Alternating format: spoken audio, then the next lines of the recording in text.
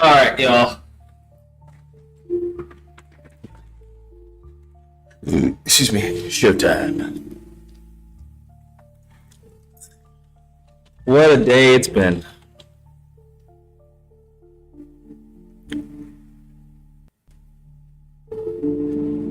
What a day it's been, bruh. Lordy, lordy, lordy.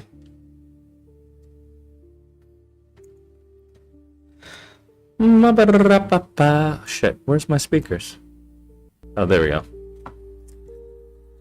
There we go. Damn, this shit is hella sensitive. There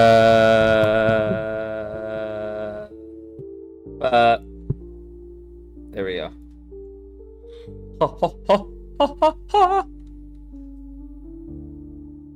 Is it still tripping or is it just me?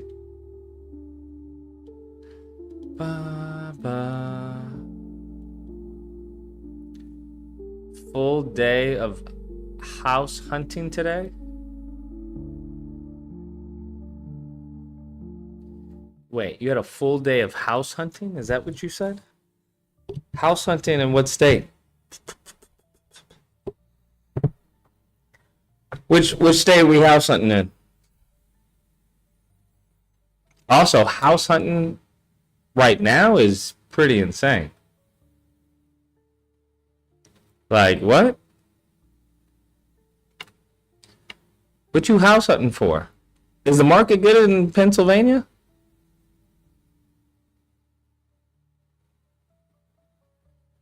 You're gonna have to let me know on that one. I feel like there's a crash coming.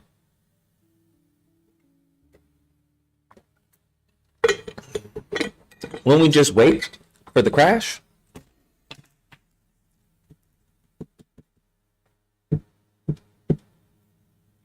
Or no, we don't wait for the crash. What's going on with this mic? I feel like it's like, is the mic blown out? Or is it just me? Because I'm looking at the readings and they just look pretty freaking insane. And maybe it's just me. Lucas, a place where I'm house hunting is 65% lower. Your mic is ass, my king. Bro, it shouldn't be ass. I pay good money for this mic. Hold on.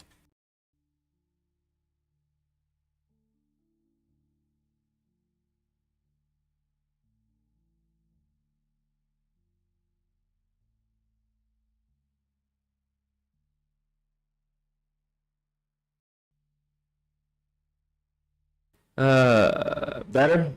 Is it better? It should be better now.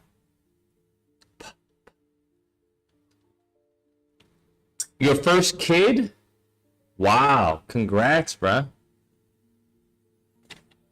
Congrats, man. Do you know what you got? Got a boy? Got a girl? You know what you got, or are you still waiting to find out?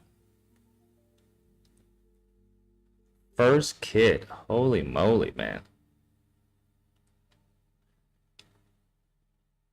Yours was twins?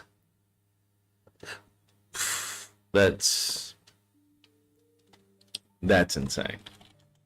Can you imagine having twins for your first round? You're like, oh, I'm just gonna have a kid. Congratulations, it's twins. I mean, I guess that's good, right? Because that's what people say. It's best to have twos. Have them in twos. Because a single child, an only child, is like really bad, apparently. It's bad to have, right? Or am I tripping? I feel like I've heard that before. I guess it's not good to have an only child. It's always best to have at least two kids. Always best to have at least two kids.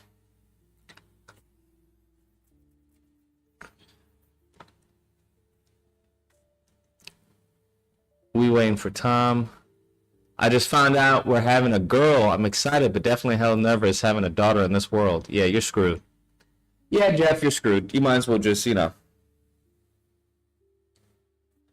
I mean, just give it up, bro. Just forget it.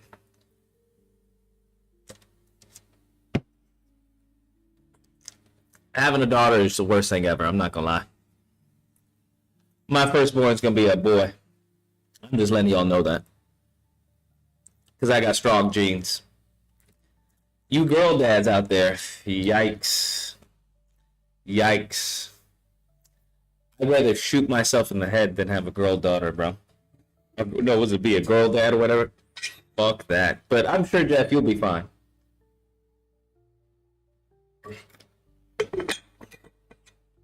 I'm sure, Jeff, you'll beat the odds, right? You'll beat the odds. Yikes. But I'm happy for you. It's always good, you know, you're gonna be a father. Gotta start thinking differently. Yeesh. I can repeat what you say. Your first child will be a Lucita. Won't happen, fam. Won't happen. Won't happen. Y'all know what I say. First child's a girl. You got weak sperm. Your sperm be swimming like this. Hi.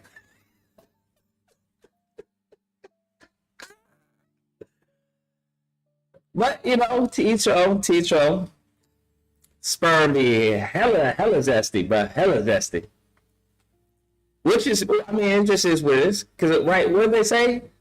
It's the man who it's the man's sperm that determines what the child or whatever, determines if it's a boy or not.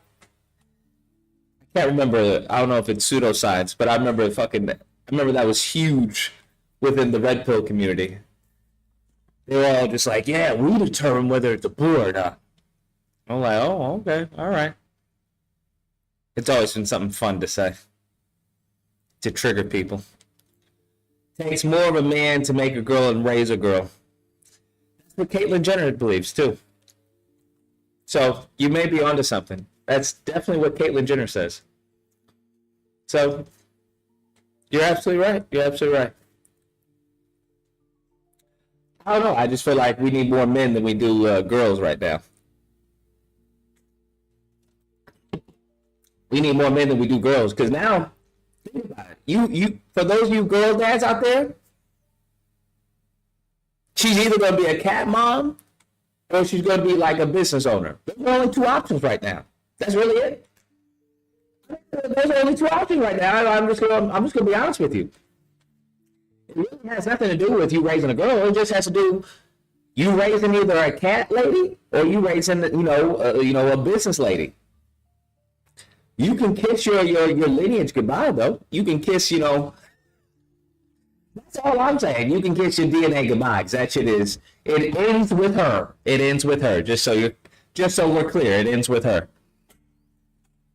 But, I don't know, maybe you could have an arranged marriage or something.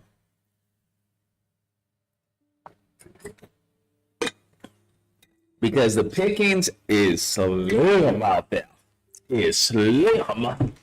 So I don't know how your girl is gonna be able to find a dude. I'm gonna be honest with you. I'm just gonna keep it a buck. Still trying to come up with baby girl names. I'm black and my wife's white, so I'm gonna need some cute light skinned baby girl names. See, you're part of the problem, Jeff. I don't even think you understand how wild of a statement that is. Do you understand how wild of a statement that is? How absolutely fucking crazy that statement is. Some cute, light-skinned baby girl names. Like, bro, you shut down my brain, even me repeating what you said. Holy shit, man. Yeah, bro. Jeff's one of those where it's like, hey, y'all on your own. Jeff is already checked out, it seems. Jeff is already checked out, bro. He already checked out. He's thinking, yo, okay, I'm living my life now. Baby girls can be like this. Yeah. Jeff already thinking about his credit score going. I just, nothing we can do about Jeff, bro. Nothing we can. He talking about light skin like it's a different race.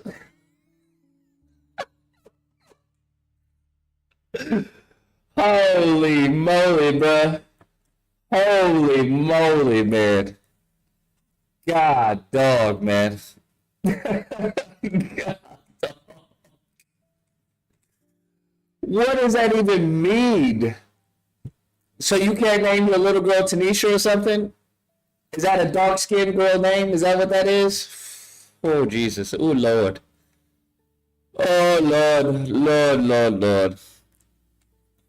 I don't even I don't even know what that means, man. I really don't even know what that means. Stacy? It's gotta be like Stacy. Tiffany?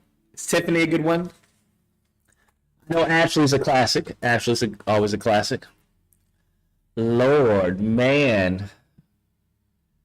Ichiwawa, bruh. Ichiwawa. Kimberly's always a good. That's a good one. Kimberly, because when I think of Kimberly, I think of the Power Rangers. Kimberly was the hot one. I don't even know the Asian one. Who was the Asian chick? Bruh, not Tiffany. Why? What's wrong with Tiffany? Brooklyn? Nah, you can't name her Brooklyn. Brooklyn's a little too masculine. Brooklyn's a little too. Hey, Brooklyn, come over here. Yeah, Brooklyn seems like she's gonna be a troublemaker. That's what it seems like. Tina? No. Tina is trash. Aaliyah like the artist, but then that's corny, bruh. Aaliyah, because there's only one Aaliyah. Like, that's corny. That's corny. Like, you can do maybe a riff on Aaliyah, like something around those lines, right? Something around those lines, because Aaliyah, we always know Aaliyah is attractive. So maybe, no, I was gonna say Alice, but I was thinking of Alice in Wonderland. Maybe something like that, something around there. I like Aaliyah, but it's just taken. So figure something else. Jennifer Lopez, Star? No, that's a porn star name. Star? Like, nah, come on now. Bonquisha? No. Lucinda? No, that's taken. Leah, maybe? See, that's the nigga in you right now. This man, he said, Leah, like he really. You know what, Jeff? You sit this one out, fam. Let your wife name the daughter. Let your wife come up with the name. How about that? Okay. Maybe your next child, when it's a boy, you got it. All right, you got it. Because the way you coming up with names, your daughter sounds like she's gonna work for TSA or gonna be a stripper. So, how about you take a backseat to the naming and let wifey come up with the name for your daughter? Okay, Jeff? No disrespect. I'm just saying, Goodness fucking gracious. This man, bro.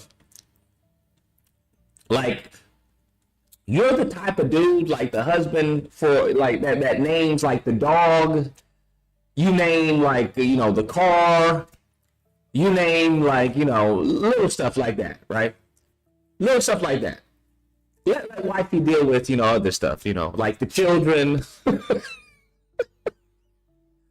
Like where to stay. Wifey probably got a good sense about, here, why don't we go over here? Why don't we live over here? Yeah, because why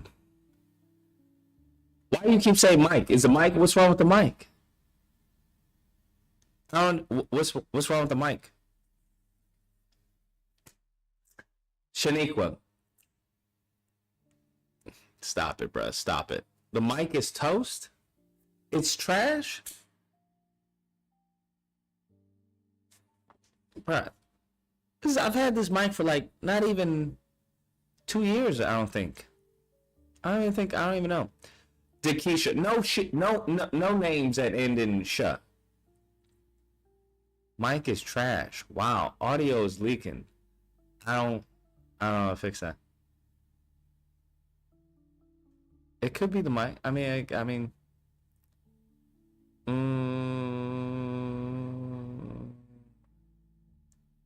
active. Let me see. 100%. Oh shit. Ooh. Test. Ooh. Low down. Test. Is that better? Can't tell if you're trolling or something. Is this better? Let me see. Test 5. Test. That's good. That's good. Okay. It was blown out a little bit.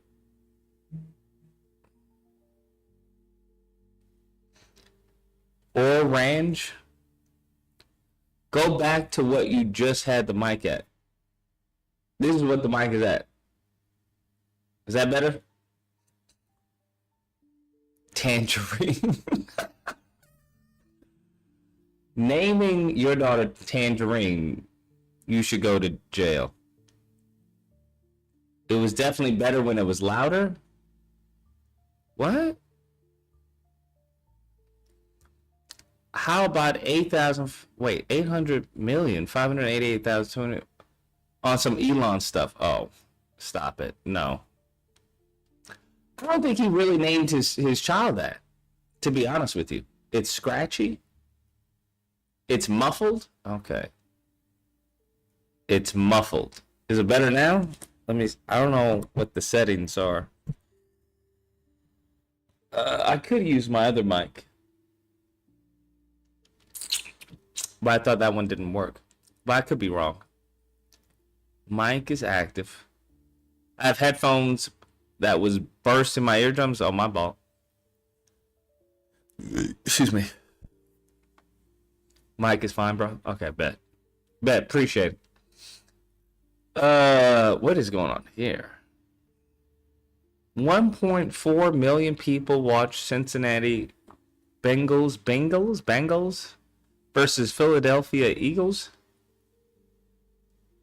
That's crazy. That's crazy. Bungles? Bungles? Who likes Cincinnati up in here? Go Birds. No Cincinnati fans? Wow. Okay. Interesting. Bungholes. Damn. Wow. God dog. Okay. No Cincinnati fans at all. That's insane, bro. That's insane.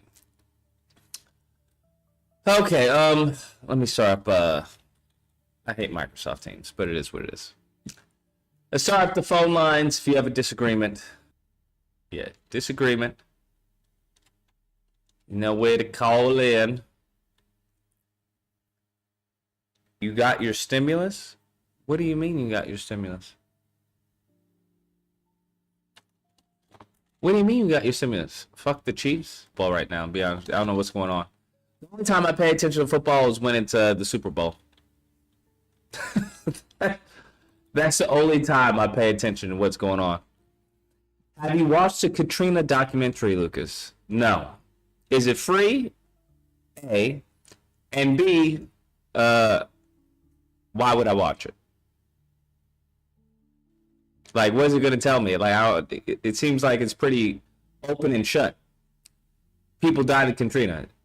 End of documentary. Maybe that's just me.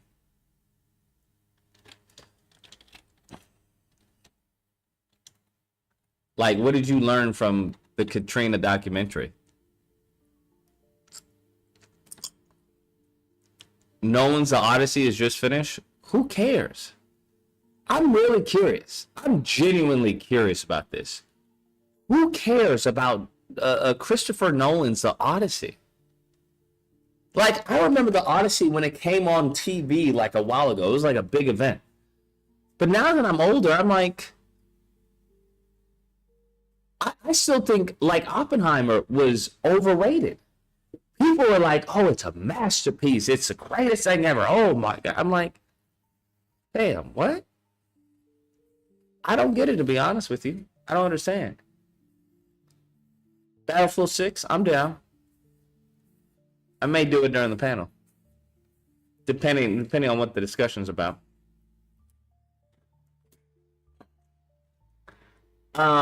But I think, I don't know. I think Is it better for black people to just do their own thing? I'm starting to think that. Like the whole unity thing. Because I've been listening to it's a great book. You guys should listen to it. It's been like reprogramming my brain. It's by Robert Kiyosaki. It's not the Rich Dad Poor Dad. It's like his library collection, the Ultimate Library. And it's interesting how he thinks about monies. It's very interesting from other people I've listened to, like Ray Dalio and other individuals. It's very interesting. But he's like all in on like everyone that I've heard thus far has been very heavy on real estate. Very heavy. And it's very interesting to hear them talk. It's like, okay, all right. Where the mindset is different. The mindset is completely different. Mike still chopped? What? Is Mike really that? I'll switch mics in if I need to be. If I need it. Yes, because everyone is still against us. I don't think that's the case, to be honest with you. I think there are... How do I say? I think what people need to understand is that it's not that everyone's against us. It's that everyone's for their own. That's what Dr. Claude Anderson was trying to make a point at. Is that everyone is for their own. It's not so much they're against you. It's just that, if my child is running and your child is running, I'm going to be rooting for my kid. I'm going to want my child to get first place. That doesn't mean I hate, who my kid is running against. I want my kid to win. That guy was found to be a scammer. No, he wasn't. He wasn't at all. Because I saw, what was it, Tarika Bay? That video was absolute bullshit. It was complete bullshit. 27, I think that's Oxy. 27 is Oxy, if I'm not mistaken. Oxy, feel free to call back. Nah, I saw that video. 27, what's the disagreement? Hello? I don't know what happened. Louise, your mic sounds blown out. I don't know what to do. I don't know what to tell you. I don't know how to fix it.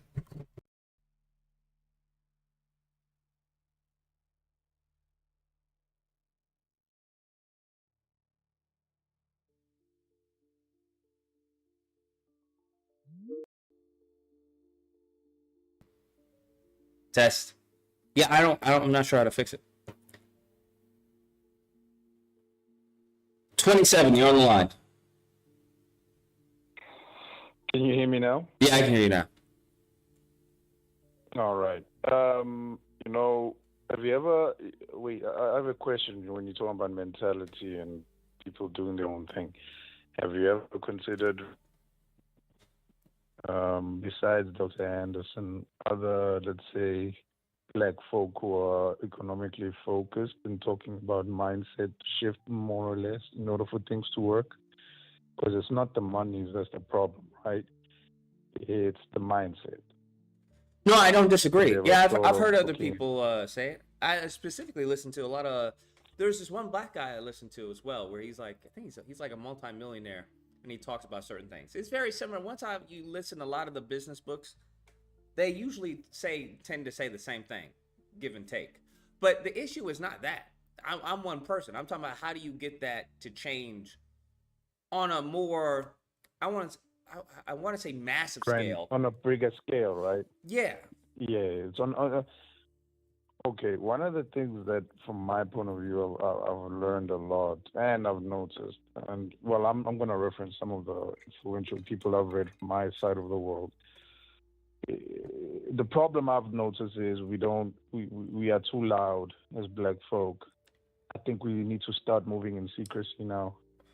Instead of publicly naming our shit and putting it out there, this is how we're inviting bad juju into, our spaces. Everybody knows about the black people cookout, but have you ever heard of the Jewish cookout, Lucas? You never heard of the Jewish cookout, and you'll never hear about it. Uh, But they move in synchronization, right? Have you ever heard of how Muslims move and have they cookout? No, but you always hear about black people's cookout. And when But is black that people have a because we're cookout, what loud, or happens? is that because there's a hyper interest on our whereabouts and what we're doing? I'm not sure, but I'm not sure, but I'm leaning towards maybe we are a bit too loud because people who pay interest in our communities, they know everything within. It doesn't take them long. But do you know a lot about what's happening within Islamic communities that build together? Not really, unless you're part of that community. If you're outside of that community, you don't know much.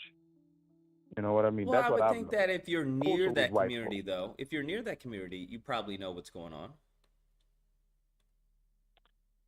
Yeah, but what I'm saying is white people who are racist, and let's say for example, just to simplify it, white people are racist. Uh-huh. Looking in, Just to they simplify. know a lot more about. Sorry, go on. I just thought that was Yeah, funny. just to say, Just to simplify, yeah, the yeah, racist. But the yeah, go on. the racists, racists know a lot more about black folk than some of us will care to admit to, all because we are a bit loud. I would argue. I'm not saying I may be right. I'm just saying, from my point of view, we are a bit louder than we should be. We should move more in In what secrecy aspect though? and more in, I Because would I say, don't see a lot of economically black people speaking. giving away 'Cause that's where trade secrets or business secrets or anything like that. no, no, no, no, no. I'm talking about economically speaking. We're a bit loud. It's very obvious that black people just want to act like white people. We want to have the picket white fence. We want to have the nice neighborhoods. We want to have the flashy cars. But when you really think about it, what does that help do? The whole aspect of doing it for the community is like, from my point of view, I'm noticing like we're a bit too loud with our plans. It's very easy to disrupt and it's very easy to infiltrate. I was just speaking to somebody yesterday where we were trying to identify why is it we struggle as black folk to come together as a community. And one of the things we kind of came to a realization is we are maybe a bit too loud and we think we know better.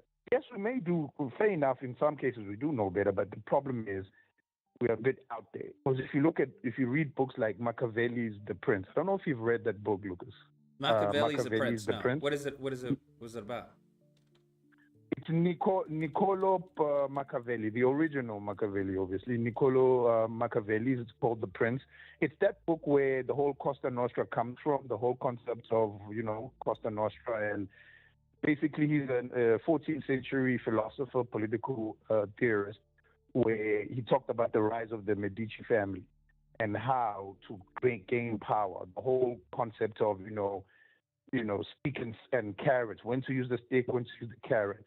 And one of the things he points out in that book is you don't be so obvious with your plans. You kind of need to be confusing.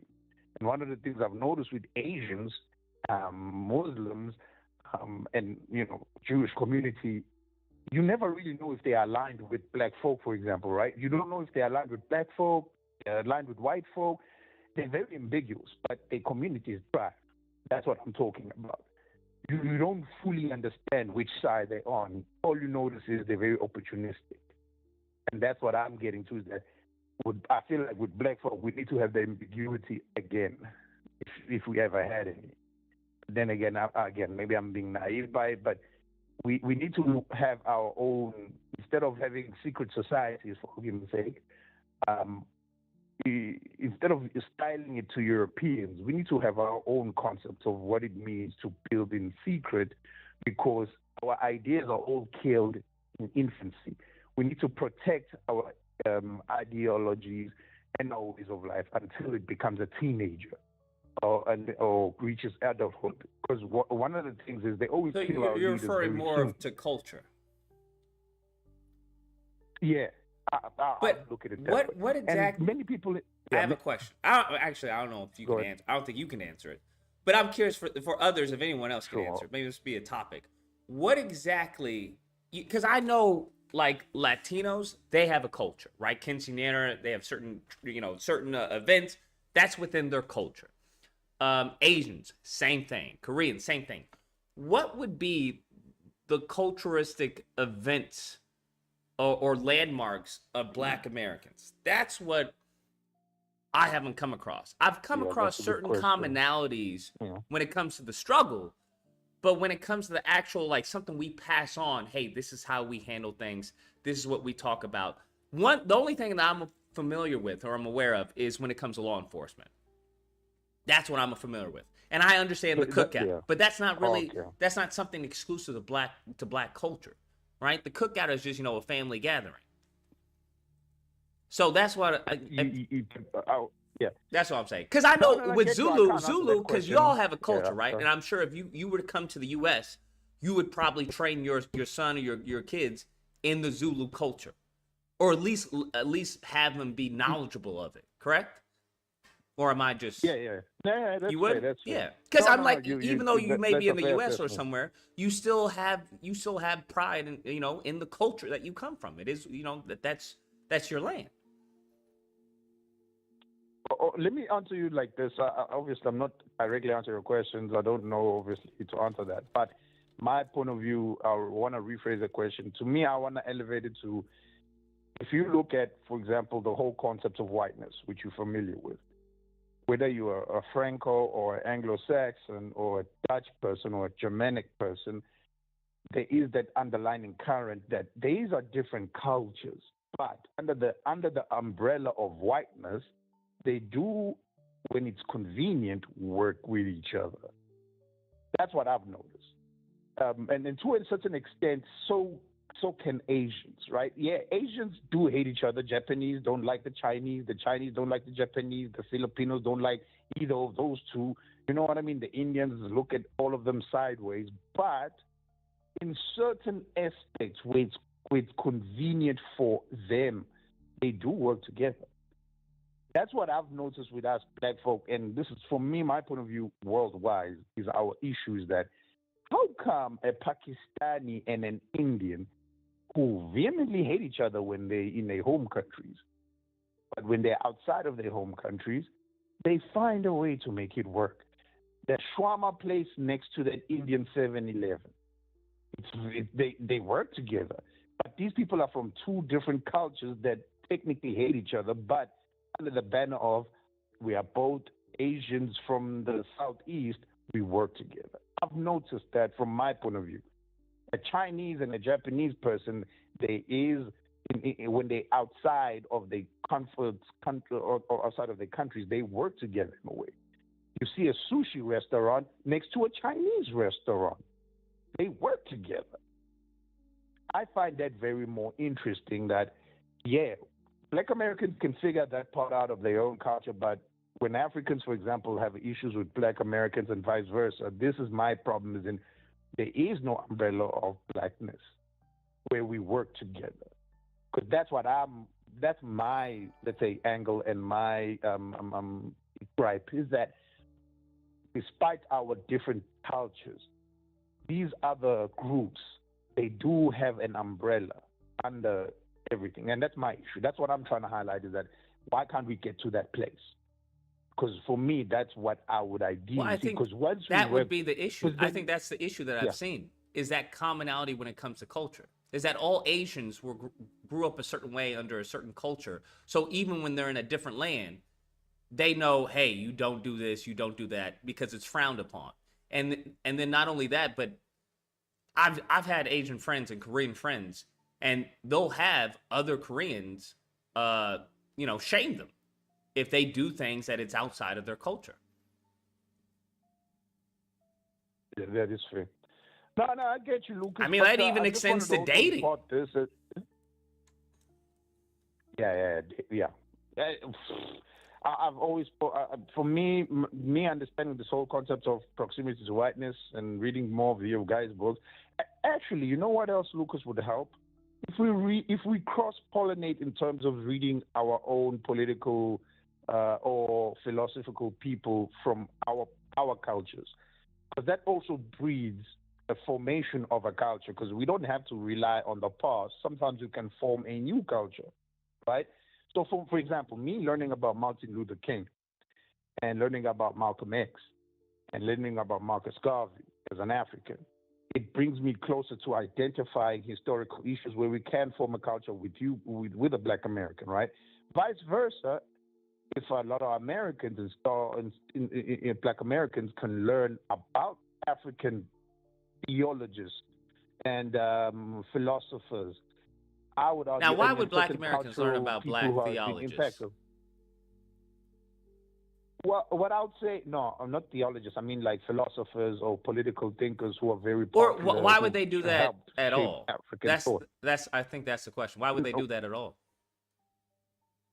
To me, it helps in terms of there's a lot of ideas that you guys are not aware of that, hey, we have similarities. This is where I would say the similarities and the familiarities can come in, because it's pointless to expect Africans to understand your culture, but Black Americans don't even give a fuck about understanding African culture or Caribbean culture.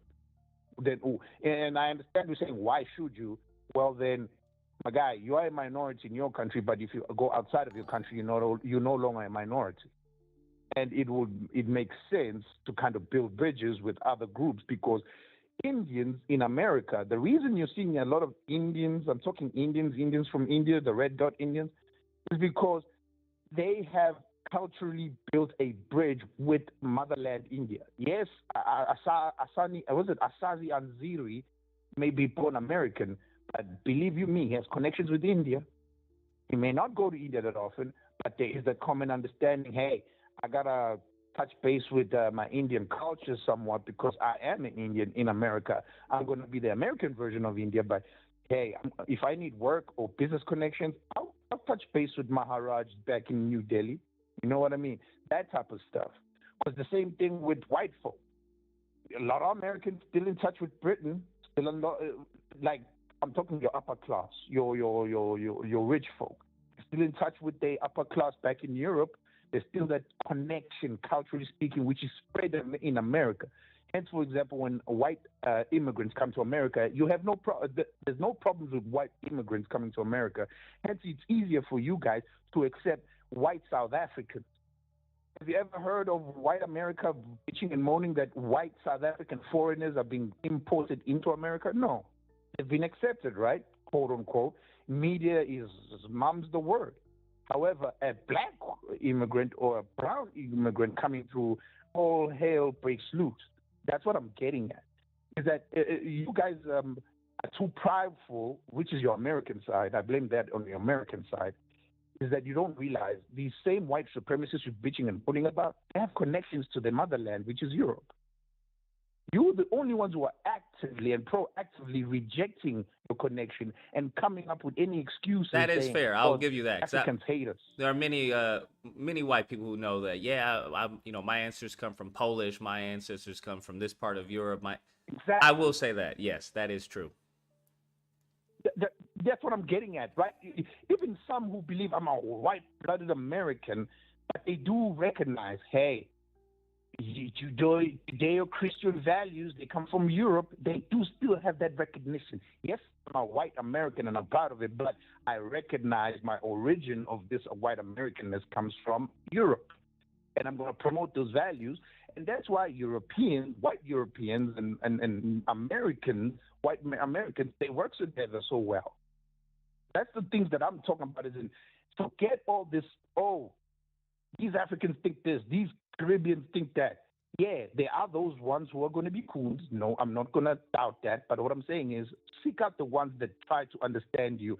And maybe if you understand African culture, there may be commonality. Because there's a lot of African thinkers that's also influenced Americans, by the way, guys. Let's not forget that. It's not just one way. It's cross-pollination of understanding of ideas.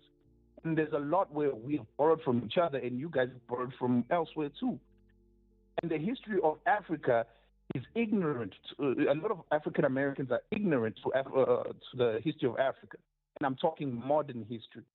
You guys don't know who Fela Kuti is, which is shocking. You don't know who Robert Zabukwe is. You don't know who Steve I've never heard of Few Fela of you Kuti. do. No, Fela Kuti is a very revolutionary political musician from Nigeria. The man's way of making good music, but speaking in.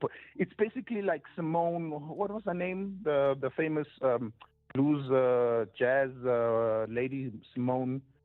What am I? Naomi Simone. Nina Simone? I'm forgetting her name, man. Anyway, Nina Nina Simone. Simone. My Yeah. apologies. Like Nina. Yeah, like how culturally significant Nina Simone is, right, in the zeitgeist in terms of how she used her platform as music to really showcase the black plight through music and the cultural aspect. That is very helpful also in terms of spreading the message. I'm saying Fela Kuti, for example, a Nigerian, great, I would argue a very great musician. He may have his flaws personally, but the message he was speaking to, a lot of Africans resonated with that man. When you sure there may be, let's say, some animosity between South African and a Nigerian, but when we talk about Fela Kuti in terms of that sense, there's that commonality between South Africans when they say, "Hey, I like Fela Kuti," and the South Africans, "Hey, I like Miriam Masega," right? The famous lady who did the click song, like Fela Kuti. So Felakuti. His surname is Kuti. Yeah, Fela Kuti. Fela Kuti. Okay, gotcha. So if you look at, like his music, one of my favorite one is Teacher. Oh, he's an artist. I thought he was like a civil rights leader or something. Okay, he's an artist. He did the same thing sense, that yes, Nina he Simone was. did? I would argue in the African scale. But he was also an activist because when he was singing all these powerful things, the Nigerian military junta wanted to kick him out. In fact, they did chase him out. He ran away to Ghana because he couldn't do all the things they wanted to do, because he was talking about the oppression that was happening in Nigeria, that was faced by the Nigerians, who wanted actual freedom, genuine freedom, but through the religious ways. He was pointing out how European mindset has infiltrated, African leadership. And he's doing it through music, which is very resonant to people, right? Mm. And then you have other guys like, I would argue, in South Africa, one of the most powerful people that is underrated, even in South Africa, Robert Sobukwe. This man is not Pan-Africanist in the Omar sense, but Pan-Africanist is in Africa for Africans or for black folk. He wanted to create a Nazania. Sabukwe? Right? And his politics was Sabukwe, yes. Sabukwe is in S-U-B. Yeah, I got it. PAC. Yeah, so, PAC basically started the Pan-Africanist Congress of Azania, right, in South Africa. He was very disillusioned by the ANC, which was already bought by white people. He was like, "You guys are already European-like, and we're supposed to have Africa for Africans, and we need to spread this message because we need to look within." And they killed him off, obviously. The man was killed because he's a dangerous political rival in that sense. But it's those type of things where I'm talking about. In the extent, as in, it's great to kind of understand other aspects of blackness within the world, as in what was powerful in your culture that influenced you guys to really seek out this thing. Because, in my opinion, if we do that, there's more commonalities and bridges. Manny was asking, do you know Henry Belafonte? Yes, yeah, that's another famous one, obviously. That I haven't done my research, to be fair, but yes, like I said, there's a lot. So what happened to Robert Sobukwe internationally?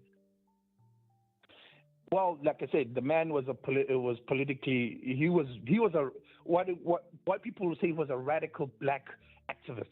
Did they kill him or like what happened? Yeah, the man was killed basically. I would say the man. How was he killed in South Africa? By who? And okay, remember this is in the 50s or 60s. Sorry, in the 60s where apartheid is in its most strongest. So yeah, any political movements back in.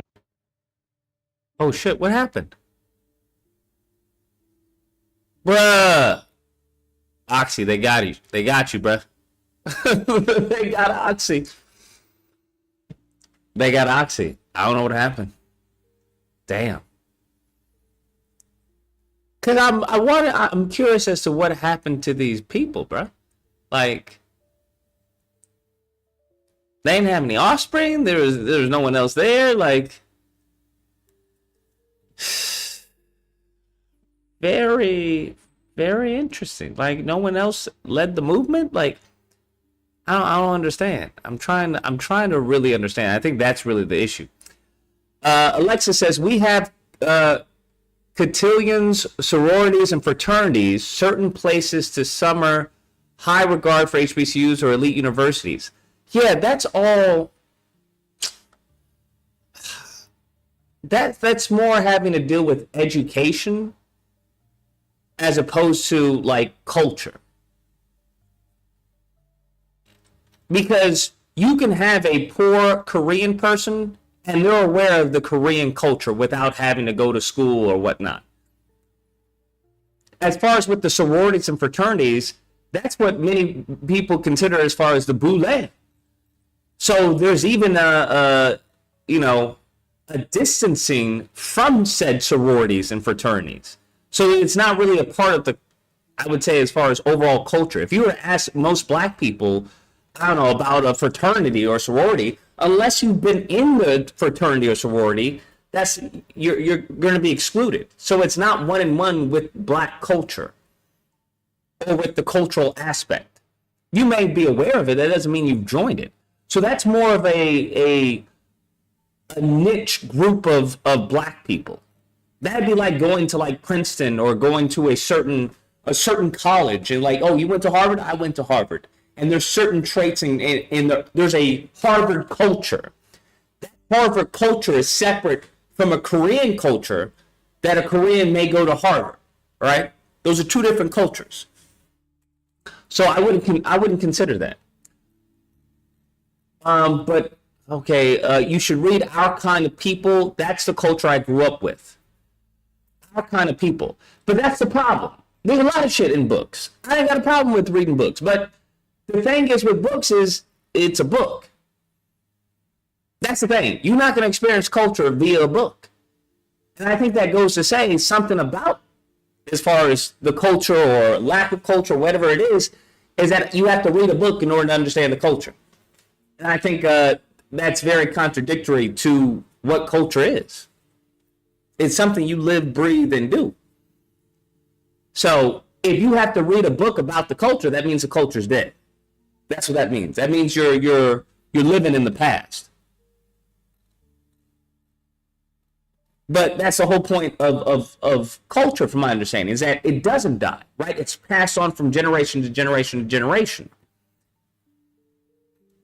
So I'm curious how many people have ever read Our Kind of People.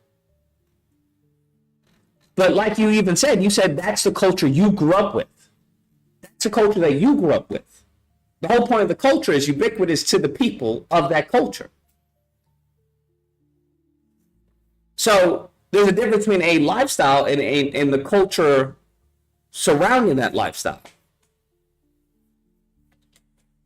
So that's where I'm having an issue with, because I've seen Asians, I've seen every other group of people have a certain culture that produces certain beliefs, certain habits, certain rituals that they do. As stupid as it may be, that's what it does. It's the same thing when it comes to certain religions, I'll say, when it comes to Muslims or whatnot. There is a culture around that. And I don't know what that would be for Black Americans, right? I think we have commonalities as opposed to a culture that we pass down that I'm aware of. So I come across, tons of Black people, and there seems to be, well, I believe this is how we do it. Well, I believe this is how we do it. Well, I believe this is how we do it. The culture is not dead; it's still practiced. What culture? That's what I'm asking. What culture? What are part of the traits and the rituals of said culture? That's what I'm unfamiliar with. I get the food, right? I get that being part of it. I grew up with that. I understand that. But I'm talking about more of how you conduct yourself. What do you believe? And that's what I'm not seeing. That's what I'm not seeing at all. Because a lot of the behavior and the patterns that I've seen today, that's from a culture that was instilled on us. Or at least monetized to an extent where it's really a shell of whatever it was, of its former self. So that's why I'm like, okay, what exactly is the culture? I think that's why we're having such a difficult time in this country, is that there hasn't been a culture for Black Americans. Like whatever, your ancestors grew up with, like if you're separating yourself from Africa, right? If you have these mofos who are like, I'm separating myself from Africa, well, all that culture, all the culture that was brought from the slave ships into this land and practices that we had, that all disappears. So I don't know how you have a culture of your own without a heavy influence from European supremacist mindset. I don't know how you establish a culture of your own surrounded by supremacy. I don't know how you do that. That would be conducive to your people. That's the problem. I'm seeing a lot of anti-Black mentalities and behaviors from people due to, I guess, where we are and where we grew up in.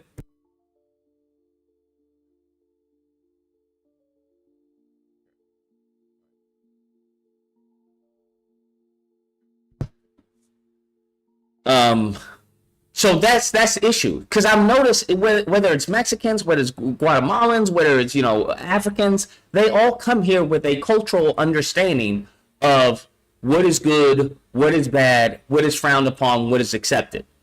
I haven't seen that consistency among Black people.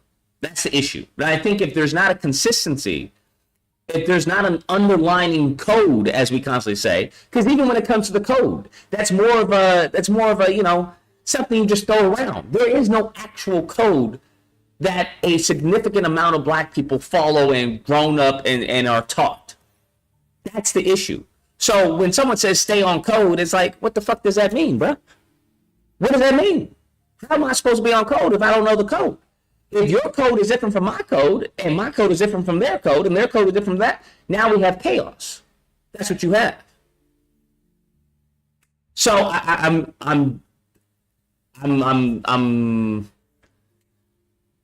having some trouble coming to a understanding of that, because I'm like, yo, what is the issue here? What is the issue? Because they keep on talking. I'm hearing all the racists. I hear Black people, but I'm like, what is the underlying issue? 416. What's a disagreement? Hey Lucas, how you doing? I'm doing. You So by this logic, Caribbeans don't have a culture.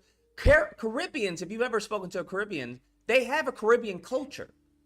Ty, so I don't know what you're talking about, but go on. I just want to say, Lucas, like my family's Caribbean and like we have a culture, but you were talking wait. So about as a how, Caribbean, like, if you don't mind, you guys are brought up a certain way, correct? There's certain things that have been passed down from your ancestors to your parents to you. Yeah. Their culture is derived from white supremacy? What the fuck are you talking about, Ty? Wait, where are you getting this? Is your culture derived from white supremacy? It's RJ. This is not Ty. No, I'm talking about Ty's in the comment section. I mean, is okay, your sorry. culture as a Caribbean derived from white supremacy? No. Okay, do you know where someone may get that from? No idea? Like the culture, like in the Caribbean, it's like it's very, very mixed. Because but most of it is derived from Africa. Like, for example, my family is from Guyana and Jamaica. So in Jamaica, we have certain traditions like Junkanoo, where like we have mask traditions, where of course that's derived from Africa, and with the mix of European traditions with kind of Carnival. Carnival, gotcha. With Lent. And so in the Caribbean and Latin America, I love Latin America in the Caribbean as well, because we're so close. And islands like Cuba and the DR, Puerto Rico are part of Latin America. We call them just the Latin American Caribbean countries. So a lot of it is mixed from Europeans, indigenous, and even certain Asian even Asian cultures, like for example Guyana, as I mentioned. My grandmother on my mother's side is Guyanese, and there we have a lot of Indian influence in Guyana and the Caribbean. So yeah, but we have certain practices where things like are considered taboo and stuff like that. I don't disagree. I understand. What was the reason for you called originally? What was it about? I called the reason because I wanted just to like talk, because you were talking about Black American culture, and I mentioned. Well, we're about to have a panel. If you don't have a disagreement, you can just hop on the panel. Okay, I'll hop on a panel. All right. Bet. Yeah, because I'm trying I'm trying to see like what is the issue. That's what I'm trying to see. How many people have read the book Our Kind of People? I'm curious. And if there is no culture, that's fine. That means we can establish one. No, that means we can establish one. Because from my understanding, what I've noticed is that each household has a culture. That's what I've noticed.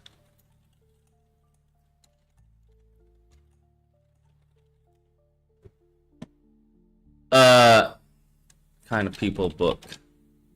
That was a show? Book review of America's Black Upper Class.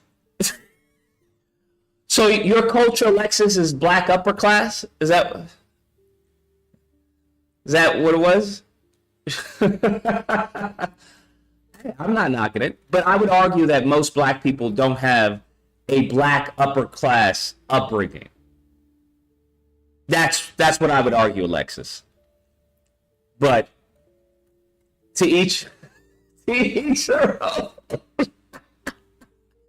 Alexis was like, well, I had a Black upper class upbringing. I was told how to set up the dinner table, which fork is used for the salad, which is used for food, which is the dinner knife, which is the butter knife, which is the steak knife. Listen, I hear you. I'm not knocking it. Because I had, I had that as well. Not to the extent that, like rich white kids, but I get that. But I would argue that wasn't a commonality. That's what I would argue.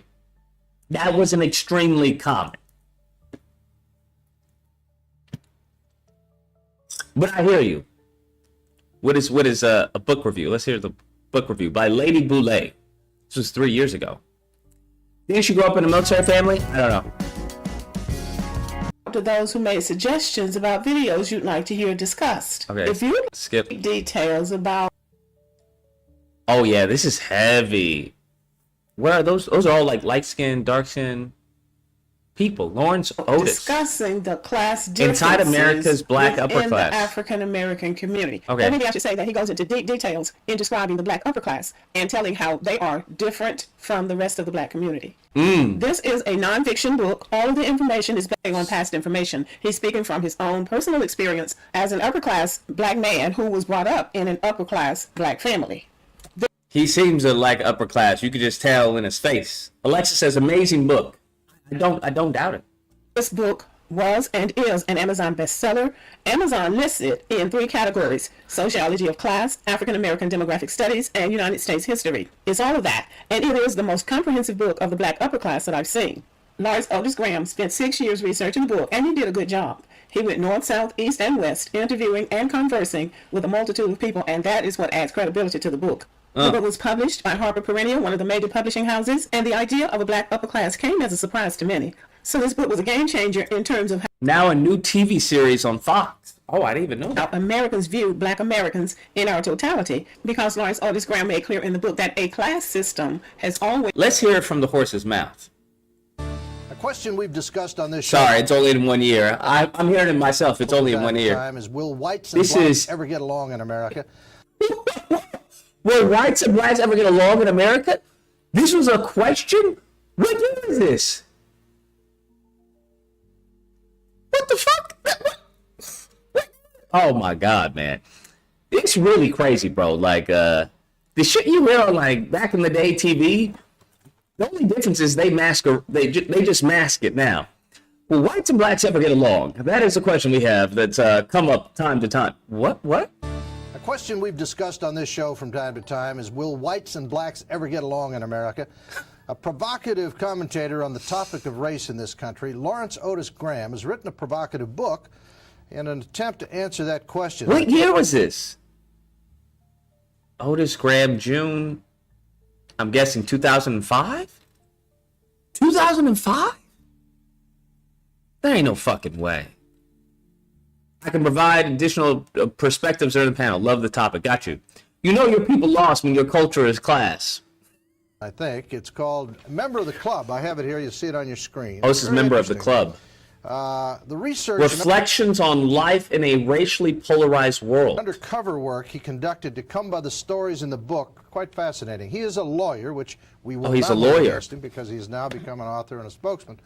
He's also... Okay, he was an attorney. Okay. What is this? Okay, let's hold on. Okay, so we want to go ahead and get things started. Thanks The for wealthiest black families in America, schools, families, and social being books. so patient.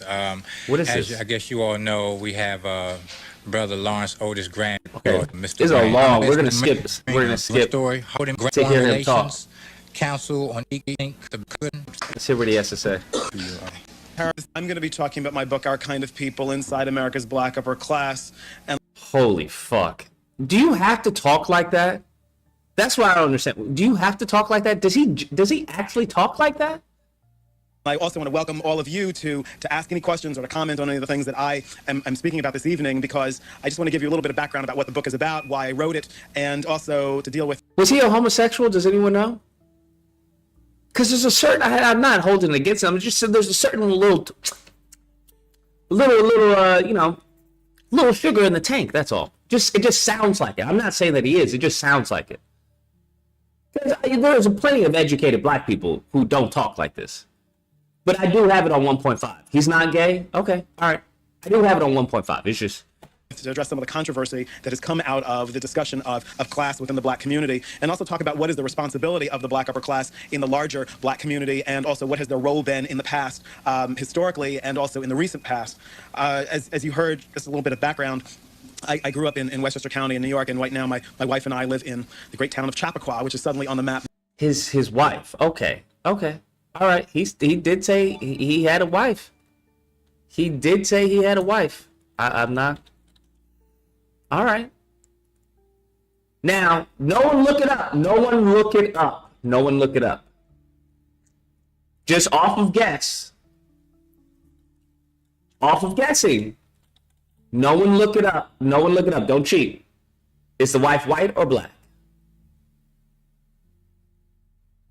No one look it up. Is the wife white or black? Don't cheat. Don't cheat. Don't you fucking cheat. White, I won't even say white. We'll say non-black. Is the white non-black? Or is she black? Don't look it up. Don't cheat. Don't fucking cheat.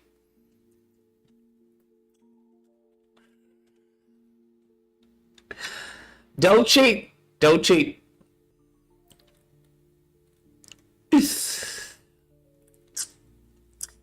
50 votes is enough. We'll take it.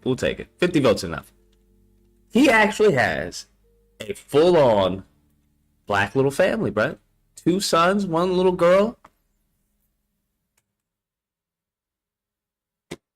Now, some of y'all gonna have to check your biases. Bro. You have to check your biases, because shame on you. Okay, shame on you. For the rest of you, kudos.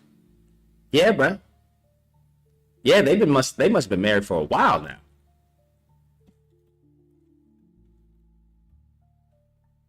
Must have been married for a while now. That's crazy.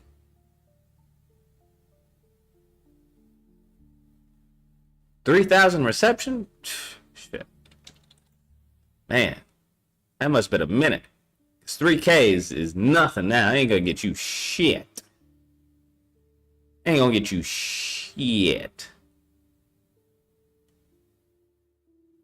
All right, let's who is this? 266. What's the I don't know what happened to 266. now that the Clintons have moved to our town. But I basically should start off by telling you a little bit about why I wrote this book, Our Kind of People. The reason why I wrote it is because a mentor of mine, someone that probably many of Wait, on second thought, hold on. Did she get lighter over the years? Oh no, she was just a red bone, just a light-skinned black woman. 256, you're on the line. Do you hear me, sir? Yes, I can hear you. I got an important question for you. Is Marvel Studios flying you out? Why would Marvel Studios be flying me out? Either I'm hallucinating or you lying. Did you say that new Spider-Man suit was peak? Oh yeah, I think it definitely is. It definitely is a version of peak. When you plan on having a family? Why? You don't like the new suit? Sir, that's one of the worst designs I have seen in my. You know what that Are you suit look crazy? Like? You're not really a Spider-Man fan, that bro. Suit, no. You're hold insane. Hold on. You're telling me the suit is the worst design you've seen in your life? Hey, what? Hey, that suit looked like the top executive told the production designer, go ahead and go to Party City and pick out the first thing you see. That's what that looked like. He paid that man a few $100 to pick up a suit, and you out here. That's what Spider-Man is supposed to look like, bro. Spider-Man isn't rich. What do you mean? You just can't be happy, huh? You can't be. Look, you just bullshitting the bullshit. Someone needed to get you off the phone. Like what? This is crazy. I mean, listen. Did I say, I was like, listen, this does look like a Party City suit, but at the same time, it fits with the character. Now, would I consider this a live action suit? No, not at all. Not at all. Like, this isn't holding a candle to fucking, to Toby's or Garfield's suit. But as far as Spider-Man goes, this is the most accurate Spider-Man comic book suit that has seen the day of light. To be honest, I'm being 100% honest. Now, does it have the sauce? Wow, you super to let him call back in? That's insane. Now, does it have the sauce as like the Raimi suit? No, not at all. Not a fuck at all. Not at all. Nowhere near it. Not even close. But as like a comic accurate depiction of Spider-Man, this is as close as it gets. That's all. Yes, sir. Yeah, I'm back. You're not no real Spider-Man fan, sir. So what are you talking? You're talking crazy. Hey, hold on. I got a hot take for you. You want to hear my hot take? You mean you have another hot take? But go on. No, what is it? I got a hot take. The character of Spider-Man hasn't been worth a damn since 2012. And guess what came out in 2012? What came out in 2012? The Amazing Spider-Man with Andrew Garfield. He ain't worth a damn now. Look at him. Every time you look around, who is on his ass when you look around? It's Miles Morales. If it's not Miles Morales, it's Iron Man. If it's not Iron Man, it's 1,000 damn characters doing the same thing. I don't disagree. I don't disagree, but that's why it's called Brand New Day. Sir.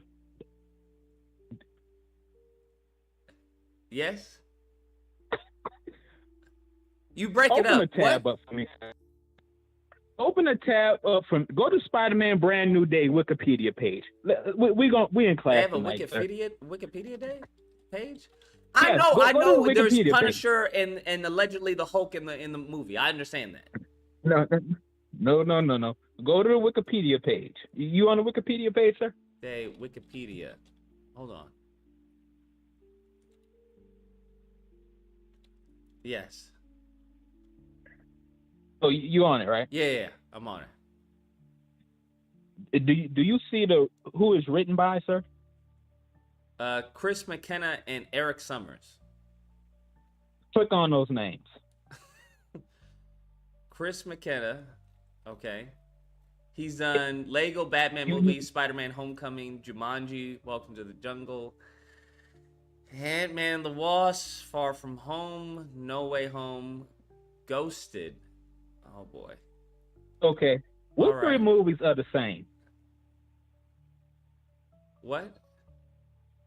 What three movies in his work are the same? Eric Homecoming. Wow, he's done all the Spider-Man? So Oof. Spider-Man, right? Yeah, yeah. Both of these Negroes did Spider-Man. So I'll predict the future for you right now. This fourth one's gonna be trash. Save your money, sir. It's over. They got the same brand. How instead of Spider-Man Brand New Day, it needs to be called Spider-Man Brand New Trash. That's what it's gonna be. And you're grown. That's crazy. And They you, did and get you the a same grown writers ass from. man. But hold on. No Way You- Home you a- killed it, bruh. No Way Home killed it, bruh. No Way Hey, Home did Lucas. pretty crazy numbers. Sir, But I will say the reason why I did The crazy number writer- was because of was Toby and Garfield. you see, you must have a white demon in your lineage because you love cruel and unusual punishment. This is you. You the same Negro that said one ticket for James Gunn Superman, please, and you was crashing out online. That's you. Instead of the Amazing Lucas, your name need to be called the Amazing Crash Out because this is what you do, and I can predict your future. hey, this comes. I can predict your future. Instead of Nostradamus, they need to call me Giggle Diamonds. I predict the future for you right now. You're gonna crash out July 26, 2026. Nah, bro. Nah. I think Sir, it, we got the facts. Look, hold on. Look at the writers. It's the same Negroes, and you're gonna pay probably $30 to see this in IMAX and have your back blown out for the fourth time. This is what you gonna do. Lego Batman was pretty solid. Although I feel like it was solid. I didn't see it. Sir, are we talking What is about Ghosted? that? Hold on, they both work on Ghosted? Have you Sir. seen Ghosted? What the fuck was Ghosted? I've seen 3 Spider-Man movies. I had enough, sir. No, I didn't even see the third one. I don't like pain like that, sir. You like you must have a white demon in your lineage. Is that true, sir? No, sir. Wait, what was Ghosted? They both work on Ghosted? Did you see Ghosted? Sir, I'm not seeing nothing written by these demons. What are you And you talking about Oh, the two- Ghosted. the- Wait, hold on. It had Chris Evans and the fine chick. Yeah, y'all see how he capping for this milk? Look at you, sir. Bro, I'm sorry. Do you not? Um, You're telling me you don't think what's her name is fine? wait.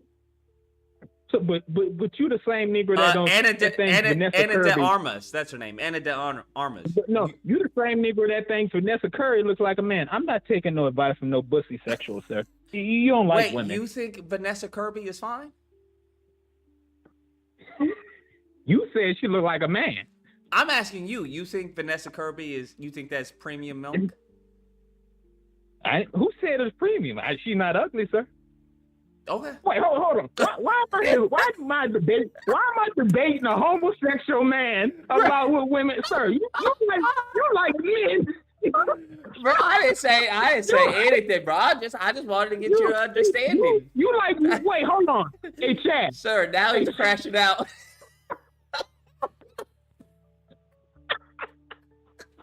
Hold on. Man started crashing out. Dog. You a homosexual?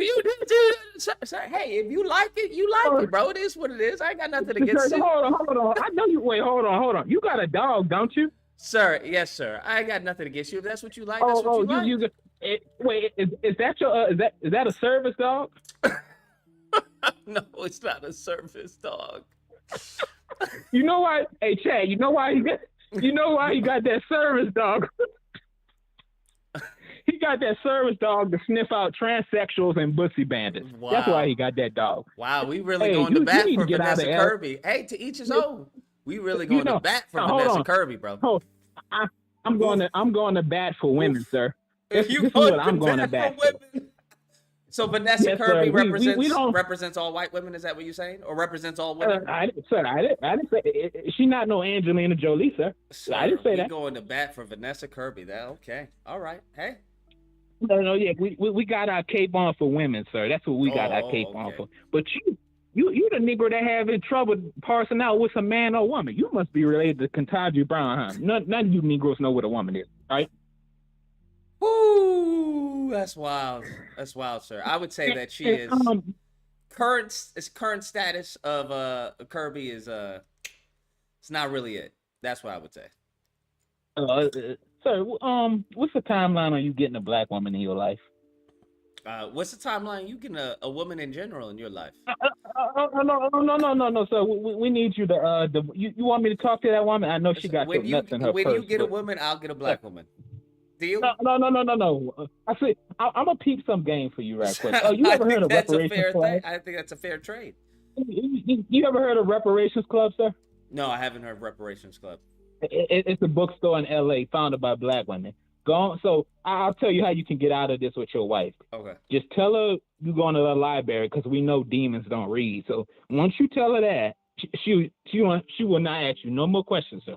Go ahead and pull up. They always got events going on. Okay, I'll check it out. All right. That's all I had to say. All right, bet. Hey, take it easy. Peace. You as well. Reparations Club. No, I haven't heard about this. This actually is in LA. Off of Victoria.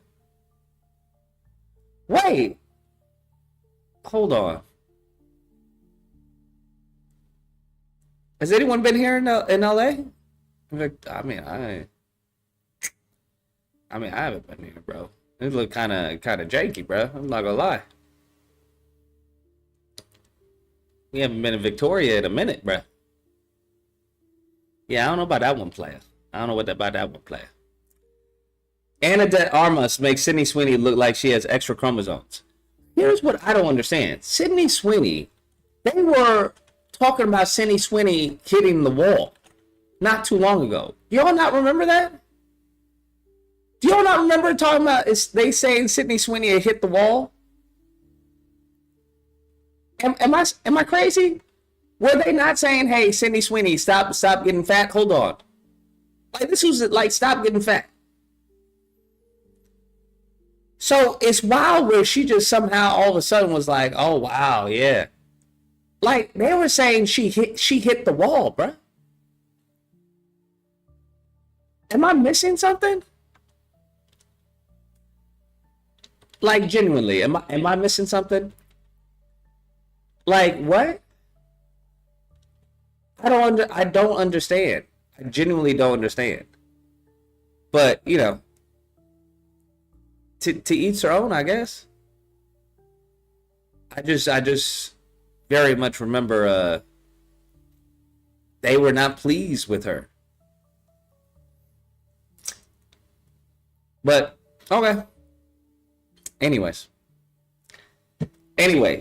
we got sidetracked. Let's go back. We're about to start the panel. Let me we'll play a little bit of this. A little more of this, and then let me get the panel going. Join the panel.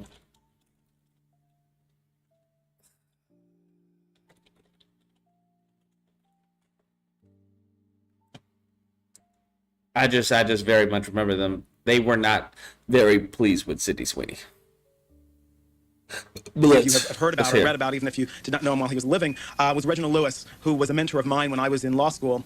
And Mr. Lewis had gone to Harvard Law School several years before me, but you probably remember that he had owned McCall's Patterns, the sewing pattern company, and then became the first black billionaire in this country when he had purchased Beatrice Foods, the international food company, in the 80s. And he was someone who I often would call for school advice and for career advice. And one day... Pissed off at her coming out and saying she's a Republican. She's never come out and said she's a Republican.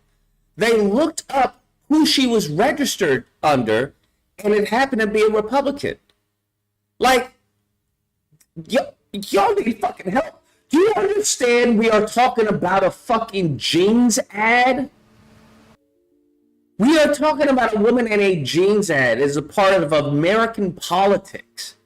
Do you understand how fucking eroded our brains have to be that this is the conversation right now in this country? Like, this is insane to me. I don't know. This just is like I don't even have any reference for this. It seems insane. Like, the only reference I have is Idiocracy.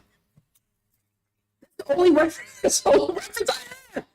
They have fucking devolved the political arena to fucking jeans ads.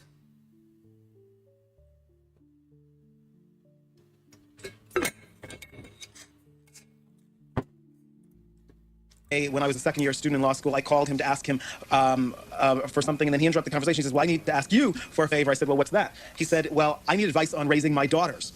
And I said, well, I'm 23 and I don't have any kids yet, and I'm not even married yet. How can I give you advice on raising your daughters? He said, well, come to New York and I will ask you what I need to ask you. So he sent his plane up to Boston and flew me down to New York. And I've never met anybody who had their own plane, but he flew this plane up there and brought me down to his office on Wall Street. And he said, I need to ask you about how to raise my daughters to feel welcomed within the black community. And I said, well, what's the issue? He said, well, we live on Fifth Avenue in a duplex apartment. We have a home in East Hampton, in the summer resort outside of New York City. And we have a home in Paris. And my daughter's... Alexa, is this possibly your grandfather by any chance or something? I'm just trying to put two and two together. I'm just teasing, Alexis. I'm teasing. Go to predominantly white private schools in New York. And we're trying to figure out how to introduce them to other black kids who are not going to ostracize them for living what others call a non-black life. And he said that I know that you have lived around well-to-do blacks and well-to-do whites, but yet feel very comfortable in any setting, whether people are well-to-do or not black or white. I want to know what experiences did you have as a child. It's a joke. That allowed you to feel that way. So I started to tell him about organizations that would be welcoming of his children. I told him about Jack and Jill, which had been formed in the 1930s, initially for the children of well-to-do black families. I told him about Oak Bluffs, Martha's Vineyard, a summer resort where blacks have been going since the turn of the century. I told him about Highland Beach, which I know... Wait, black people have been going to Martha's Vineyard? When the fuck did that become white then? What?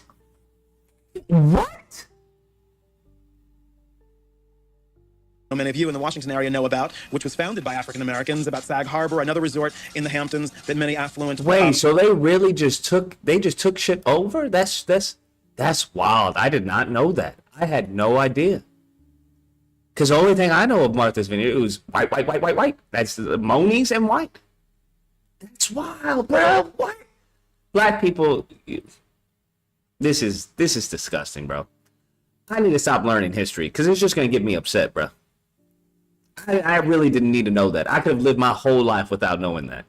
Because they really have turned that. They've like, if you're black and you're over there, they're looking at you like, what you doing over here?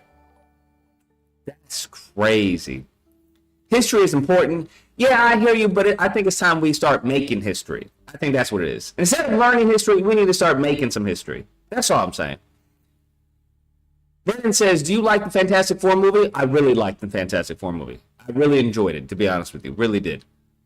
Superman or Superman better, do you still stand by your original criticism of Mr. Fantastic? No, I really like that movie. I don't think they have chemistry at all, but like as a team, absolutely not. But like, yeah, as a whole, that movie is a million times better than Superman. A million times better. African Americans have been going to. And I also told him about the various social organizations and sororities, like the AKAs and the Deltas, that sponsored cotillions that his daughters, once they got older, might want to participate in. So he was writing all this down, and he said, this would make a great book. And I said, well, I really don't think so, because anybody who cares about it is already participating in these organizations, and folks that don't know about it don't need to know about it because it's kind of beside the point. And he said, well, I think that it would be extremely helpful, and it's a part of American history. So that's why I started researching the book, and I spent 6 years doing that and looking into not just the old families, because my intent was to profile 12 different cities, to look at Washington, Atlanta, which are probably two of the most prominent of the cities that have historic black elite families in these organizations and schools. I went to look at the colleges like Howard and Morehouse and Spelman and Fisk, as well as the different other social organizations like the Lynx, that was founded in the 1940s for black women, and the Girlfriends and the Guardsmen and the Boulay, various organizations for men, and to look at the fraternities like the Alphas and the Kappas and the Omegas, and talk about why these organizations were created, what value they brought to the society, and also to see some of the distinctions, because a lot of people have looked at my book and they've seen that a lot of the photos are of light complexion black folks, and they say, well, why are all the blacks light complexion? And historically, the black upper class has been light complexion because the group started from slavery, when the slave owners divided us on the plantations into the, excuse my French, the field niggers and the house niggers, and that was the term that was used. Damn. Really? That's wild, bro. I mean, I knew. That's why he said that, though. He used the hard R. That's wild. Where they had the dark-skinned slaves working in the worst labor, and then the light-skinned slaves working in the quote-unquote prestige slave jobs as the mammies, the cooks, the butlers, the servants. And of course, those were the ones who were also forced to procreate with the white slave owners, thus creating more light-skinned offspring, still slaves nevertheless. But they were also the ones. Wait, what? Now that I wasn't aware of that. That I wasn't aware of. Who got the better treatment, the better food, clothing, and also the ones who ultimately were allowed to be educated. So it was that caste system that really created the black upper class. And I guess the mistake of many members of this group was buying into this whole concept that there was a superiority based upon a lighter complexion. But that is why when you look at the earlier classes of graduates from Howard and Spelman and Fisk and Morehouse and schools like that. Brown paper bag test. I'm aware of the brown paper bag test. I'm talking about as far as they were forced, like the light-skinned ones were forced. That's the ones that they chose to reproduce with. That I wasn't aware of. Like they were like, you know, fuck dark-skinned ones. That's wild, man. That's truly wild. And it really goes back to post-traumatic slave syndrome. Like a lot of these things have. That's what I don't understand. How does this mentality survive? But I don't know. Certain cultural behaviors and patterns and belief seem to have died out. That's what I find interesting, bro. That's the weird part to me. As well as the early members. I mean, as you can see on the cover of the book, at a cotillion in 1952, that the 17-year-old young women who are graduating from the school, graduating and going to this cotillion in Manhattan, were light-complexion women. So that is how this caste system got started. And why we have such things as the brown paper bag and ruler test, which was also an important aspect of this community. Wait, what's the ruler test? I haven't heard of the ruler test. Who knows the ruler test? I'm gonna have to read this book now. Man, fucking Alexis. I'm gonna ask the chat. How many of y'all know of the ruler test? I'm unaware of the ruler test. Brown paper bag test, I'm aware of. Ruler test, I'm not of. Does he explain it? Community. But more importantly, hold on. I gotta find out what the ruler test was. Test. Racism. The ruler test. What was the ruler test? The ruler test. Does anyone know? The user's query likely refers to the ruler test, which alongside the brown paper bag test and comb test represented a form of colorism used to reinforce the notion of desirable physical features within black communities. The test stemming from the legacy of slavery in nationwide. Understand the ruler test and its racism. The ruler test specifically measured hair texture with the requirement that one's hair be as straight as a ruler. Nigga, what? What? What?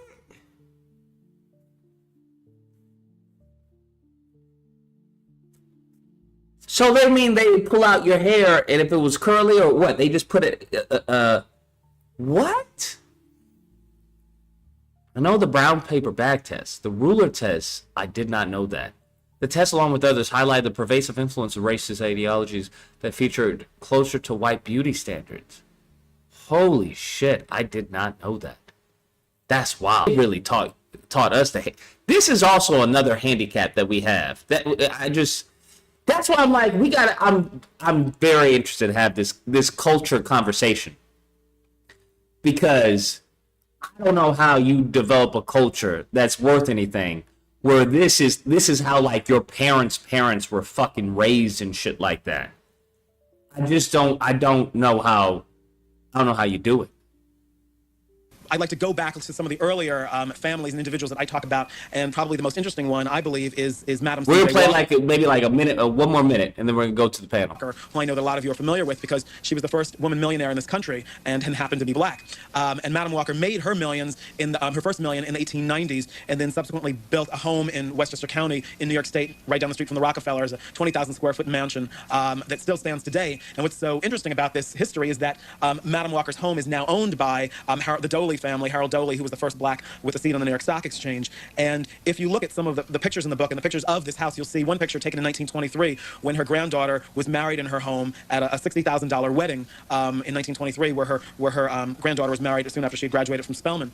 But what's also interesting is that Madam Walker despite the fact that she was living a very privileged life, also had very close ties to other aspects of the black community. And what I mean when I say that is that she also recognized she had a responsibility. And she was one of the first and largest contributors to the NAACP in 1910, 1911, and 1912 in order to help establish their anti-lynching campaign. So even though she considered herself a businesswoman, she was also very much an activist. And you'll notice when you read some of the stories of these families, these old guard families, a lot of them are not activists. Some of them would very quietly give contributions, large contributions to found colleges and scholarship programs and to support the NAACP and certain politicians, but they were not people that were on the front lines. Julian Bond was one of the unusual members of these black upper class families that actually did become activists during the civil rights period and before that time, but it really wasn't until after the late 60s and early 70s where you found members of these old families that really actually got involved. During my 6 years of researching our kind of people, I also noticed that this is a very insular group. These are folks who do not socialize outside of their own community. And when I say their own community, they don't socialize in church or in social situations or business settings outside of the people that they consider to be their kind of people. That's why when I got to different cities, I would ask them about various churches, and I found almost uniformly that in each city there was a church where the old guard black families belonged to. And what's most interesting is that even though most African Americans in this country have been traditionally Baptist, that is the case. Money does hang around money. It just is what it is. This group is primarily Episcopalian and Congregationalist. So in each city, there was a Congregational church and an Episcopal church. Like, for instance, in Washington, it was always St. Luke's, where this group belonged to. So, but when I travel from city to city, I would often ask individuals about some of the high-profile celebrities. So, for example, when I was in Philadelphia, I would ask people, was Bill Cosby a member of the black upper class in Philadelphia? And almost uniformly, these old families said absolutely not. He's an entertainer. So that was another aspect that I found within this group, was that they didn't like entertainers. They didn't like people who had made money through sports. They wanted people as a part of their group who had gotten money through medicine, through law, through business. So it was a very, very exclusive group, and I mean that in every sense of the word, where they were quick to exclude anyone who they felt was new. And since you folks are from the D.C. area, you know in Washington you are new, at least among this community, if you have not been here for 3 or 4 generations. So it's quite interesting how the black upper class differs from city to city. One major difference I found were the differences that the southern cities, particularly Atlanta, Nashville, and Washington, how they were distinguished from northern cities. I found in New York that if you had money, it was easy to break into the upper class, the black upper class. It was a more fluid group. New York and Los Angeles were more accepting of people who had earned money in recent years, and they didn't have to necessarily be able to answer the question where their grandfather graduated from medical school. But I think that the stakes were much higher in cities like Washington and Atlanta, where the group held on much tighter to who they were going to allow in and who was not going to be accepted in their community. A lot of people were offended and had questions about the opening lines of this book, but I just want to read them to you. Bryant Gumbel is, but Bill Cosby isn't. We're gonna end it after he reads the opening. Bryant Gumbel is, but Bill Cosby isn't. Lena Horne is, but Whitney Houston isn't. Andrew Young is, but Jesse Jackson isn't. And neither is Maya Angelou, Alice Walker, Clarence Thomas, or Quincy Jones. And even though both of them try extremely hard, neither Diana Ross nor Robin Givens will ever be. A lot of people ask me, where did those names come from? Why'd you come up with something like that? And where I came up with those names was that visiting every city, when I got to Los Angeles, I would ask about some of the prominent blacks who had grown up in Los Angeles. And just as I'd done for Bill Cosby in Philadelphia. And constantly people would say things like, oh no, she's not our kind of people, or no, he's not our kind of people, because this group very firmly knew who was in and who was not. So, and they even knew who had married in and who had been born in. So as I discovered that the black upper class as it defines itself is not that different from how different segments of the white upper class defines itself. Who's been around a long time, who's new to the community, who earned their money in a way that we accept, and who's earned money in a way that we don't accept. So that was what was particularly interesting. What I found also in all the cities is that a lot of these millionaire families, these families that got more in their first million in the generally 1880s, 1890s, for example, the mansion that's on the cover of the book is the home of Alonzo Herndon, who was the first black millionaire in Atlanta, and he made his first million in the late 1880s. And the Herndon home, his home is still standing today, and it's now a museum in Atlanta. But wow. Okay, that's interesting. Wow. That's really interesting. That's what I'm saying. There's a lot of commonalities, and you can't help but accept it just due to who you've been around, who we've been around this entire time as Black Americans has been white people. Madam Walker is buried in the Bronx Woodland Cemetery. Her house was about 20-minute drive from the Bronx. Interesting. I mean, okay. Because that's what I assumed. Because I was like, there are some crazy commonalities that I'm starting to see, all over the place. I'm like, I wonder, I ponder. Let's hit up the panel, see what we got. Y'all can join the the discussion, the panel, by hitting the link. We're going to head on over. Damn, that's crazy, bro. All right, we got yours truly. We got RJ. We got Braxton right now. All right, y'all. Hey, what's up? Do you agree with some of their standards? I don't know what standards. Oh, I think that is wild. Some of the standards, though, as far as not being so accepting to newbies.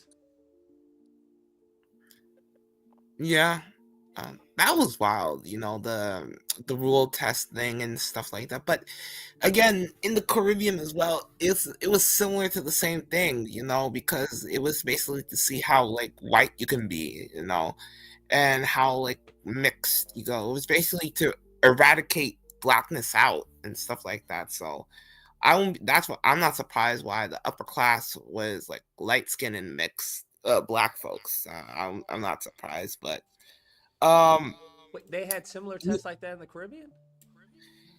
not necessarily the test, but basically it was to, but the whole point was like to like get more white. That was kind of the point, because like in the Caribbean we kind of mixed with one another, like, especially in countries like Jamaica, where you have like people who are like dark like me, or are like very light skinned.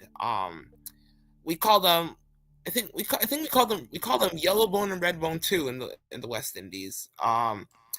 And basically it was to like associate yourself with whiteness and stuff like that. So we had mixed people and stuff like that. So that's why in the DR, there is like this whole anti-Haitian thing, where you have some Dominicans not wanting to be black. But if you go to New York, there are tons of Dominicans that are like light-skinned black, mixed black, but they're just black, you know.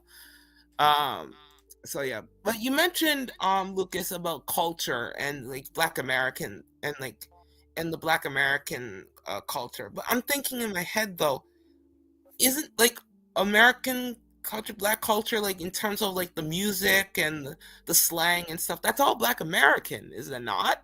I'm talking about certain behaviors, certain belief patterns that are passed down from generation to generation. Okay. That is unique to Black Americans, like certain things are Yes. unique to Yeah, To answer your question, Tell me to answer your question, in his Ajay. book when it comes to behavior patterns. To answer your question a little bit, Hello, Ajay, yes, it everyone. is. Hello, Well, yeah, Alexis. Hello. Yeah, I Braxton, don't know. answer the question. Yeah, Braxton, answer the question. I'm curious.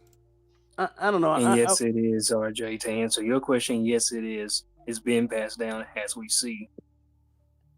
Well, What is being being passed down? I think that's the question. I just want to say, hey, listen, we do have certain traditions that we do have. I think a lot of it has been passed down, certainly, through our Can church, you name some? through our church tradition. Yeah, I mean, how many people here know the Afro-American national anthem called "Lift Every Voice and Sing"? Oh, I know that one. Okay, how many people know that? Yes, we know. Yeah, what about it? Did Um, you grow up learning the lift every voice and sing? Yeah, I did. Yeah, I Yeah. did. In my church tradition, yeah, and a lot I throughout did the not know South. about it until I was Yeah, much I don't older. think I don't In think my that's case, I don't think that's more of a culture. Right. A lot did. That's Right. it is a but culture because music is it is connected to culture. So yes, it's a Hold culture. on, hold But on. it's not It is is a part cultural. of the culture, right? But I'm talking about a practice, right? Right. Certain behavior patterns that are taught. This is positive. This is negative. This is what we don't do. This is what we do. This is who we worship. This is why we worship. I'm not talking about lift every voice and sing, bro.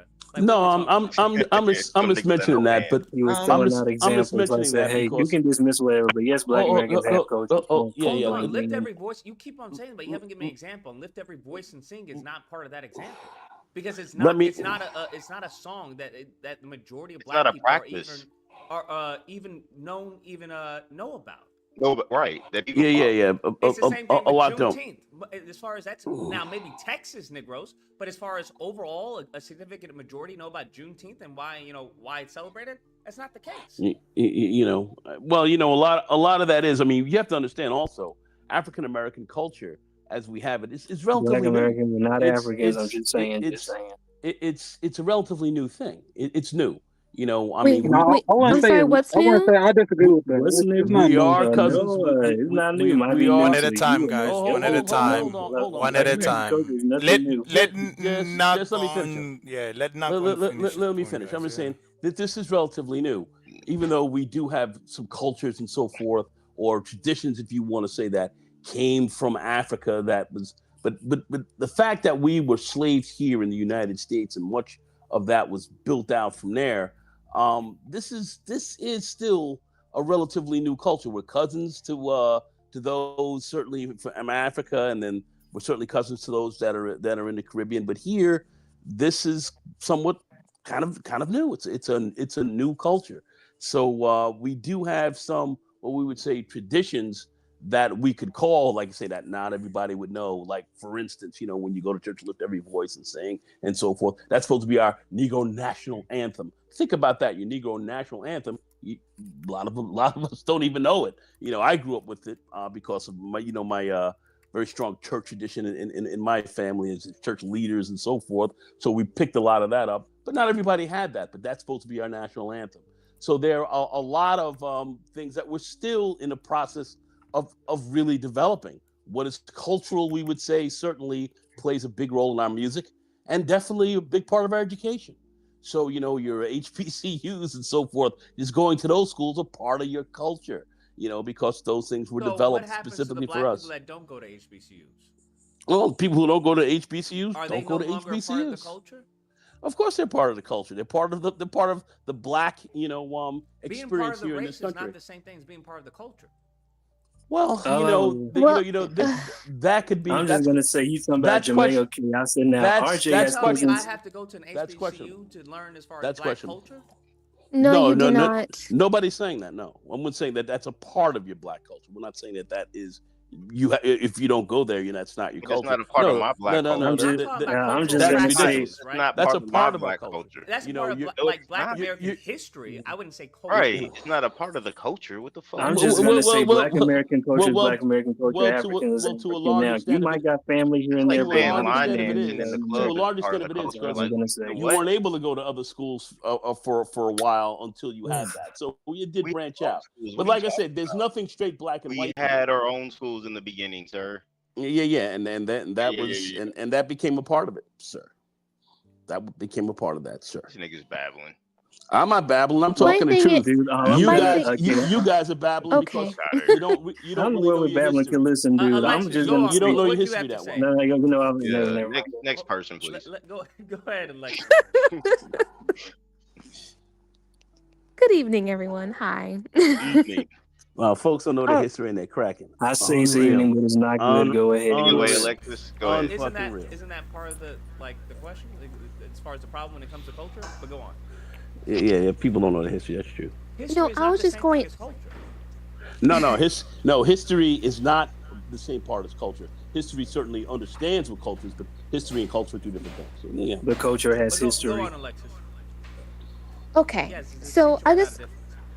I just want to start off with a question, gentlemen. So, would you all agree that the Black community is not a monolith? That there Yeah. are different subcultures within what is considered the Black experience? It's Obviously. Yeah, I agree with that. never been a monolith. Of Culture's course. Yeah, never I been, agree. it's never been a Okay. monolith. But that's a So, meaningless okay. question because no one's a monolith. White people aren't a monolith. Mexicans aren't a But monolith. that's the point that I'm trying to get to. So, But so we can all but Mexicans yes. have a culture. I know that there is a shared culture. I understand that point. But what I'm saying is there is a distinctive culture that does bring us all together. I think the gentleman before, I do think what he was talking about, the church, I do think that was significantly, I think that especially in the 20th century was the biggest pull within, no matter what your culture was or your subculture, that was one piece of our identity that was universal, at least I would say in the United States. But Certainly not was. even as far as But I would that's more your argue, Right. That doesn't even make. Yeah. Oh, It's more blind. you know what I'd like to ask? because you're just teaching people the Bible. the same Right. people that Yeah, we Lucas. used So to you're but it passing became down the more white man's stigmatized. You're not teaching. passing down anything except how you Yeah. teach The survival. Lip Latinos service. were Right. But this is Not but this the is the whole thing okay. is That's just culture. The not. Latinos had the okay. I'll just Listen, be Sounds the quiet. same. we can You're still Latinos saying had the same thing that the Catholicism white forced church on is them saying. instead. They use it in their Right. culture. Hey, Lucas. And nobody's following the church how anyway. would you define specific culture for Black people? How would you define that? I said cultural practices. As in what? What do you mean, as in what? As in, let's say I know So you said with Korean or Asians, right? They have certain behavior patterns that they instill I within their people. Certain practices that are acceptable socially, some that aren't, Like and what? that is passed down. wait, Nagon, can I also answer you this way? That question of Like yours, what? right? this go might ahead. take a Can I while. answer you like this? Certain Yeah, it may arts and take a while. crafts, you know, So Hanji, I know within But that's Korean culture that's passed specific. down. wait. I have an Yo, answer What's for you the Lucas, point guys, of turn your me? right? mic up, Lucas. Turn your mic up. What's the point Wait, of me I, saying that if you don't know as I far as the cultural practices of Korea? No. wait. I I have know an So that. you're answer Do for you you know what guys. saying, Hanji Give me a is? moment. Do you know what But Hanji is? Wait. But if a Korean does Well, I'm not asking you, practice, do you know what Hanji is? I certainly have an idea of it. And if one does not practice No, that, you don't. You don't know does what that it is. mean Hanji from Right. Attack on Titan. Wait, does that mean Nagon. that they're not Korean? Hold on. Wait. There's a I mean, difference you between as far as this question. practicing it and it existing. Right? Okay. So you can speak to 1 out of 5 Koreans. They'll all be aware of that. They may not practice it.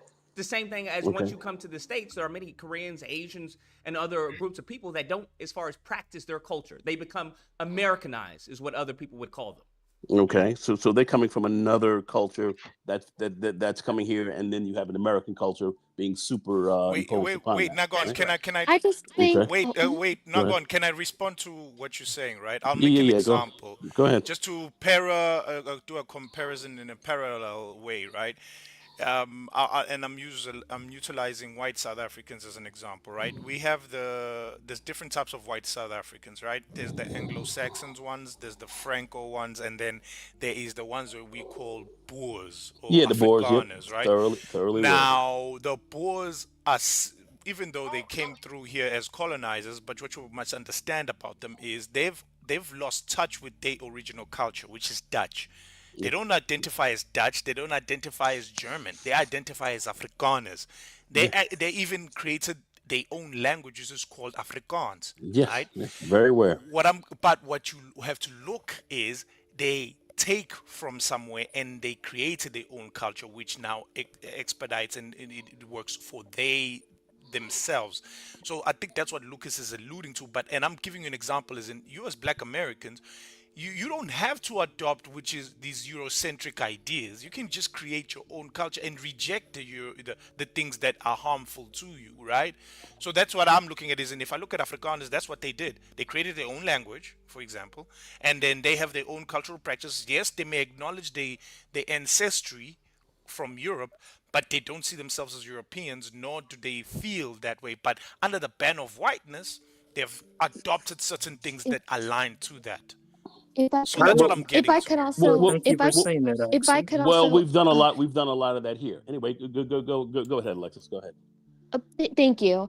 Like, if I were to provide this as some context as well, I truly don't think the Black community, at least within the United States, because that's the only sample that I'm discussing here, I don't think there is necessarily a shared culture.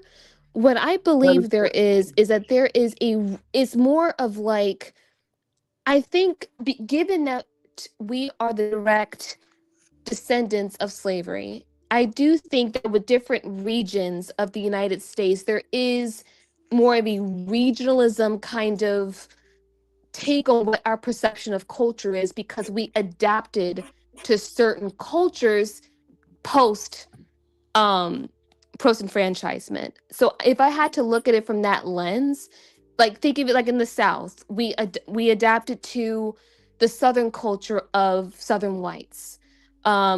We looked at also a lot of people moved up north for better opportunity. They, of course, assimilate to the cultures that were within more of like the Protestant, Puritan kind of religious backgrounds that they had up there, but also other aspects as well.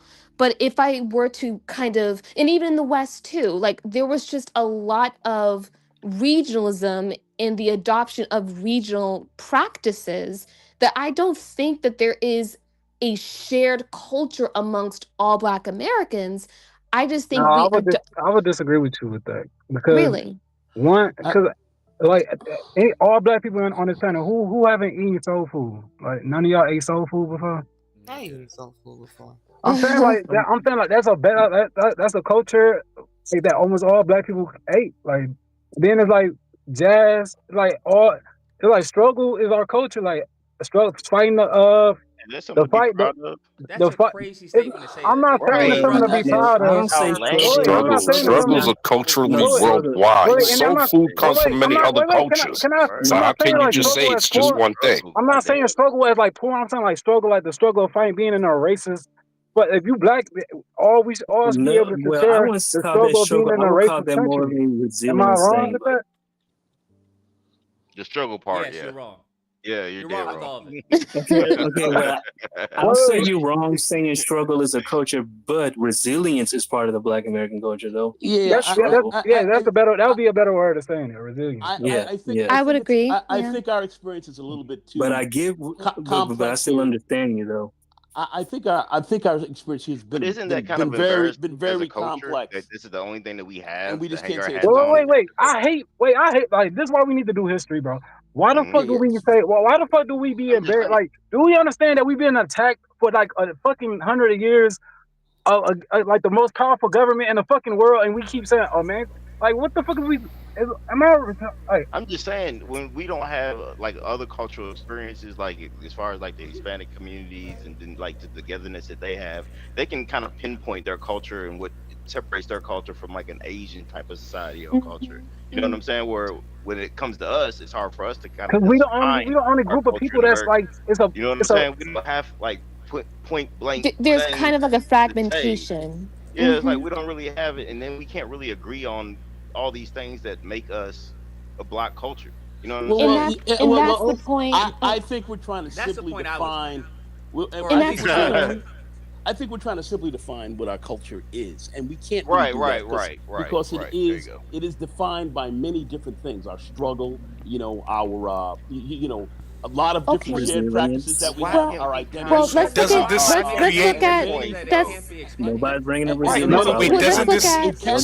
doesn't this create the opportunity to create a new culture code? It can be. Hold on, Oxy. But I don't think. Let me ask Oxy this. You don't think what? As far as an African, what is your Nothing. culture? I'll wait. I'm good. Oxy, explain your culture as an African. Like, explain the African culture. No. Okay, I'll give you an example, right? There you go. Yeah. Let me give you examples within our culture. Now, in South Africa, right, there is, I'll say roughly, let's say 9 tribes. Okay, 9 different tribes with different dynamics and different cultures, right? For example, the Zulus and Xhosas, the most famous ones, maybe outside of South Africa, you guys would know of. They have different tribes, different cultures. However, they try to separate us through those division. However, there is a commonality between the cultures. However, the language, for example, is similar, right? Even though there's certain words that are different, there's a lot of words where we can understand each other talking our own languages, and culturally also speaking the similarities. So it's all about creating that umbrella of Blackness, because there's also a Sutus or Basutu as they call themselves. Sorry, let me correct myself. Basutu and the Vendas, the Shangans, and all of those types of tribes. But under the what I've recognized is during the colonial era, there is that formation of we may have different cultures, but under the banner of Blackness, we all share, like Alexis is pointing out, we formed a new culture of Blackness, as in the Black experience. What is the Black experience? Going home to your cows.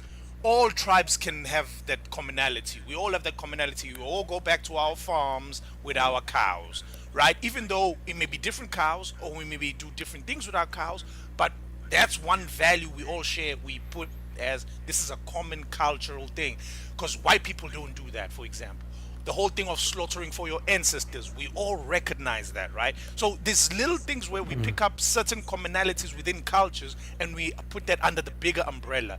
That's my point of view, right? And I would say Kinda, you guys can do the same thing I if there is the difference there. and You know? and and, and, I and that's think. and that's Oh. exactly. I'm going to say this, that's exactly what we've been doing.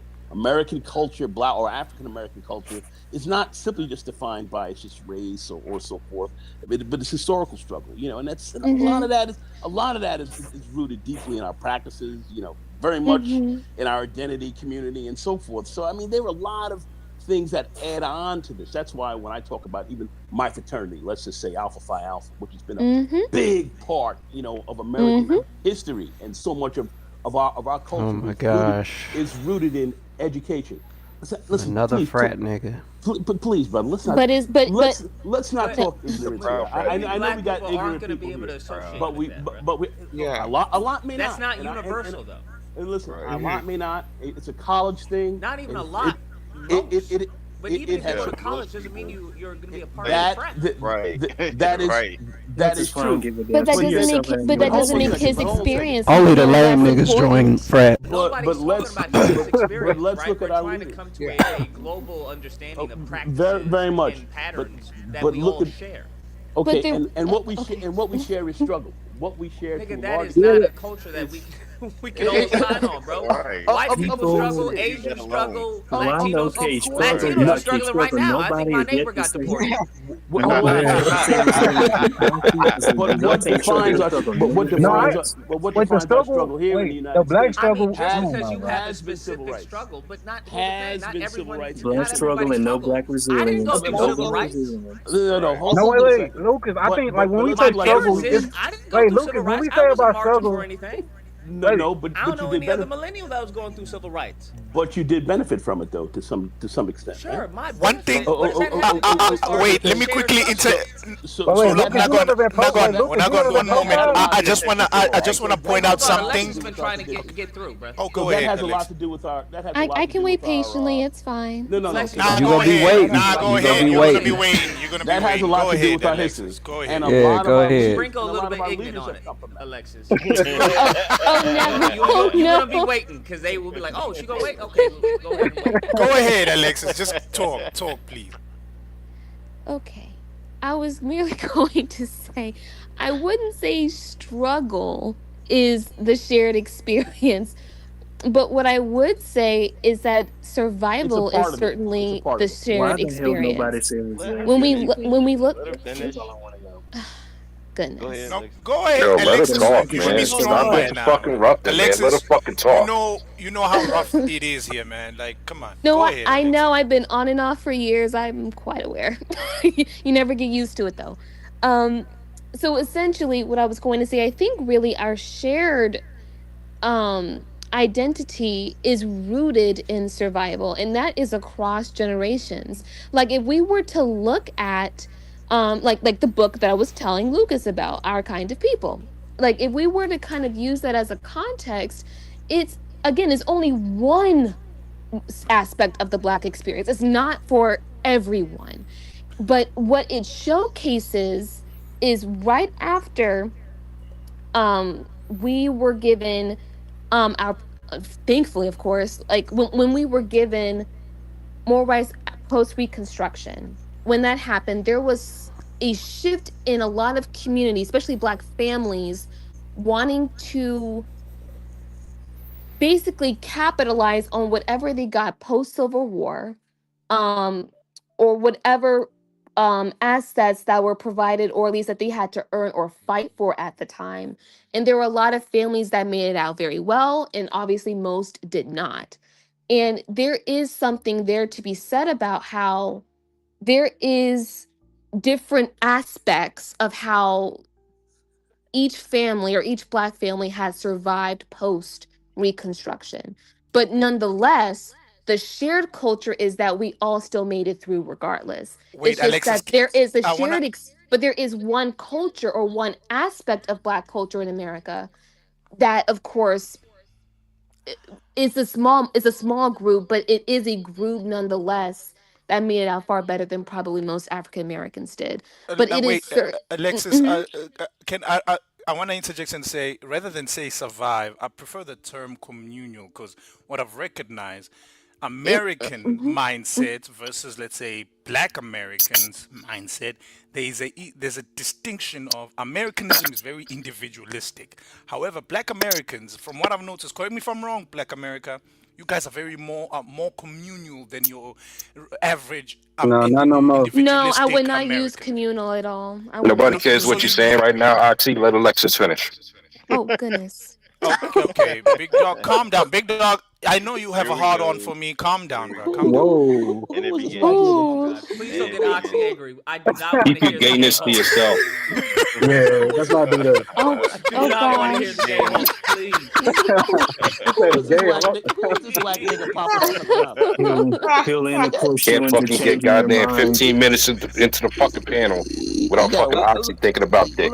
you got a whack nigga Big popping dog, up. you go on long ass soliloquies, bro, There for you go. hours. There we Don't go. tell There me. it is. Derailed. Can, White can supremacy. we Don't tell not? me. Can we You done not? got him started. Go You on, done go got on. him started. Can we not? Alexis, please. Yeah, who is that whack nigga? Yo, no, there are no whack people on the panel. Go on, Alexis. Oh no, that nigga whack as fuck. No, But anyway, go ahead. no one's whack. Go on. Oh, okay. So I actually wouldn't agree with you, Oxy. I don't think communal is correct because there is a certain individual. I won't say for everyone, obviously, because I do think that American culture, which of course the majority of us have, and I don't want to use the word assimilated, but it is what it is, where we've assimilated into the culture of self-interest or being individualistic. I do think there is a communal aspect if we are seeing, like if we see thy neighbor, like if we see like a fellow African American that's being beat down by the police, there is of course a communal response. I do think when there are injustices, there is a communal response to that. I would agree So with isn't that that, rooted in your but I do. ancestry of community versus a white European immigrant who came to America is all about I'm gonna get mine. But you guys remember your ancestors came in groups also. So there's that communal aspect where I would argue it originates in Africa in that sense of that shared line of communal. Hence, you guys are more to work together better, I would argue. Hence, they have to divide you. Because the best way Correct. to beat Black America is to divide you. However, Correct. if you work together versus, let's say, a white man who's all about getting his own money and doesn't care about his family, you guys can succeed better as a community rather than individual. And then That's they why drive they that destroyed the individualistic mindset. community, Black. That's why they destroyed But the that's community and but that's integrated the everybody. point. Oh, I'm sorry. That killed the community. That's why we were integrated. And that's what civil rights fought for. That's why And you're in the that's and situation that's you're in now. Now we are oh, defining what is Black culture. We had a culture when we had our own towns and whatnot. And we can't even say what culture that was. Alexis, I have a question. We yes. can very much In say what terms culture Go that of, ahead, was. explain it to me then, nigga. Yo, man, listen, don't talk to me Oh, that way. Because if we were face to Explain face, it, nigga. if we were face to Explain face, I'd be it, slapping the nigga. fuck out You wouldn't do shit. you. Yeah, I would let's fucking beat You the wouldn't do Look, fuck shit. this out our you. culture You right can't even here. answer my This is our question. culture right So here. tell me what you Don't gonna say that. do. That's No, I'm crazy. telling please don't say that, Go ahead. I'm please. telling Go her. ahead. Go ahead. yeah, so Yes, Alexis, you had a I question? have a question in terms of when you mentioned the regions, how Black Americans live in different regions. Do you believe that they're also syncretized with local populations as well? Because if you go to Mhm, Louisiana, for example, you have mhm. Creoles and Gullah Geechee. Do you think also syncretization was happening Of as well? course. Yeah, I would absolutely agree with that. Yes. Okay. Absolutely. Yeah, I definitely think there is a localized regional aspect to Black culture. And again, when I say Black culture, I'm talking mainly the United States. I do think that with the vestiges of slavery, because we were so fragmented due to that, um, most of us, if not all of our ancestors, had to adapt to the circumstances that they were given, and had to assimilate to the culture that would allow them to survive and to, of course, continue on uh, having productive lives as citizens. I do think that is a common. I do think that's a commonality. Like in many ways, it's kind of like the fragmentation of the Black community centuries ago is kind of what unified us in a way, because we understood that we had to adapt and assimilate to the local culture in order to survive. I do think that was a shared belief, and that's why you have the author, for example, of the book kind of give an example of just fragment of the community that just economically became more prosperous because there were certain things that they took advantage of or were given um an advantage to, or the privilege to move forward economically speaking. So there is a local assimilation aspect that I do think plays a huge role in this. So what is the question? Do we have a culture or not? Yeah. Like, what is I black? think it's a local. I think it's a regional culture. Personally, I don't think it's.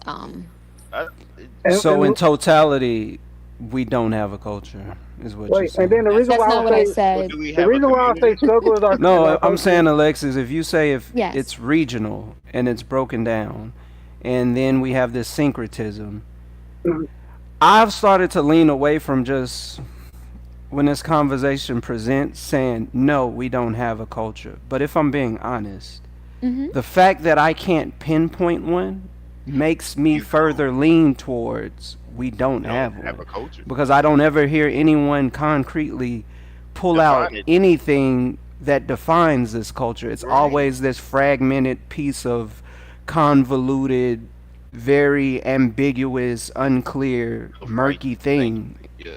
I think when we talk about literature, In my culture, I think when we agree. talk about politics, cuisine, business, all that, I think we're talking very specifically, very much about a culture. And we have a very strong academic and historical background to kind of back this up.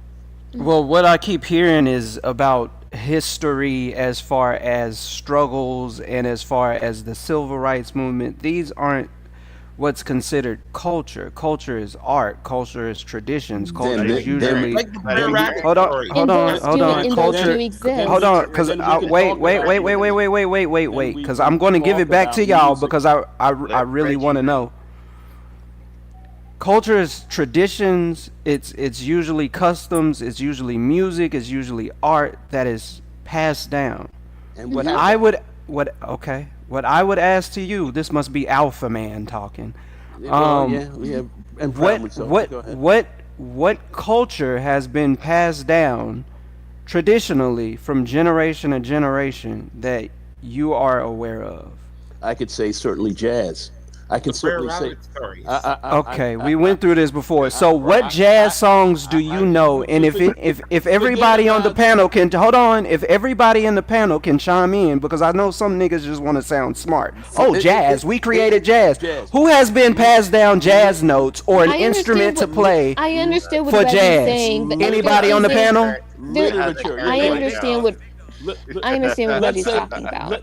Has anybody? Hold on. What's your name? Gone. What you said? Gone. Hold on. We gotta test your logic. Hold on. Wait. Has anybody on the panel been passed down jazz notes or jazz songs or an instrument to play jazz from their family? Anybody on the panel? Yeah, I have. Okay, that's one person. Anybody else? Of course, the nigga saying that is jazz. Anybody else? The nigga? Really? From the Caribbean, so Really? No, so nobody else has experienced that. Oh, okay. Okay. I wonder in the chat. I'm not looking in the chat, but chat, has any of you in the chat that are black been passed down jazz notes or songs or an instrument and taught jazz? The answer to that, Reggie. You know the answer to that. What about literature? That's why. The Brer Rabbit stories. Okay, literature, sure. Now that we've debunked jazz, let's go to literature. What literature are you talking about? I think. What have you debunked? Old Yellow. Sir, no one on this panel has been passed down jazz. You sound like you just want to be right to be right. Jazz has not been passed down from generation to generation, sir. Well, why would you say that when there are jazz clubs and so forth all over this country that That's are not playing this on a routine and consistent basis? That's not what culture is. You're moving the point. No, we're not moving the point. You're missing. Listen. Wait, not gone. To be fair, If there's anybody else in the chat that is an alpha, your representation is not good right now. I Get up understand here and Reggie. save this man. I think it's your ignorance. Go ahead, Alexis. No, you're good. Go on, Oxy. No. You ladies Oxy, first. Remember. I think it's your No, go ahead, ignorance Alexis. that is preeminent. That's what I But this think. is the thing. I understand what Reggie is trying to say. I understand what he's saying. He's essentially making the point that there is not a set group of behaviors, a set group of actionable. I don't know what else to call it.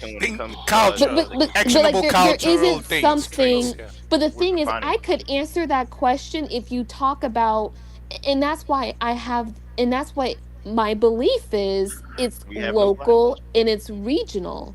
I can't get, because the thing is, I could answer that question if you tell me, well, what does the black elite tend to do? Well, okay, I could tell you what they do. What about in Louisiana, the Creole culture? I could talk about that. Like, I can answer that question if we're talking about a specific type of black community, but I cannot answer that question if we're talking nationally.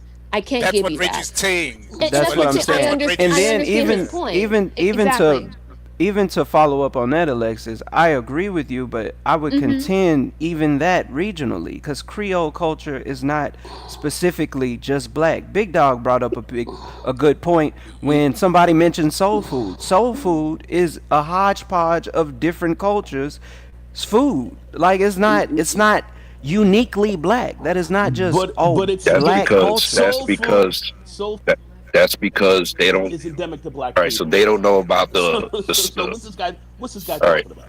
so the problem with that, when they say about soul food and everything, they're skipping the whole part of the slave triangle from the Caribbean into Louisiana, Mississippi, Alabama. That's exactly correct. And that's a whole culture that came from the Caribbean.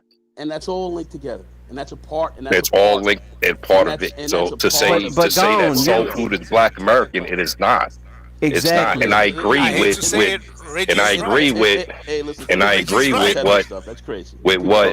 what Alexis is saying, because the Northeast ain't the same as the South. The East Coast ain't the same as the West Coast.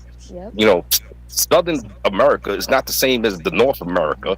Everybody is fractioned off. But let's be frank. So many people who came from the South ventured. Whoever's speaking, you speaking mad low, man. Whoever came, okay, but we have to say people who came from these areas, who are in the North and the West and so forth. Many of them came from the South. Many of them emanated from there. Many of them came from the Caribbean islands, as we start to look at. Yeah, not the Northeast, man. I'm letting you know right now. Historically, not the Northeast. Well, the Northeast is a little bit. It's a Yeah, little what? bit special. That's the point, Nagon. It's different. The Northeast. You got to talk into the mic or raise your mic volume, because you're talking mad low.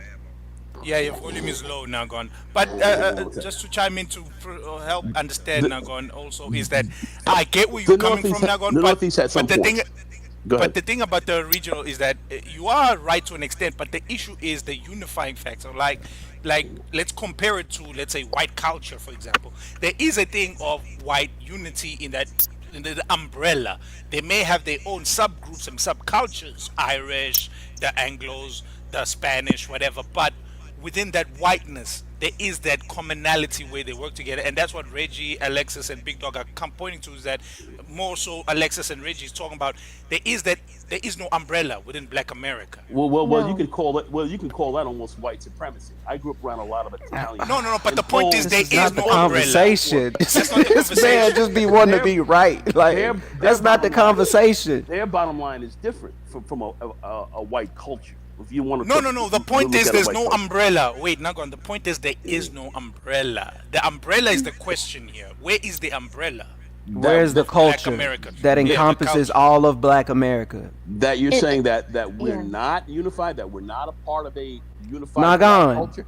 you're alpha. You should listen better than this. The question? conversation is there a Black culture all across America? Be quiet. I can't be quiet because you're not listening. I'm trying to help you out. You're not helping anything because you're not. Okay, somebody else help him out. Give him the prompt because he don't know. You're not that bright. Go ahead. Nagon, wait. So you said you were an alpha, correct? Yeah, sure. Okay. So, okay, so for example, we have a shared culture given like the sororities, the fraternities, like you and I probably share a very similar culture. That's something that we can discuss, but a lot of other African Americans don't have that shared experience. But it came out of the shared black experience of racism, Of course, yes. of separation, But and to another degree of struggle. It's very true because many of your black leaders have come from that, and you're over there. Sir, the conversation is about culture. So that brings us together. So part of your culture is my alpha, and I'm a jazz player. Is the your jazz struggle clubs that I play at, like, gives a fuck. But okay, well here's this. Okay, so if I'm just looking in the chat really quickly, like Tarvon, he brought up a point that I made a while ago. Like I said, I do not believe there is a shared national culture because I do think we have adopted the sense of individualism of like a self-interested nature. And again, I do think that is something that we adopted from the dominant class. But the thing is, but the point that I'm Bro, also go on. making, Can you let her finish? but the point that I'm also making, but but the point that I'm trying to make is that when it comes to like matters of like police brutality in that particular issue, like when there are injustices that affect one of us, it affects all of us. I don't, that is the commonality, and I'm not even rooting that in. It's not a struggle argument. It's just more like when we know that one of our own is being abused or being exploited or any kind of action that is against one of our own, we know to have a communal response. That, like, that to me is a national, I wouldn't call it's more like a national call to action. I wouldn't necessarily like, it could be a part of the culture because that is our innate response, and that is something that we tend to do very well. What is the shared national white culture that they're all unified on? What is that? Their hatred for I would say racism. You're right. Judeo-Christian values, to answer you, Nagon, simple. Judeo-Christian values is a very white supremacist and very whiteness-based ideology that they use as an umbrella. If you understand what Judeo is all about, it's not real Christianity, obviously, but it is whiteness infused with religion. Hence, it's an identity across the board. Hence, for example, they look at themselves as, hey, yes, you are French, but we both share that Christo-Judeo values that we have all come from Europe, and we've imprinted in America under the banner like that. Hence, they work together in those instances. So that's the question: is that what is the black version of that in America? And that's what Reg is highlighting: is it's missing. So you're saying that's missing? I would say that you're very incorrect about that. That we can look at our institutions that we have helped to create here that have been actually designed to counter quite a bit of that's aided in our survival and our betterment, that still exists to this very day, that you have not sat down and acknowledged.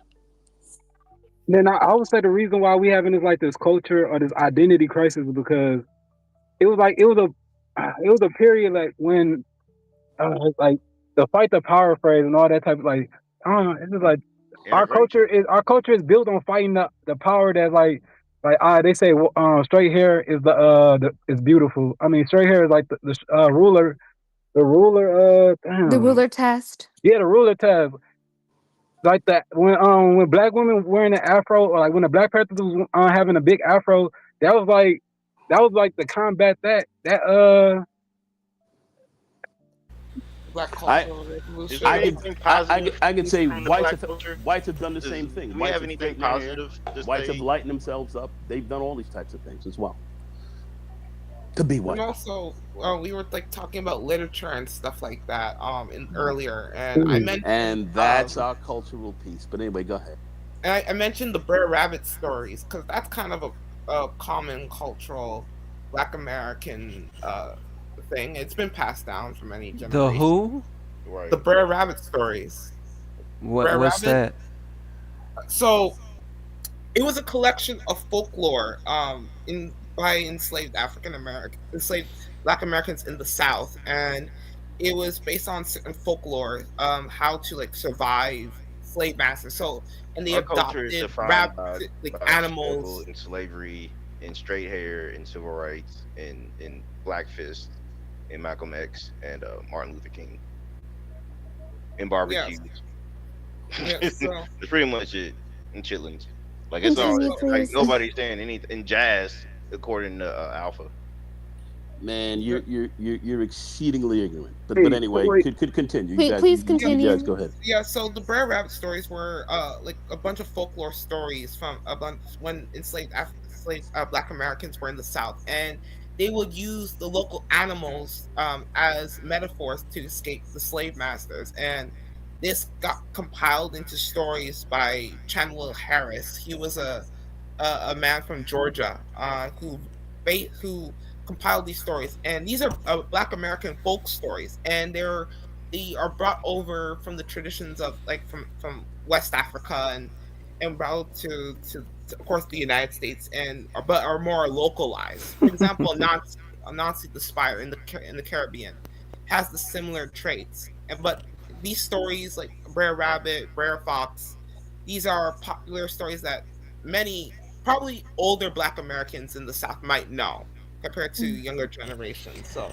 that's I one actually think that's great to build off of. Would anybody say that Black Americans identify with West Africans? No. No. Okay. So as much as I respect what you just said, RJ, that wouldn't be considered our culture because you just said it came from West Africa. The question: what about West African culture that came into our culture that you're not aware of that influenced us? Would that have an effect on our culture? Nigga, I don't even know what you just said. I didn't figure you would. But anyway, go ahead. You know. I know what he's saying, and you could date that back to the Harlem Renaissance. I would agree with a lot of that. But anyway, go ahead. If we don't identify with West African culture, what is it? You're making the same point. You're making our point. The alternate point that you hold on. You're not Gone. making any points at all. Gone. That's Gone. You gotta let me I finish, mean, bro. You are finished. I would be more than happy to go back and forth with you intellectually, but you gotta let me finish. I don't want to do this if you go be childish. Childish? Let's just not be rude. Let's just not be rude. Let me finish. Thank you. So it seems like you're making the point that we were making, which is we don't really have an overarching culture, and that's the No. conversation. Do black Yeah. people have a culture? Gon said we obviously do. But now he's saying that West African culture has been mixed into our culture. So That's is exactly it correct. now? Are you? Well, wait. That's One exactly question. One question. Gone. Do you say, contrary to the rest of the panel? That's not contrary to what the rest of the panel. No. You haven't even heard what the question. Do you say contrary? Because I presented the question already. Do you say, contrary to the rest of the panel, that Black Americans identify as the same thing as West Africans? Who said that? I'm Who said asking that? you. I'm asking you. No, not at all. We said it's influence. Okay, so if we do not, okay, so here's my point. If we do not associate ourselves with West Africans, then we cannot say something that was influenced by them or their culture is inherently our culture. Does that not make sense to you? No, you're not making any sense at all. Next. How does Lucas say? Next caller. Why doesn't that make sense? Because what we just said was the fact that this culture is a mixture. It's been mixed through. We have different things that have come together to help form this culture. That's an influence. That's all I brought up to it. And this guy, he seemed to have missed that point. But anyway, continue. Go ahead, guys. Go ahead.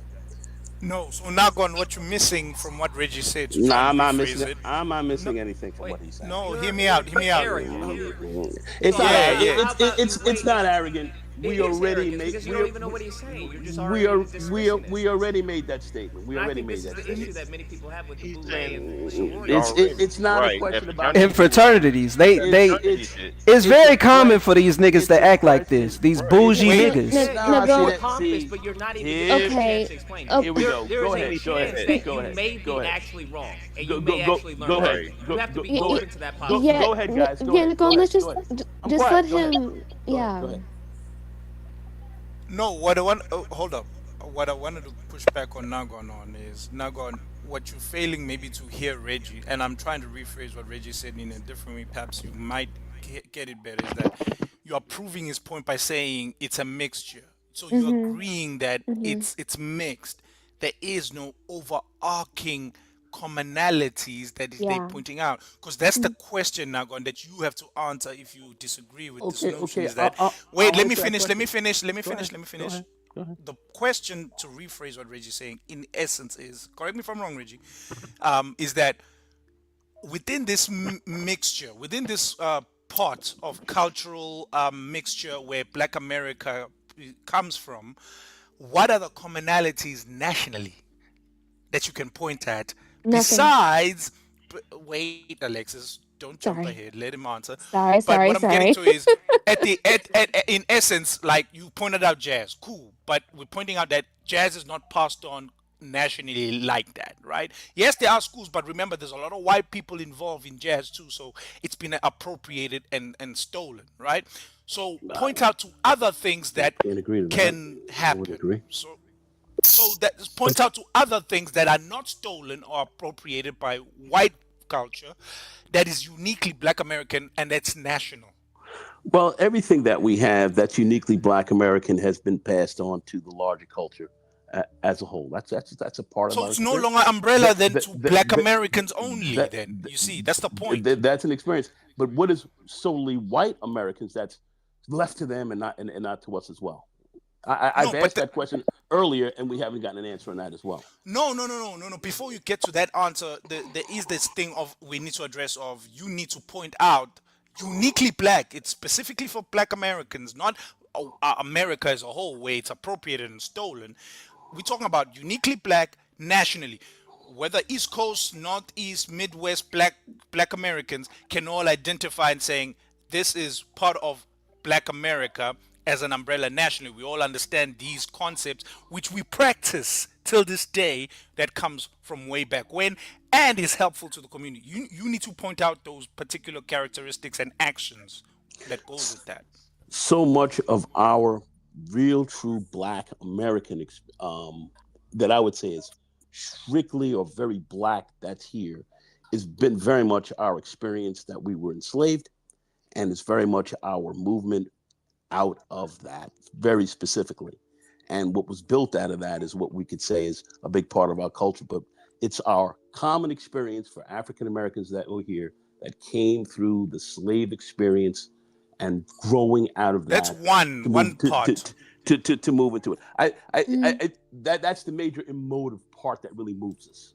That But what's that unique that really though drives about it? Okay, and in action wise, how is that brought and you over have from one generation to the next, and it has an actionable aspect to that cultural shared experience? Then point that out. That's the problem. You're being vague. You're being broad. That's the problem. I'm not vague and broad at all. I mean, we've talked about that civil rights movement very much so. Our very much religious church experience, very much the same. Okay, now all that has certainly, we might say it has been watered down to some degree, but that is very Mm. unique. That is Mm. very unique to who and what we are. All right, and all of our experiences from the you guys call from the boule straight out to hip hop or whatever we have to this very day has been born out Mhm. of that specifically. All right, so I got a question, right? So why would you say jazz? Jazz, because jazz is definitely a musical lexicon that we created. Do you actually know the history of jazz? Very much so. Okay, so you know Congo Square, Okay, yeah. So the point is, are you right? trying So to it's a subgenre of are you other cultures and Black American of, culture. of course that we designed and made very specifically. Jazz didn't exist anywhere else besides America and created, which much of it came out of the Mississippi Delta and moved on from there, from its earliest roots. But Well, its let's just earliest say, roots is Congo Square in Louisiana. okay, but we can. I will not disagree with you there.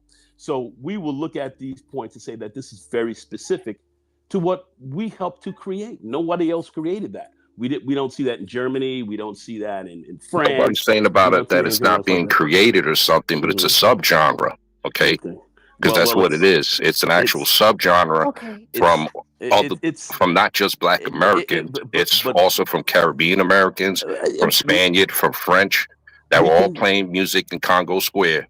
And that we all and then it formed into a separate genre. And that we put and that we formed together. We put that together, and that was very specific to our community. I would say that. Anyway, go ahead, young lady. Go ahead. Thank you so much. I just wanted to ask you, Nagon, just this question, because I think this is really the root of what everyone's saying. So, like, of course, within like the Hispanic community, you have the quinceañera, right? You have that as like something that is like it is the rite of passage, right, for a young girl. Not for everybody. Not for everyone. Okay. But I'm saying so then what will be a better example? Like something that is just universal. But use Sweet 16. Use Sweet 16. Okay, Sweet 16. Okay, fine. Yeah. Thank you. So like if we were to use that as an example. Now, that is a shared cultural united practice, right? That's something that we can use it as an example, as a parallel. Let's look at, say, for example, cotillions. If we were to look at that specific thing, obviously, most Black Americans do not do that. There is a small fraction that does that. So is there an equivalent? And I think this is really what Reggie is talking about here. Is there an equivalent to that to like say the Sweet 16 or like or whatever another culture would use as like their main rite of passage?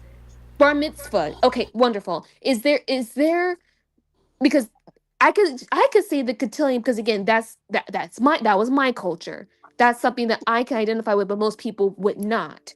But is there something like that? Is there something like that with the Jack and Jill and all that kind of stuff? Yes. That was big, certainly around my area. My parents didn't want us to get into that too much. Exactly, but that's the thing. But that's our shared subculture. But my point is, to Reggie's point, that is not a unifying practice. It's a part of our community. Remember, we are not just monolithic. So we have certain things that go on that others may not practice, like as you see in white culture as well. They have the same type of deal. But at the end of the day, when we look at culture, what is it that really joins us up and makes us somewhat uniquely African American? And that's a big part of what we could talk about as far as what culture is. And a lot of that is civil rights, religion, our music, okay, our literature, okay, our cuisine, okay. And these things, even our business and so forth, that those who've tried to destroy. Some of our social customs and so forth.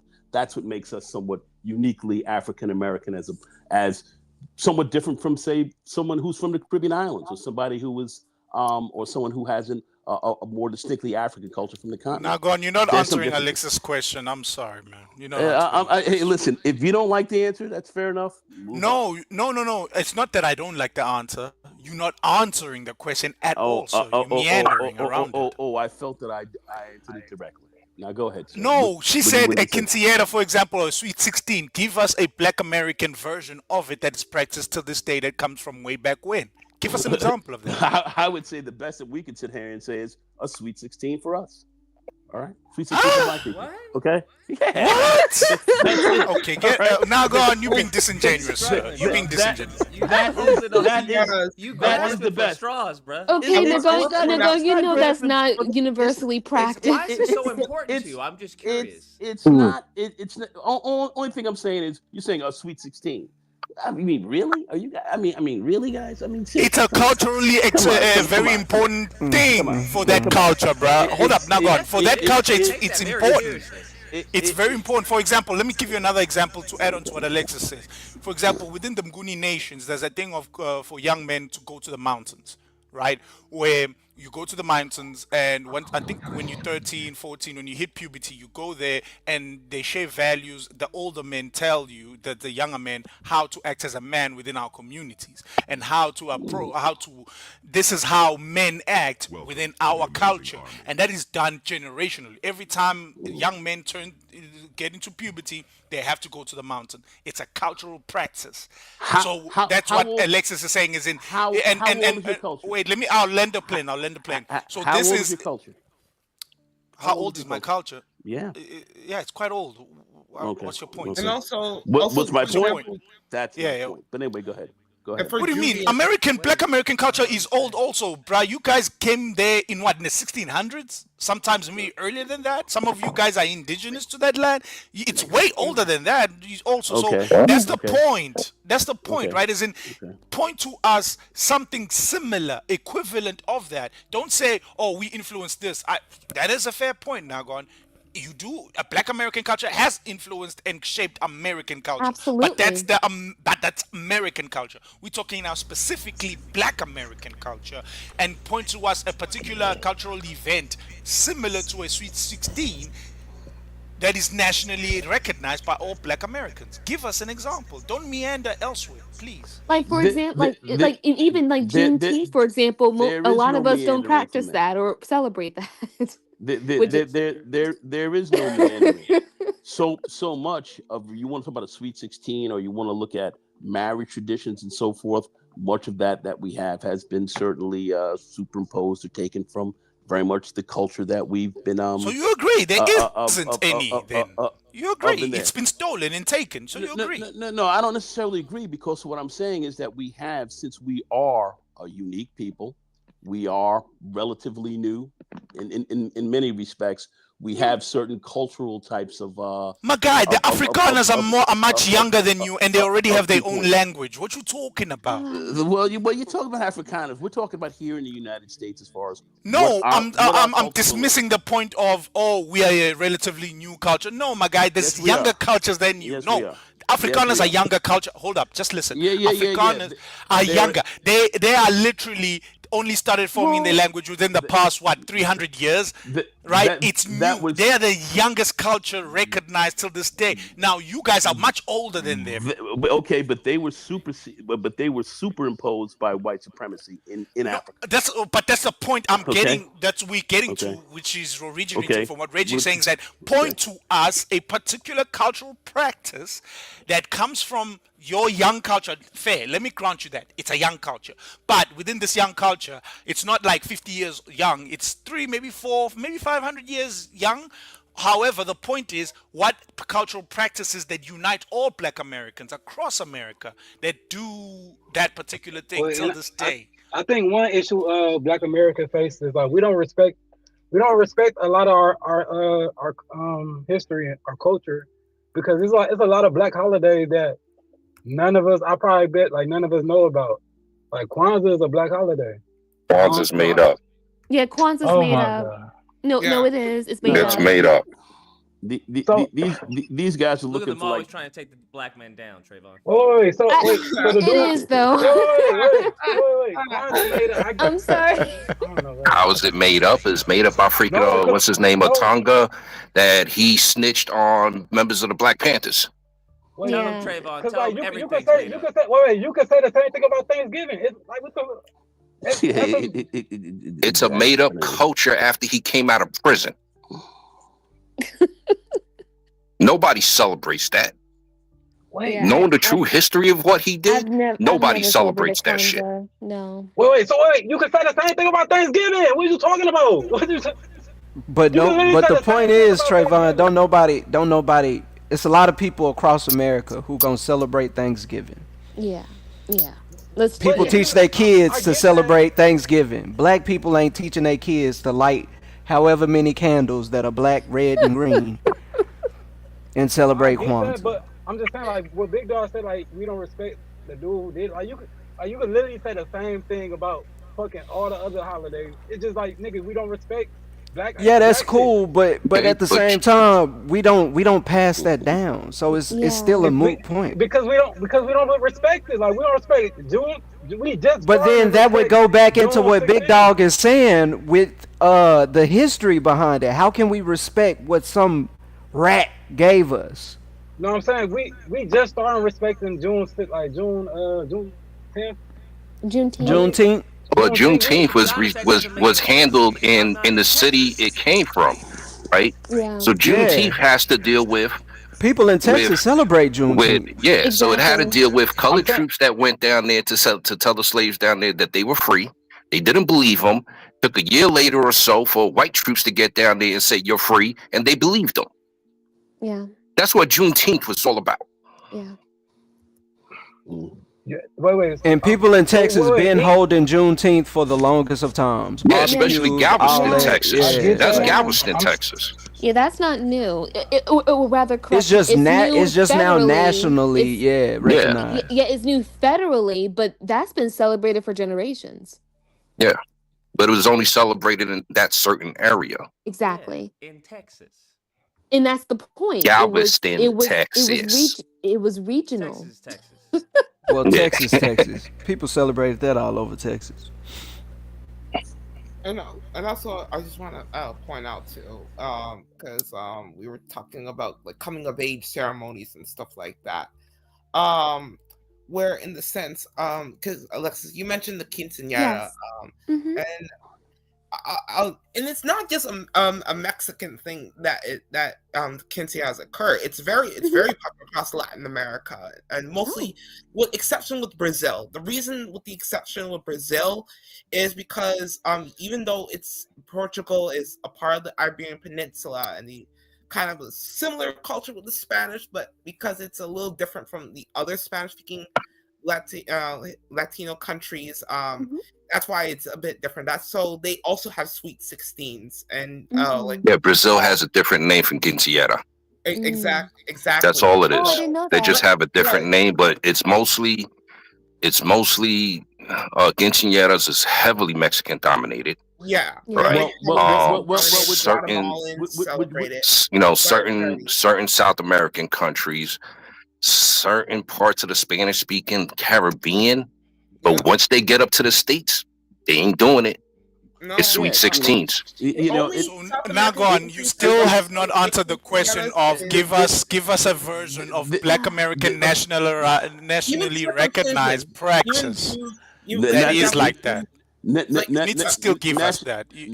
Nationalized since we are a blended culturally speaking, a blended culture. Since we're a blended culture, okay, from many different countries, cultures, let's say tribes, religions, okay, during the 16th and 17th century, okay, as we break that down, our nationalized culture really is that of resistance and a certain level of there struggle. You go again. Nah, okay, you know what? I'm done. I am done with you, sir. You're being vague. I'm done. But to say resistance, and resistance has been happening everywhere. Resistance has been happening everywhere, bro. And to say that, to Reggie's question earlier about if jazz, that's it. If jazz has been passed down culturally, right? I could give plena. Plena's been passed down culturally. I could give bomba. Bomba's been passed down culturally, and bomba's resistance. Thank you, big dog. Thank you. And let me ask you a part of that. It's okay. When you say and all that's been passed down culturally to whom? To those who from where they came from, right? So you're talking about like Plena was formed and made in Puerto Rico. Bomba was formed and made in Puerto Rico. Bomba is actually from like the early 1500s. Okay, correct. Right. And Plena is like 100 years later. Spoken word over a drum beat. Okay. All right. Which still goes back to Africa. And we have much of that here currently. Like what? Like what? Hold up, we ask you. Like what? Now the other thing is I'm going to say this, right? Let me say this real quick, okay? And don't understand. Let me say this, right? The United States is not one culture. It is multi-cultures made into one.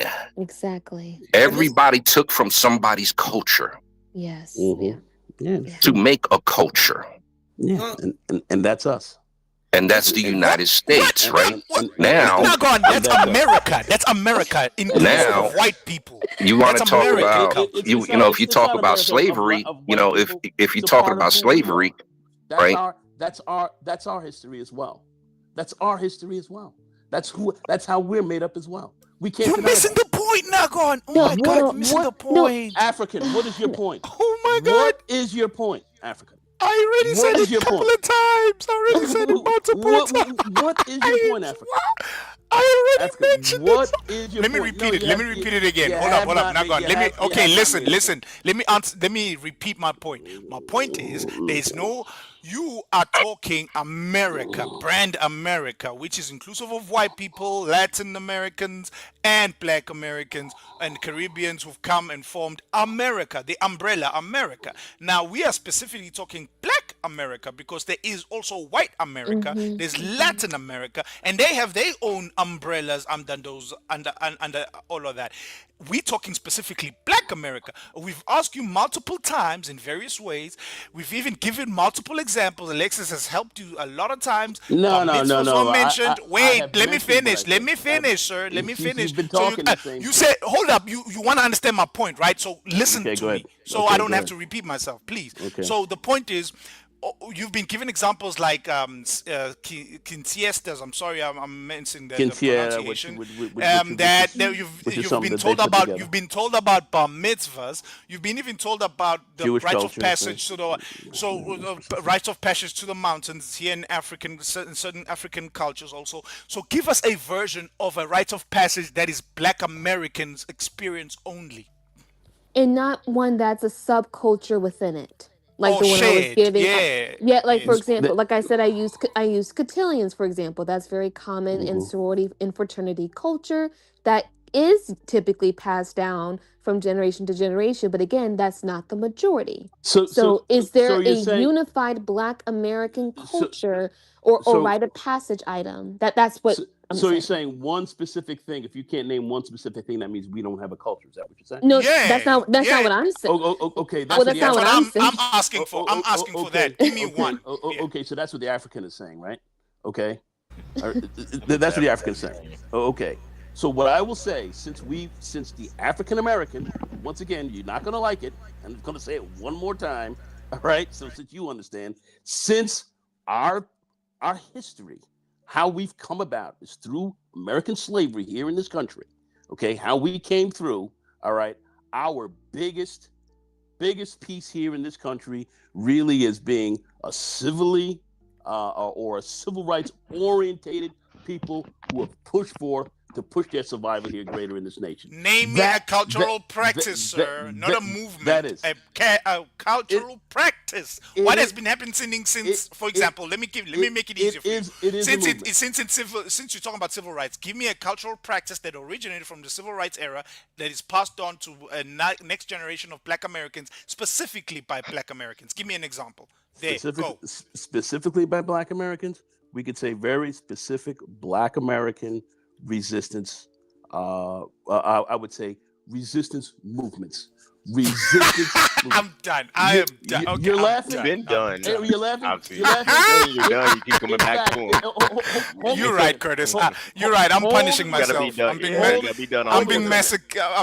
masochist. I'm sorry. You're right. You're right, Curtis. That has actually helped you to come to this country. And be So let me ask you this. Right? Let me ask you this. You to come here and be here. Let me ask you this. Have you ever heard of Abizo Campos? Abizo Campos. Yeah. Onde meu amigo? Onde? Que você está falando sobre isso? Diga-me. What are you talking about specifically? Have you ever heard of them? Not specifically, but go ahead. Have you ever heard of the resistance movements in the Caribbean where the United States has committed all types of shit? Of course. Okay, then. So it's not the only resistance here when you had U.S. territories doing resistance also. Well, it's a big part of the African diaspora. If you want to talk about what's going on specifically here, I will mention that. All right, specifically here, of which went on in the islands, of which also went on in Brazil and But I'm not talking about and, Brazil. I'm and, specifically and talking many other about places, U.S. man. territories. So we will be specifically speaking about that because Okay. we all were part of that Iron Triangle. All right, we were all a part of that. I just have a Nigga question sounds for you like a guys. substitute teacher.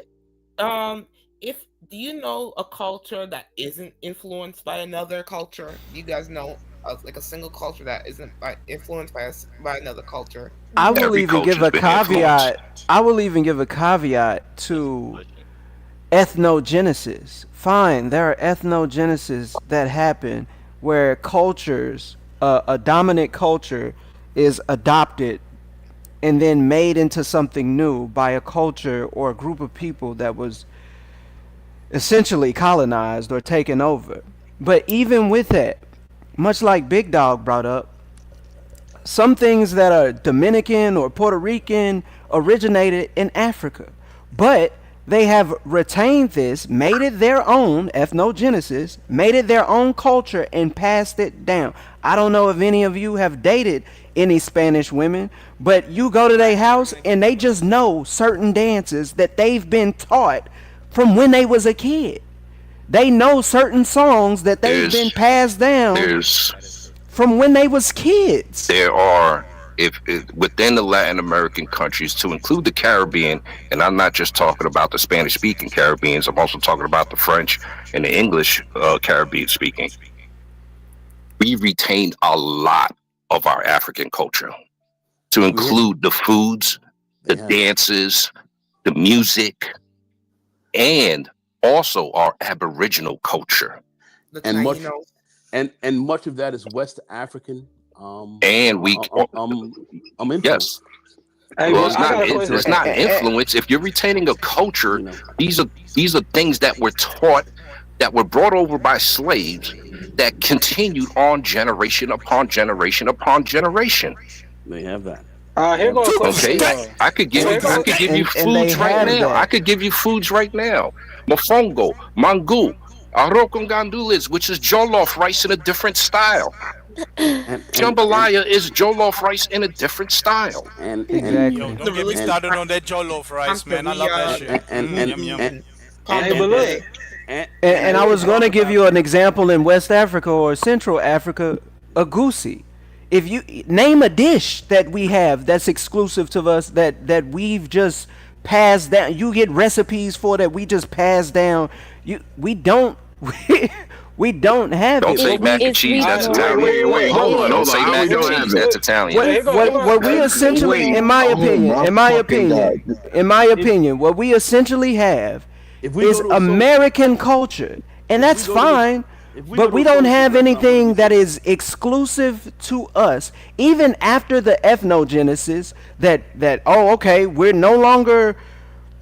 If you think we're indigenous Indians or you think we're West Africans, either one, we're no longer, after the ethnogenesis of us being indoctrinated and assimilated into the bigger society that is America. We don't have nothing that we've passed down that is exclusive to us, in my opinion. Now I want to bring something up, right? So I want to bring something up, right? The Harlem Renaissance, right? So I brought up food restaurants and see what that looks like.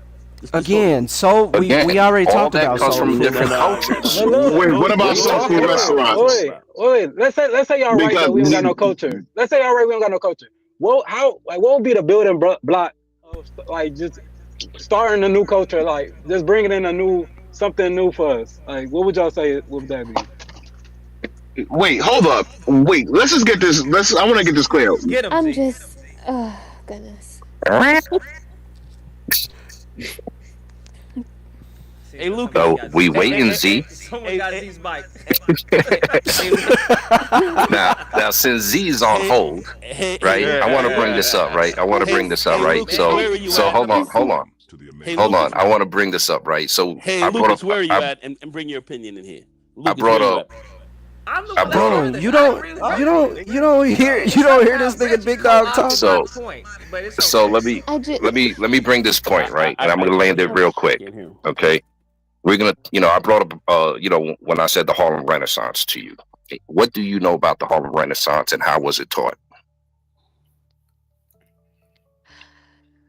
And who were the major teachers in the Harlem Renaissance? Zora Neale Hurston. Arturo Schomburg. Yeah. Mm-hmm. All right. So not just Black Americans from the North that were trying to, teach. Who was a Puerto Rican? Arturo Schomburg. Yeah, who was a Puerto Rican? Don't. Okay, and he did a lot for, Black American history. Mm-hmm. Well, he considered himself very much a Black American. He considered himself as a Puerto Rican. No. Go to the Schomburg Library and take a look at the front of what he had to read on. All right, my guy, I'm from New York City. Okay, so am I. I know exactly about Arturo Schomburg. Okay, so I've been there quite a bit. But anyway, go ahead. Right. Continue later. But the point is, right, it wasn't just Black Americans that were out trying to teach what was stripped. It was also Jamaicans, Puerto Ricans, Cubans, Dominicans. But hold on, Big Dog. It wasn't a big group back in those days. Major group. Yeah, I understand what you're saying, but it was within other cultures came up here and said, "Yo, you guys were stripped. This is what the historicals is." Mm. Well, I mean, you had a lot of people who were involved, but the major players in the Harlem Renaissance, when you looked at people like Langston Hughes, we can talk about, once again, we want to talk, Duke Ellington and Alpha. Sorry, guy, I had to bring that one up. I know, of course you did. Louis Armstrong, you know what I'm saying? Yeah, I know all that. I know all that, but the point is, it wasn't just Black Americans, right? You had those from other areas that came to New York to say, "Hey, we need to get this shit correct because we've been stripped of everything, and we need to get this." Yeah. And Schomburg considered himself Black, even though he was a Black Latino. No, he considered himself. I hate to be the bearer of bad news, but the Harlem Renaissance was started by the same people who own the music industry. It wasn't. It was AstroTurf. It was not a grassroots movement. Get this fucking clown out of here. Anyway, listen, man, I'm done. I'm done. He don't know. He just said something. Don't know. So Langston Hughes. All right, Jacob Lawrence. Okay, Zora Neale Hurston, and these people were the music. Exactly. These people were music industry people. You had your music industry people in there, but you're saying that this was created by them? Anyway, listen, man. Like I said, I've heard enough. I've heard enough. Basta. Reggie, can you expound upon your point?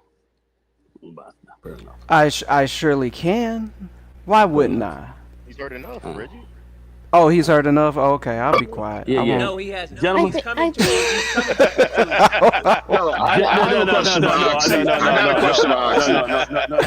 I got a question for Oxy. I really got a question for Oxy. Hey, listen. Yeah, Reggie, I'm curious. Please tell us the story. Reggie, tell us how the Black Renaissance was astroturf. Hold on a second. Gentlemen, let me say this. Listen, I appreciate talking to you brothers here tonight and sisters. Thank you very much for your guys' time. It was greatly appreciated. Thank you for your input. Lucas, I have to say, love your stuff. Been watching for a little while, and you've been giving them fucking hell out here. Few people have been able to stand up to a lot of what you've been saying. And you were a young cat, a young brother out here, and I love you immensely. Love what you're doing. So Nagon, where in New York City you from? I'm just not. I'm outside of New York City. Actually, I work in New York City, but I actually live in Westchester County. Okay. Were you born and raised there? Yeah, I was born and raised in New York. Yeah. Westchester County. So anyway, say that again. What part of Westchester? I'm in Scarsdale, New York, currently. Okay. Oh, we fancy. See, yeah, we fancy. All right. So my other question is this, right? Is how old are you? How old are you? Or give a range. I'm 64. You're 64. Okay, so we're in the same. We're in the same age group area, if you want to say. 64. Right. Yeah. So Anyway. if you 64, right? So let me break this down, right? All right, guys, listen. Let me break this down, I Nagan. got to bounce in. It's 125. Yeah, but real quick. All right. I'm a young spade. Okay. A black spade? Yeah. Oh my God, you my nigga. Let's not even get into it. Oh my God, you my dog. So you know when I'm talking about New York history, you know I know my shit, and you know bruh. Yeah. Bruh, I love it. I love you. Let's just put it like that. Oh my God, bro! I love the New York. I love you. And the black spades. If anybody who knew anything about them, because when I was a kid coming up, I would have given my left nut to get to wear one of those sleevelesses, and I mean that. Okay? You would. I'm telling you right now, you didn't want to wear the colors. And then, well, let's put it like this. Yeah. They stood up to a lot of racism. They dealt with a lot of craziness that we knew of, but especially guys over there by Castle Hill Avenue and all that stuff that we knew. Yeah, but that's okay. So now we're talking about. I'm gonna break it down real quick, right? So Parkchester, Castle Hill, a lot of crazy, right? Going into Drosneck, into the Drosneck area. That's the ministers, right? That's the all-white gang that we dealt with on a full-time basis. Certainly. Also, also some respect with the Golden Guineas. You also talking about the Fordham. Yeah. Fuck them to hell. All right, but anyway, we had a lot. Fordham Baldies, the fucking and all that. The junior KKK. We saw all. There was just not for nothing. There was a gang. There was a white gang on the north side of the Bronx called the Junior KKK. Yeah, and pulling people over by Cedric Avenue, pulling them off the 38 bus and all that, grabbing black kids, jumping them when they were coming off. The spades. What? The spades. The spades with a lot of people think New York is not gone through this shit. New York been gone through it. The spades with. See, but we weren't the only ones, right? Because we also had, and I'm going to tell you right now who was larger than us, right? Because we were large. Savage Skulls was way larger than us. You had the Savage Skulls that were up in there. All right, I knew a couple of guys who were down with that. Because remember, they were black and Latino as well. Yeah. So the president to the Skulls, the president to the Skulls is black. He's Puerto Rican. The vice president was Hollywood. He's black. So we son, I was balls deep in that game. Let's just put it like that, because we were around. I grew up in an area where it was nothing but a bunch of fucking white boys, a bunch of guineas, and all them running around chasing niggas, coming after us, trying to burn crosses on lawns and shit. Yeah. And then we decided to get a big, and now here we were. Now I grew up with a very strong father, mother, everything. Had born as about high as you could be in the black community. But at the end of the day, we started going to the gangs because they were the ones who were going to protect us from this white supremacy shit. That's why I don't fuck with these gray boys the way a lot of you guys sit here and suck their ass. Because I grew up having to deal with shit that you wouldn't fucking believe. This is so cute, by the way. This is so beautiful. So at the end of the day, the black spades were let's put it we were something. No, well, let me put it to you like this: we were at one time. They were embraced, right? Until our president gave up his spot to Monk, and then when Monk took over, we just went buck wild. And then things happened, and then I mean, let's talk about with Bombada and all of them who came in later on and all. I know because all of us from the Young Spades ended up going to Zulu Nation. Yeah. Right, and I already know about that. I've been on interviews about that fucker. But the time I'm talking about is from 71 to 74. Okay, now, I wouldn't even say 74 because Black Spades was still around till like 1980. Yeah, but the black spades really started falling apart after about 76. But no, not really, because we were still there. I was around. Listen, I was around. I understand what's going on. I'm not debating or arguing this with you. All right, I'm just saying this is the stuff that I was around when I was there. All right. Well, I would say like this: what section of the Bronx are you talking about? Because my section, we were still strong. We were up in Castle Hill. Okay, so yeah, I was with the first division. So yeah. Okay, Castle Hill. Okay, the Bronx there. And then I remember when the spades. Listen, white boys were going crazy. They were jumping people, trying to do all kind of shit. Spades. Yeah, because that had to do with Stevenson High School. Exactly. My boy Steve Suggs and them was from there. All right, and they put up. Spades came out about 50. Well, I would say maybe about 5,000 deep. Rolled into this one white area and said, "Listen, y'all keep doing this. Let me tell you something. Let me tell you, right? So even the Ebony Dukes, right? Even the Ebony Dukes. Shit's gonna break wide, but hold on. Yeah. Let me finish. Shit's gonna break wide. All that crazy shit of jumping dudes on buses, chasing down black dudes and all that. After a couple of guys got thrown down some elevator shafts as well, all right? Straightened out some attitudes, all right? Yeah. Then what happened? The white boys backed off. It was like this, right? They backed off. And the Guineas came in there trying to bring the mafia in. Yeah. Don't ever forget that. Yeah. No, the Guineas were very connected with the mob. So you had to understand what was going on during that time. So yeah, I talk all that. You talk boule and all that. We were straight gangsters coming up dealing with these white boys. All right. But I'm not gonna sit down and talk about all that now because that was in the past. But I'm just gonna you made a point. You said something that I totally agree with, right? I'm gonna leave you right now, brother. We may have had our arguments, but I love you. Anyway, listen. Good night. Aww, good night to you, so cats. cute. All right. Good night to you, cats. You know nothing of it, and you wouldn't have survived it talking like that. Trust me. All right. But anyway. but anyway. Damn. No, appreciate. Wait.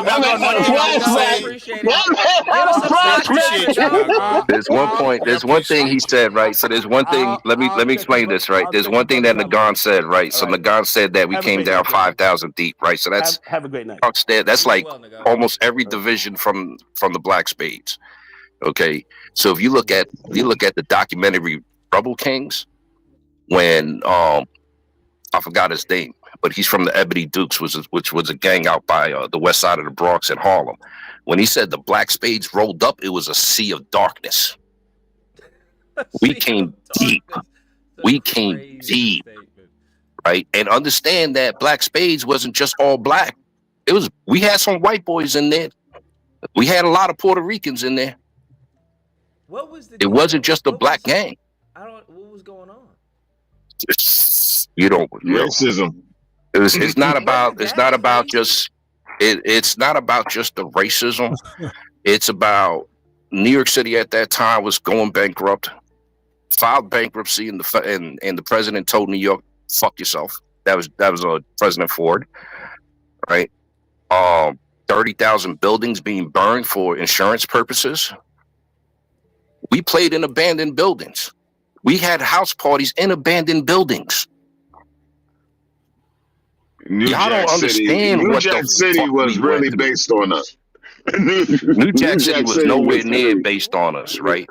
No, there was a lot of shit. There was a lot of shit that was going on, and gangs started really forming again back in the 70s because there were gangs back in the 50s and 60s, but in the late 60s into the 70s, that's when pretty much blacks and Puerto Ricans were like, yo, fuck this shit. We're going to protect our own neighborhood, yada, yada, yada. And everybody started forming their own freaking gangs on their turf, on their blocks. You might have a gang on one block and you might have to put a garbage can in the middle of that block because there's another gang on the next corner. So you had to separate your turf. What the heck was going on? I don't understand. Dude, it was first we started off as protecting the neighborhoods from drug dealers, rapists, and all that other shit. Right. And then it got to the point we just started going buck wild. Like, you can't come into my turf wearing your colors. You better take your colors off. If not, expect death. We would fuck you up so bad. If you made it, you were lucky to make it. That's how bad this shit was. When I say, yo, we went to war, 3 days fighting. Yeah, it's 3 days fucking fighting. We would be like, yo, we'll meet up. The sergeant, what we call the warlords. Warlords make the rules, right? Really wasn't no guns. It was really bats, knives, chains, and fists. And meet up at the park at this time. We fighting that gang. Whoever's walking, whoever's on the floor, we take them. Come back the next day, same fucking time, start all over again. Come back, boom, the next day, start all over again till there's nobody fucking standing. New York had 3 bad decades. Back to We're back. talking about American culture at its the finest. 1970s. The 1970s in New York City That's what I wanted to was touch on. 2,500 murders per year. That's cute. That's how bad that shit was. There's nobody reaching those numbers now. I don't think Chicago had numbers like that, except I for the don't- early. Should people be striving to reach those 1920s? numbers? I don't understand. Nobody should be striving. Nobody should be putting those numbers up, man. Nobody should be putting numbers up like that. Numbers up, baby.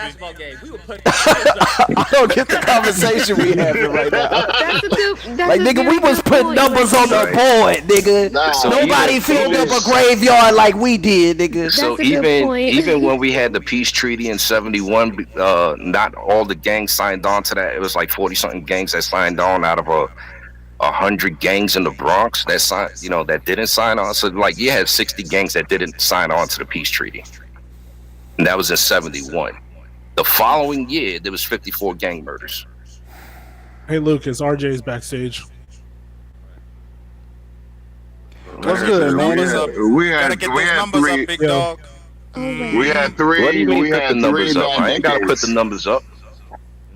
3 bad decades. 70s, How many 80s, kills and do you have, 90s. Big Dog? Huh? That ain't What'd none you of your say, fucking Alexis? business. I'm trying. You fucking That stupid. private, Big Dog. You're like, Goodness. no, my No, numbers you're are not very secret, stupid. okay?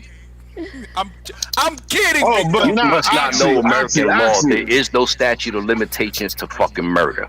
I'm joking, Big Dog. Of course you haven't killed anybody. Why would Big Dog kill anybody?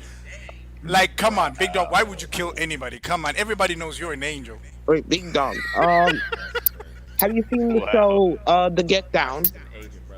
It's trash. Oh no, my gosh. Oh, really? It's Alexis, trash. what did you say?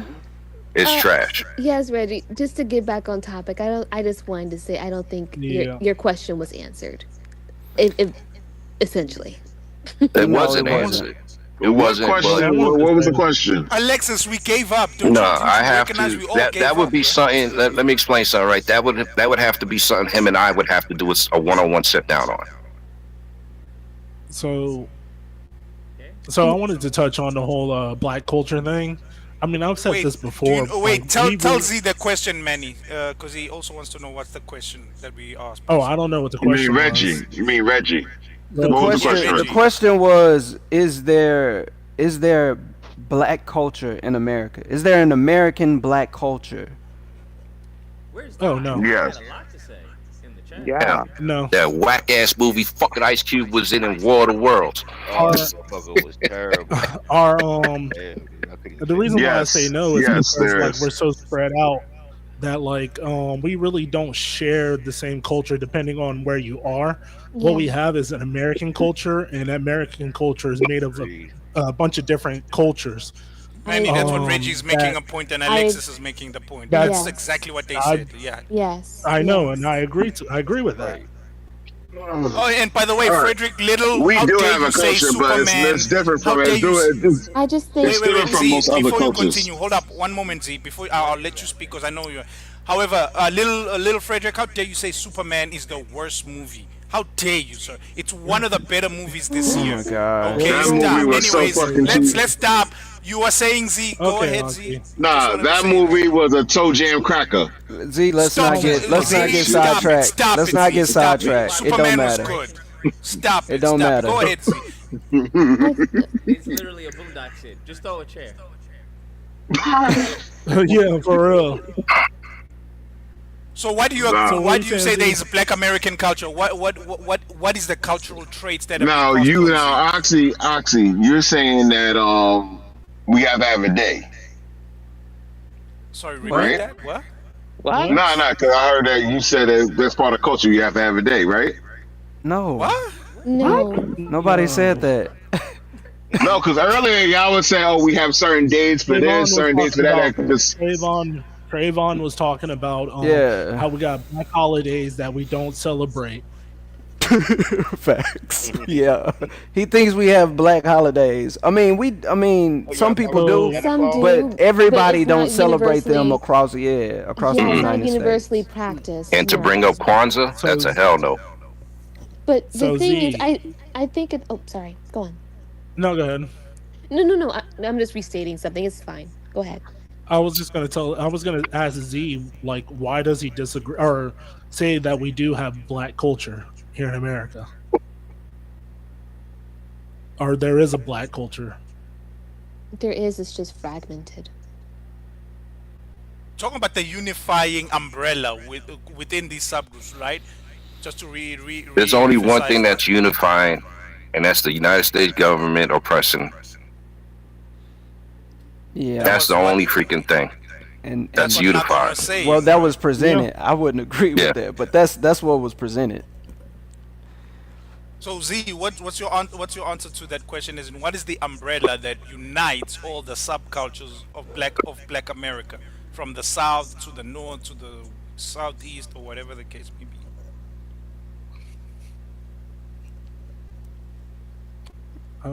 They got Z again. Yes, they got Z.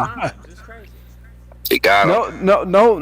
Nobody has ever been nobody that I've talked to has ever been able to present something to me, and I really be asking like, "Yo, what is it?" And I mean, the same thing goes for We white had people this here. discussion. We had this discussion months ago when Yeah, you but came up and said I there don't is no think it black goes culture. for. I don't think it goes When you for. said when you brought up that there's no black culture and we started dissecting everything. You know, Oh, yeah, you want to bring yeah. up soul food, yeah, fried chicken, yeah, that's from fucking Europe. Mac and cheese is goddamn Europe. Sweet potatoes is goddamn freaking Peru. Somebody you know. said barbecue. That's from the That's the Caribbean, That's the Caribbean. Yeah. Yeah. and it's not barbecue, it's barbecue. Yeah. This is the point of being educated and knowing history, Lucas, because it gives you discernment. Because niggas just say stuff, and if you don't know how to at least be like, all right, I hear you, bro, and See, but and that's not why- take it and run with it, then But you'll that's be why lost. I said I have to have a one-on-one with him because he's gonna get defensive with a group going at him. And that's So what my was thing is, like, happening. let's say we do find out like something that is black culture that is universally represented all across America. What is that going to do? Is that going to be like? Is everybody's going to have like an aha moment, and we're all going to come together? Well, Uh-huh. in theory, yes, because that's the point of culture to an extent. Is Mm-hmm. is a point of unity. Maybe through that lens, we can say, you know what, we got some commonality, Yeah, it's like a and build on it. culture where it's like, It- yo, you may be black, That was a Wait. good you may be analogy. white, you may be, weird, but hey, We do have a culture. It's just that we're not gonna like it. Unfortunately, we do have a culture. Oh my gosh. Here we go. What is Go ahead, No, Z. I'm just serious. When you think about it. Go, No, when you Say think it about before it. you leave. Yeah. that may come Unfortunately, we don't really have one. Most of the Black Americans in America, our culture is trying to strive for better for ourselves. But we don't work with each other. We'll meet you at the top. Your best bet as American culture. When you think about it, fucking member. everybody else helps each other, but Black Americans. We'll see. We'll That's help not you when you true. get. That's Wait, not hold true. on, hold That's on. not That true. is, that's very fucking true. That's Unfortunately, not true, Z. That's not No, true. it's not. No. All right, bet. You said this too, Reggie. If somebody comes and asks you about, hey, you got a job, or when are they hiring this, that, and the third? And I actually had this conversation before with Lucas before. Somebody comes and asks you for a job, right? And you tell them what to do. They don't do it. You just stop telling them, right? You can, yeah. I mean, So- if they complain, yeah, I'm gonna only tell you. And if you say screw it, like okay, that's fine. Yeah, I With can't Black make America- you do anything. With Black Americans, with guys that actually they got into a position, when you get up here, we'll show you the ropes a little bit. But you better, like, the main thing is the independentness of a Black person, period. So to build their own, that's our culture, unfortunately. We don't work, we don't have the unity. That's not our culture. No, that's not what- that's not white That is culture. an That's not white American culture. thing. That's that not is American. That is not Very American. much That American, is bro. not. That's not American. Yes, it is. Individualism not. is Individualism from European is thank not you. American. Okay, Z. Okay. Because I've literally seen white people help out each other more than us. I'm literally reading Help out each other. Yeah, but when you say white people, right? So hold on a second. When you say white people, what culture of white people? White Americans, born and raised here. Again, they're coming from a culture. Predominantly, the United States is German. Mm-hmm. Yeah. Yes, that is true. I would say, boy, you might be right. No, predominantly, most of the United States on the white side is German culture. Yeah, that's yeah, they do have a lot of German in them. Okay, now I understand what you're saying, right? Because you look at the New York City aspect. You got the Italians, that's Italian culture. You got the Irish, that's the Irish culture. You got the Polish, that's the Polish culture. Right? Understand that all three of those cultures at one point of this time in this country were oppressed. So they stick together. But they weren't attacked like we were. You keep forgetting the 5 points. Did get lit. You keep forgetting the 5 points, see? 5 points. They were attacked by Protestant whites, English whites, in the 5 points, otherwise known as Wall Street. Oh, well, all right. You saying that, then we can look at what happened in Central Park. Yeah, I get all that, okay? But they that's stick together. They stick together because of the oppression that Protestant Englishmen have done to them. Yes, but that was like one gap in time in history. We're talking about consistent history. It was consistent throughout history. You talking about when they had them convert? Trying to have them conversion? No. All right. What you see in most American dynamics, especially when it comes to climbing a social ladder or business ladder, whatever company ladder, is family and cohorts. If you are a family to me, I'ma help you up. If you are a friend to me, I'ma help you up. I don't care if you two are Polak, nigga. I don't care if you two are Italian. That's not how that works, Z. No. So stop making it seem like it worked like that. I care if you my friend or if you my family. It just so happens to be that people socialize in the group that they are closest to. So if I grow up around a lot of white people and I'm black, then I'm going to be more inclined to help white people because that's who I grew up around. If I grew up around a lot of black people, I'm going to be more inclined to help black people. Not because I have this inherent want to help black people, but because most of my friends are black. So keeping it simple, you're a product of your environment. Exactly. Yes, exactly. So there's not this thing of, I'm just helping my people, like you try to make it seem like, Yeah, it's not like that. It's not like that. Like I work at a law firm, and it's all about who you know.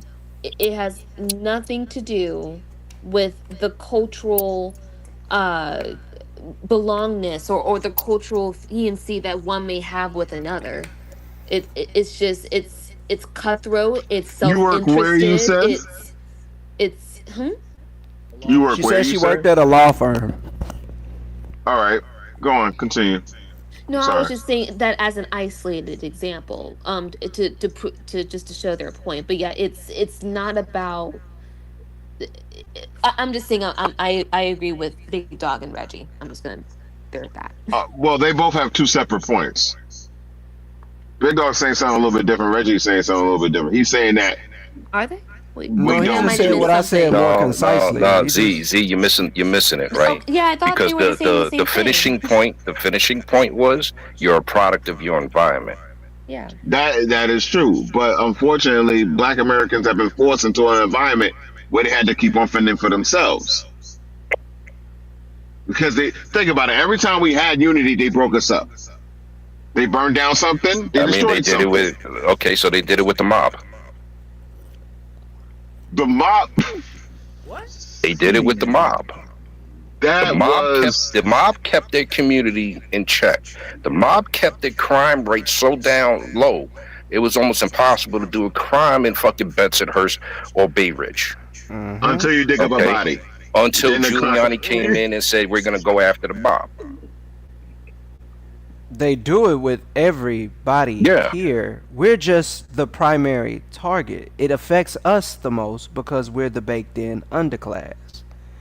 But they're doing it to everybody. Exactly. Yep.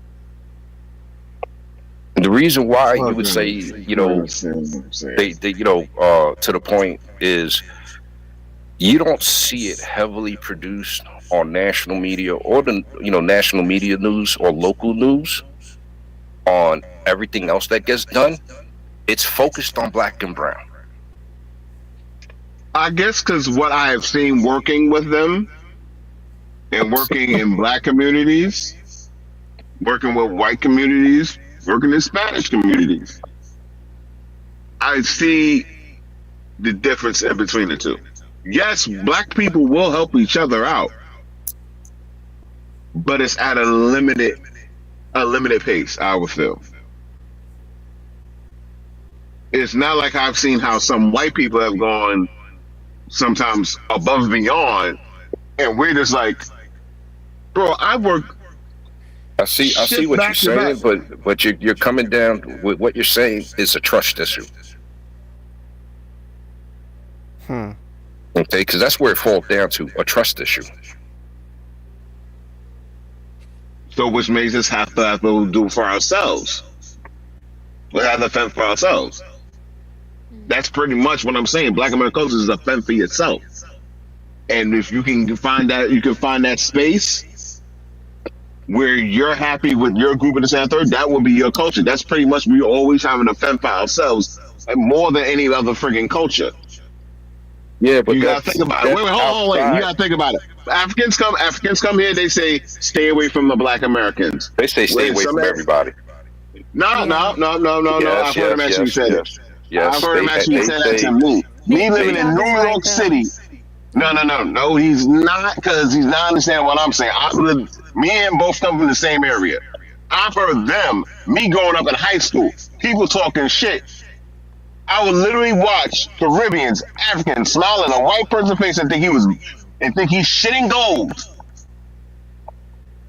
And then look, after I done trained them, helped them, gave them help anything, or gave them their shirt off my back, look at me like you're nothing. You have no culture. You have no flavor. No nothing.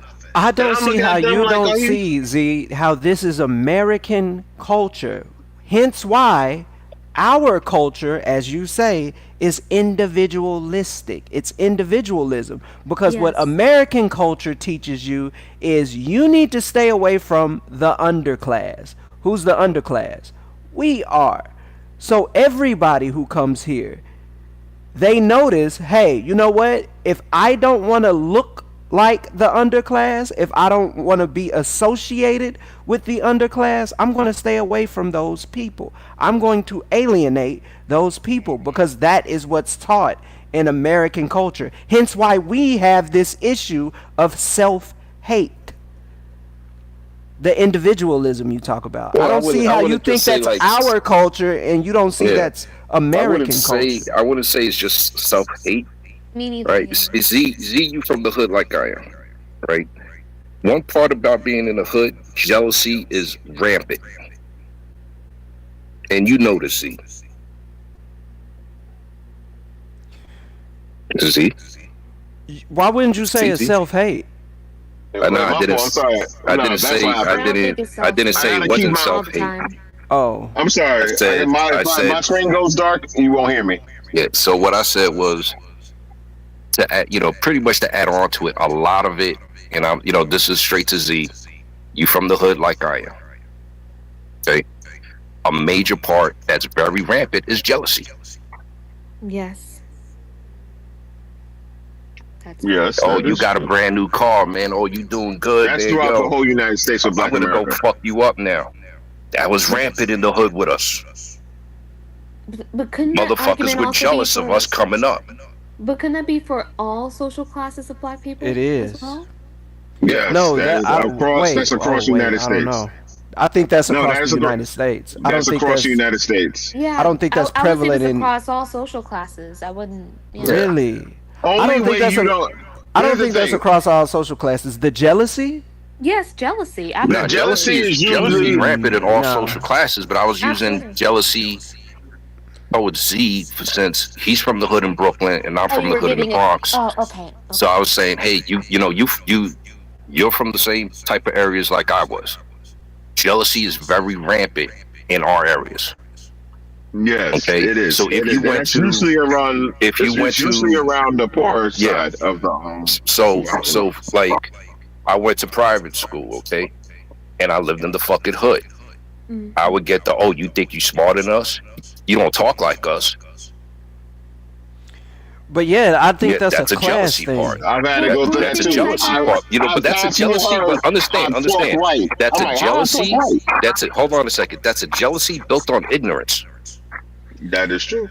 Yeah, but I don't think it's exclusive to. Yeah. You know. No, I was using where Z and I grew up at as that example for Z.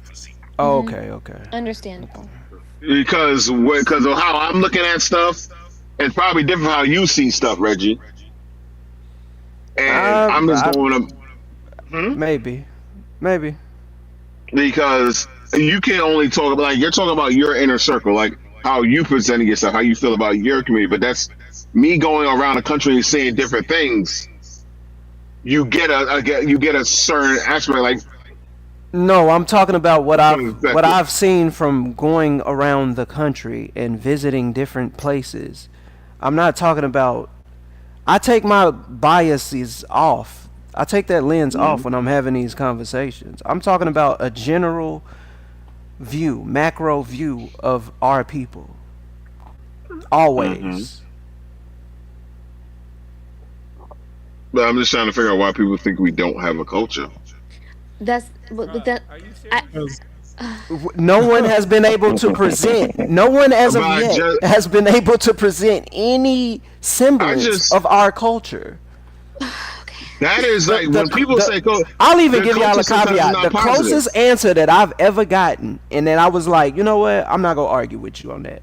It's hip hop. That's the closest answer I've ever gotten. Other than that, I will even. Yeah. I'd argue that. Yeah, but because if you want to talk about the, hip hop, the music, or the culture. Well, I don't agree with it, so I wouldn't even. Yeah, I wouldn't. The music side was always dominated by the black community. Yes, you did have Puerto Rican rappers in the early days, right? But the culture as a whole came from the gang culture, and the gang culture was mixed. This is another bad thing about us, and I hate to say it. Our culture is into fucking-tainment, unfortunately.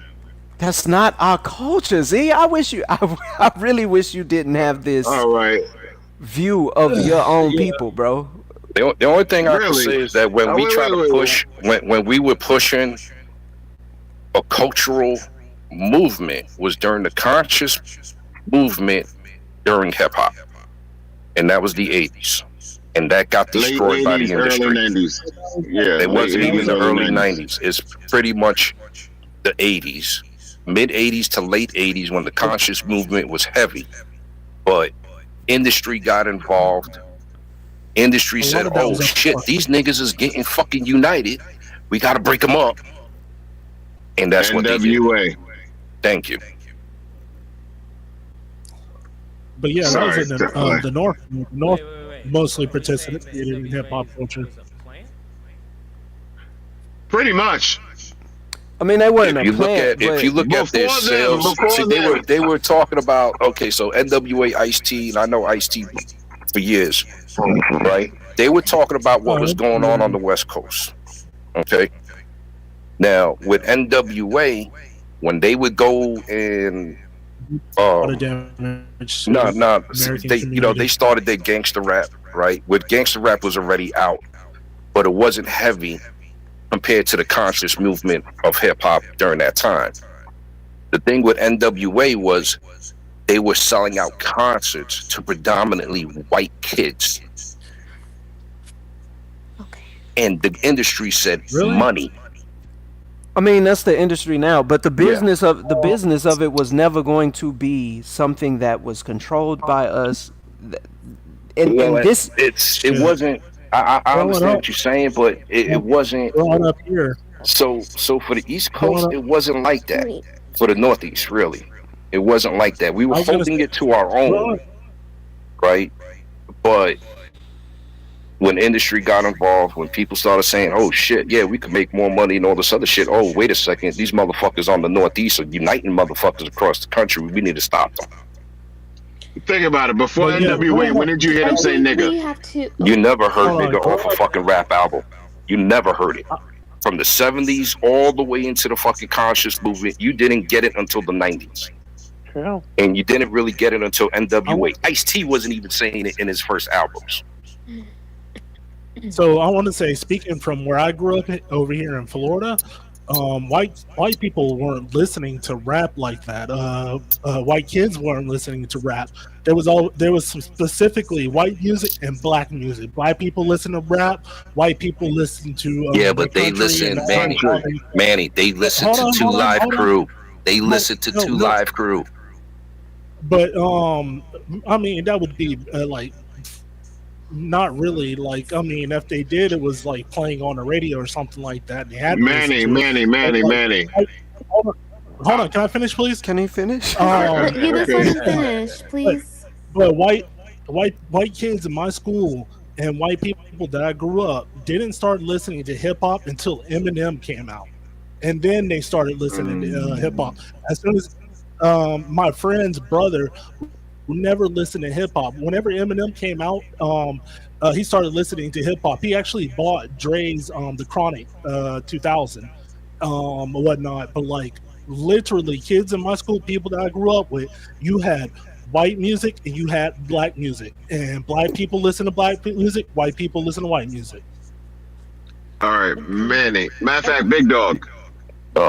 How many people do you know, white people do you know that are Wu-Tang fans?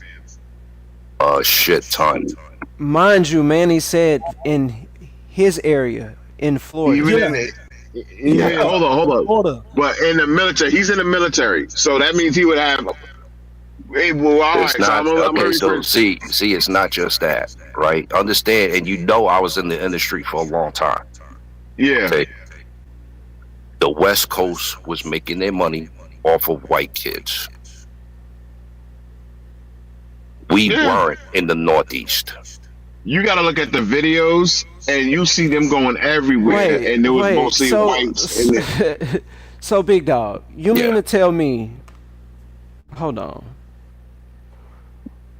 You mean to tell me that none of the acts that came from the East Coast was making their money from white kids? Not in comparison to the West Coast, no. Wait, Run DMC. Run DMC was probably a little bit. I just said not in comparison. And I'm talking about the conscious movement. I'm not talking about the early days with Run DMC, LL, Houdini. I'm not talking about that. I'm talking about the conscious movement, which was to unite. And even looking at LL's song, who were these artists of this conscious movement that was in the early or the late 80s, mid to late 80s? I guess you was X-Clan, Public Enemy, Poor Righteous Teachers, Brand Nubians, Digital Underground. No, not Digital Underground, right? That's West Coast, bro. No, that's West Coast. That's West Coast. Not Digital Underground, because that was party music. That was considered party music. Oh shit! What's that guy's name with the big clock? Well, I forgot his name. Public Enemy. That's Flavor Flav. That's Public Enemy. That's Public Enemy. Okay. Yeah. Oh my God, I'm so tired. Yeah, not Digital Underground. There was another group. There were 5%ers. It was two dudes and a female. Brand Nubian? I forgot. Brand Nubians I already mentioned. Poor Righteous Teachers, Lords of the Underground.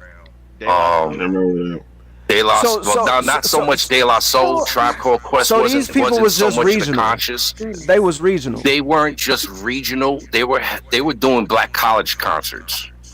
Were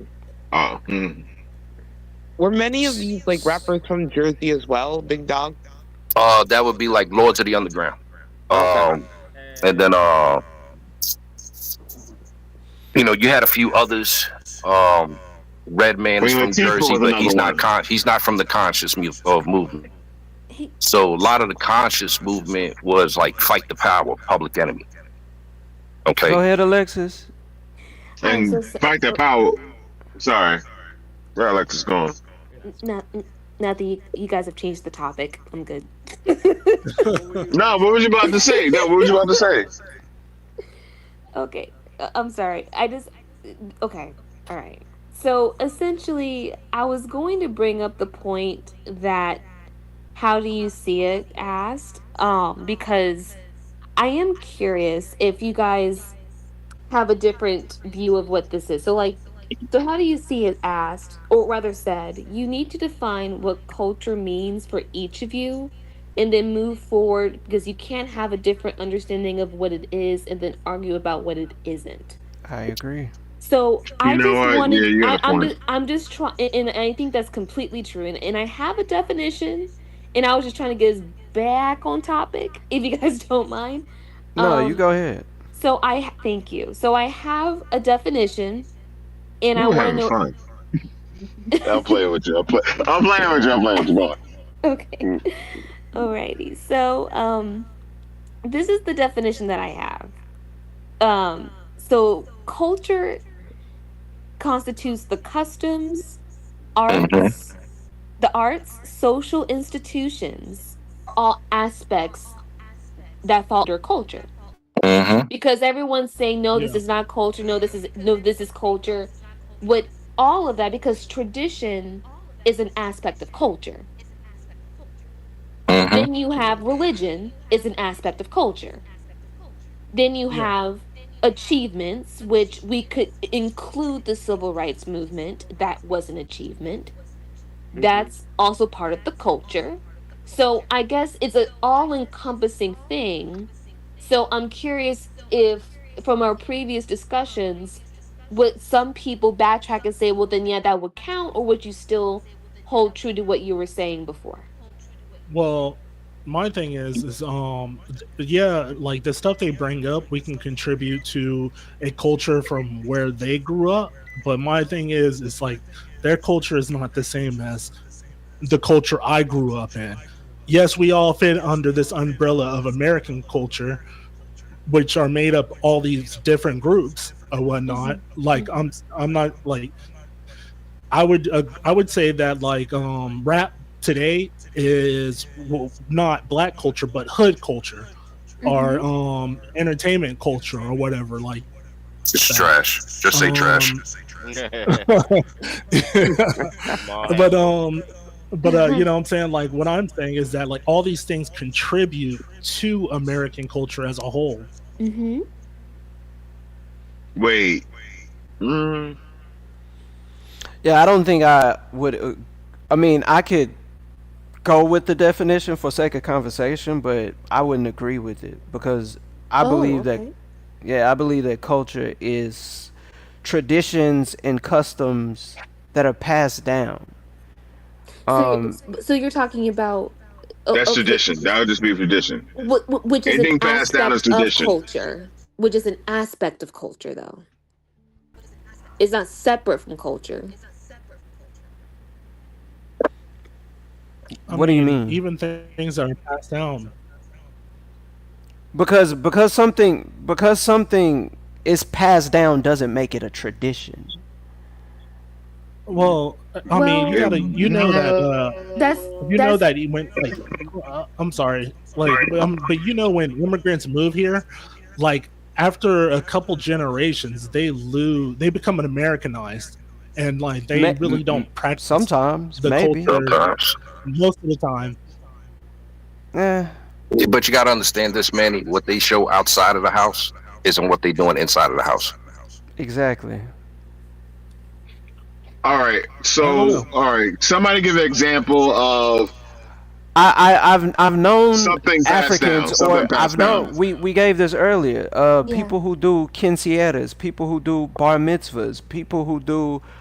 These are just examples. When we mention like Spanish culture, They have dances, they have songs that they pass down for generations. That's not exclusive to their family, but their whole, like, all the Dominicans know this, and I don't mean all, but like a lot of them know these songs, these dances. It's just something that they know. When the African associates that I've had, you can go to their house and they have Nigerian traditional garb that they wear. This is we don't have I'll these. give you. In fact, I'll give you for instance. Right, there's a music video. It had Mark Anthony and two reggaeton artists. Right, and they had people from all over Latin America. Right, Mexico on down. In that video, they are doing African dances. That's a cultural pass down from generation to generation. And another point too, I know this was not considered part of it earlier on in our conversation, but I still hold firm that religion was a huge aspect of culture, of Black culture in particular, up until maybe in the last 30 to 40 years. Like that was a central tenet of what was considered Black American culture, the church. But that's what I'm saying. It's a historical example, but an example nonetheless. You'll get that from those over the age of 60. Yeah, like, I mean, unless you're just in not ultra, but in very religious families where that's still practiced to this day and is still modern. And like, I know for me, I do that still. I know several people that I know from like friendships and other families, they still do it as well. As still a part of the culture that's been passed down for well over 150 years. So, but again, it's now become a subculture, but historically it wasn't. So you could make the case that over time, many of the traditions or many of the aspects of Black culture that were unifying in nature have over time maybe have become part of subcultures that are practiced today. But we did have that, but over time I do think it became diluted. Yeah, so that what happens is generation upon generation upon generation, there becomes a separation. Exactly. Yeah. So our culture. So hold on, Alexa. I just want to say one thing. So the Baptist church and Pentecostal church would be part of Black American culture. Historically. Yes, historically that would be part of Black American culture. Absolutely, yeah. So when Reggie said that when people do like certain things in Africa, I forgot, Reggie, what was the customs you were saying? The custom that I used from Africa was food. It's like a goosey. Or a Nigerian garb. They have Nigerian traditional garb. So that would be tradition to wear that garb. So that would be part of it too. So that would be going into culture too. Yes, but that's a tradition. It's there. Yeah, I don't believe you can have culture without tradition. If something's not being passed down, I think you can use that, and anthropologists sometimes and historians sometimes use that word loosely. Oh, well, this was the culture of this people. But if you really don't pass nothing down, ethnogenesis can happen, and yes, a new culture can arrive or spring up at any time. But if that culture that was created didn't pass that down for at least a generation, 2 generations, then I wouldn't say that was colloquially how people use the word loosely. Yeah, sure, I'm not gonna argue with you, but in the sense of what culture is and how it's defined, I wouldn't consider that culture. Wait, so y'all don't know no Negro spiritual songs? We don't know no what? Nah, so none of Sweet Chariot. So none of y'all don't know no Negro spiritual songs? Did you say no nigger spiritual? Nigga, if you don't shut your mouth. But y'all know what I'm saying, bro. Do we know Negro spirituals? Negro spirituals. Nah, you said you put that shit together. Do we know Negro spirituals? No, he said Negro spiritual song. Negro spirit. I know he didn't just say that shit. You know what I'm talking about, dude. I don't think Negro spirituals are. It's something of the past that if you've looked into, yeah, you know about it. But I'm saying that you're talking about slavery songs. I agree with Alexis on this. That was our culture. Maybe you could say that was our culture at some point, but I don't think it is. But in modern day, no. That's what I'm about to say. Like that's something that should have been passed down. The gospel music kind of evolved from spiritual. Right here. I mean, even with gospel music, it's like that's anybody. Yeah. That's what I said, Negro spiritual. And that's what I was gonna say about the church. I mean, the church and religion, that was handed to us. So I don't. Like I said, the only reason why when we left the church is because we kept on doing the church. Because it wasn't getting the effect that we needed. After a while, you keep on punching in my face, and I keep on. It's not just and us. Reggie, when you mean by handed to us, you said what? I was asking. You said it was handed to us. You said religion was handed to us. Yeah, the religion that we know as Christianity and that most Black Americans follow. Whether Baptist or Pentecostal or Seventh-day Adventist, it was very much handed to us. Okay, okay, but the way that you were saying it is if that was you're saying it in the context of it being in the context of it being a drawback. Is that how you're? It kind of was. Yes. Okay. Yeah. It did hold us back. But now what we're doing is. It's what. I'm not saying that from my own personal beliefs. That's not where I'm coming from. I'm not saying it from my own personal beliefs, but I'm saying it from the standpoint that, in respectfully, Reggie, it just kind of seems like you're kind of moving the goalpost a little bit. Because damn, you beat me to it. because my thing, because I was with you until that point because.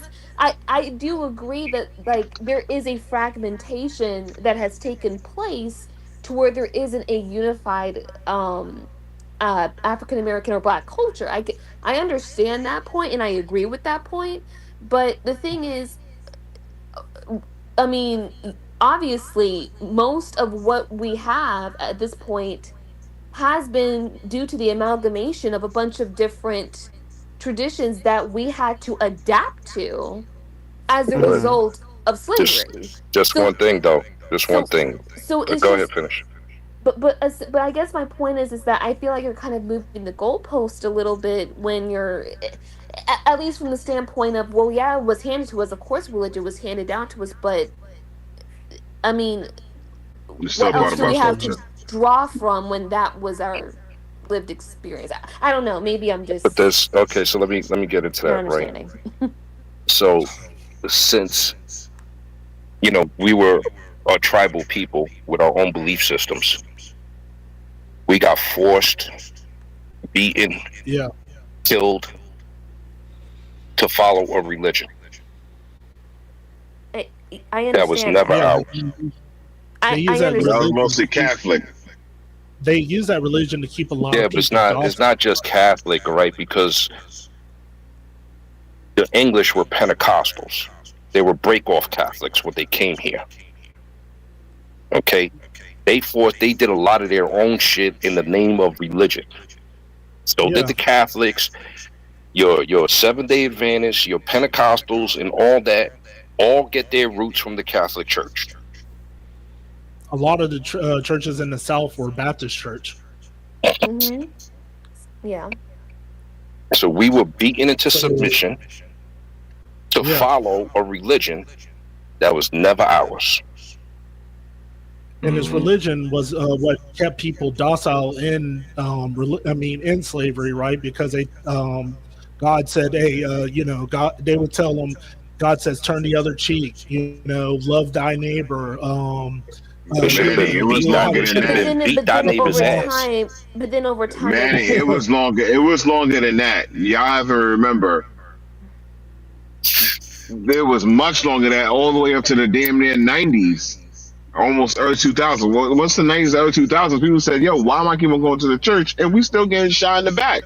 Fuck this shit. I just want to party." That's what started happening. Some parts of the diaspora, like Cuba and A lot of Haiti, people, like Santeria and Candomblé and Umbanda, where it's like syncretized, but it's mostly it retained its like African roots. Hoodoo is a good example in the South.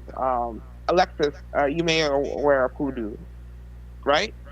I'm sorry. Are you aware of hoodoo? I know what it is. Okay, you know what it is. You said. Yes. Okay, yeah. So something like that, like that's part of African American culture, like Black American culture. Say like root work, or that's another term.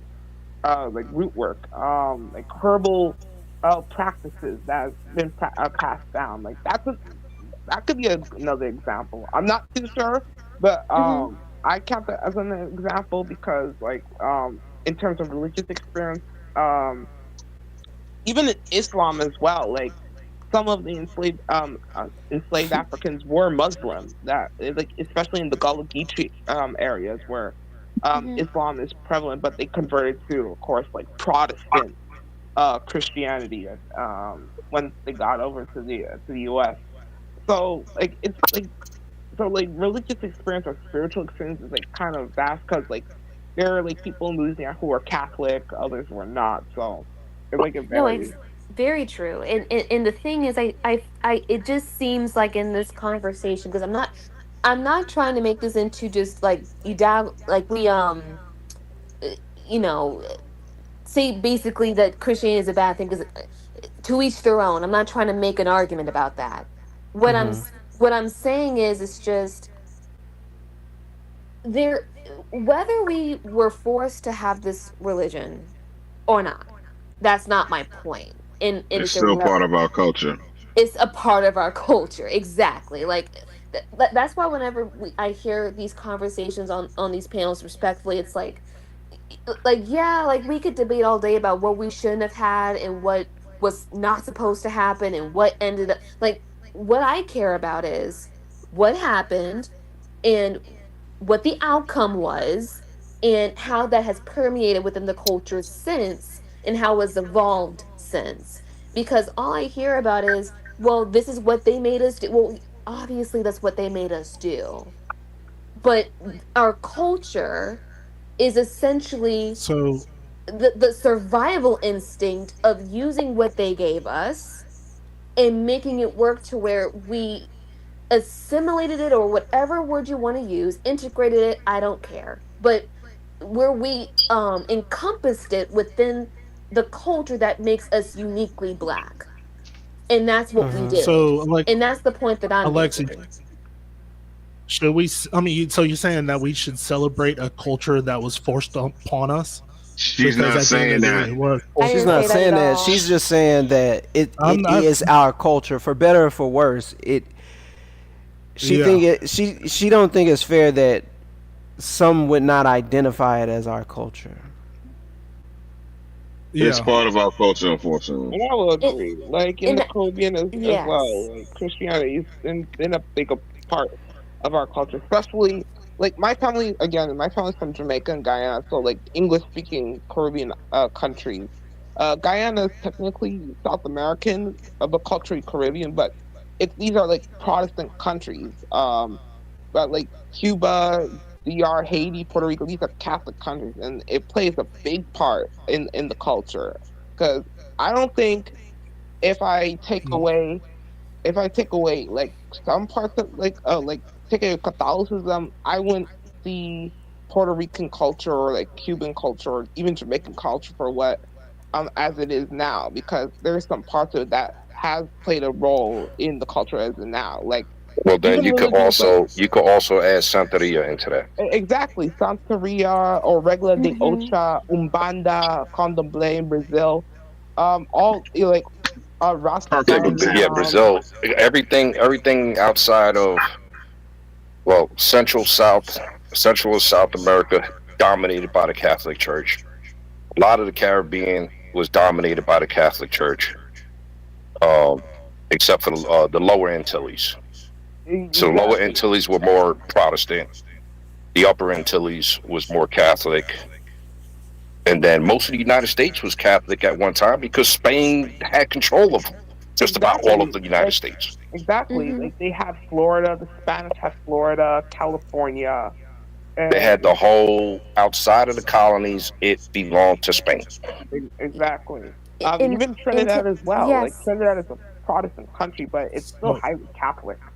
In the thing, and that's the point, like that I'm trying to make with like all of these talks that we have had about what defines Black culture in America, what defines who I am as a Black woman or how you are as a Black man in America, and it's just when we get into these arguments where we look at every minuscule detail and we look at how every aspect of who we are is, and again, like I said, whether or not obviously white supremacy plays the biggest role in everything that we're talking about, but if we were to sit down and to look at every fabric of who we are and then to say, oh yeah, well it's because of this person and he like, then when you chisel it all of that, what then Are is we left with? of That's perfect. That's perfect, in my opinion.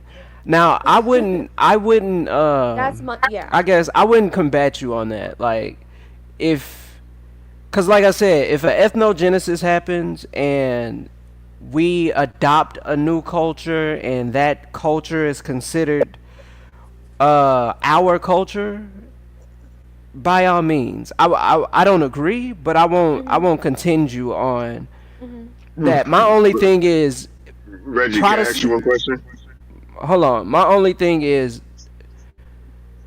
practicing, I guess, Protestants or being a Protestant is not exclusive to Black people. And when I think of culture, I kind of think of exclusivity. Maybe that's a mistake on my part, but I just don't.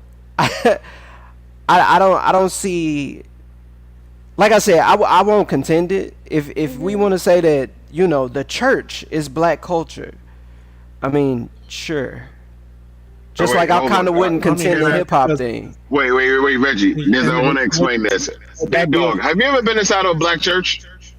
What? Well, yes. Let me answer that question. Yes. Yeah. I've been inside of multiple of Black churches. I didn't say Reggie. I said Big Dog. So now, what's the difference between a Black church and a Spanish church?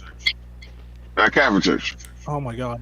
At a Catholic church, there's more singing and jumping and all that other stuff. At a Catholic church is theatrics. Is you got an hour, get the fuck out. Yeah, pretty much. It's more structured. Pretty much, the Black church is a retirement for the club. You there all day. That's the main reason why the Black church kind of failed. Because we were like, yo, bro, I can't do this no more time.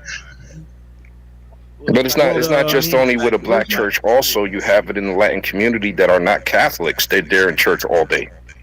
Yeah, that's basically true. wherever So, the hey, there's no spirit time is. limit on celebrating God. What are we talking about? Absolutely. Well, fuck you. I got things to do, bro. And then if You had, okay, we have to go now.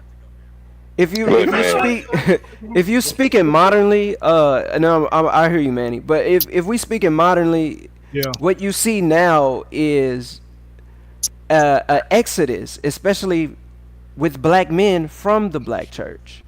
So I don't know. Are we? Yes, very much so. yes. That's Big. everybody. That's among men and women. Trying to fuck your wife. Really? Not never. I mean, that's on every race. That's not more than the Black. But we really like. Maybe I should, because I Are you saw an serious right article. now? I saw an article that came out. Goodness, I'll have to White to you people aren't guys. going to church like that. They act like they do, but but they the, don't. okay. Well, I'm gonna go with statistics, but there was Say an white article. people.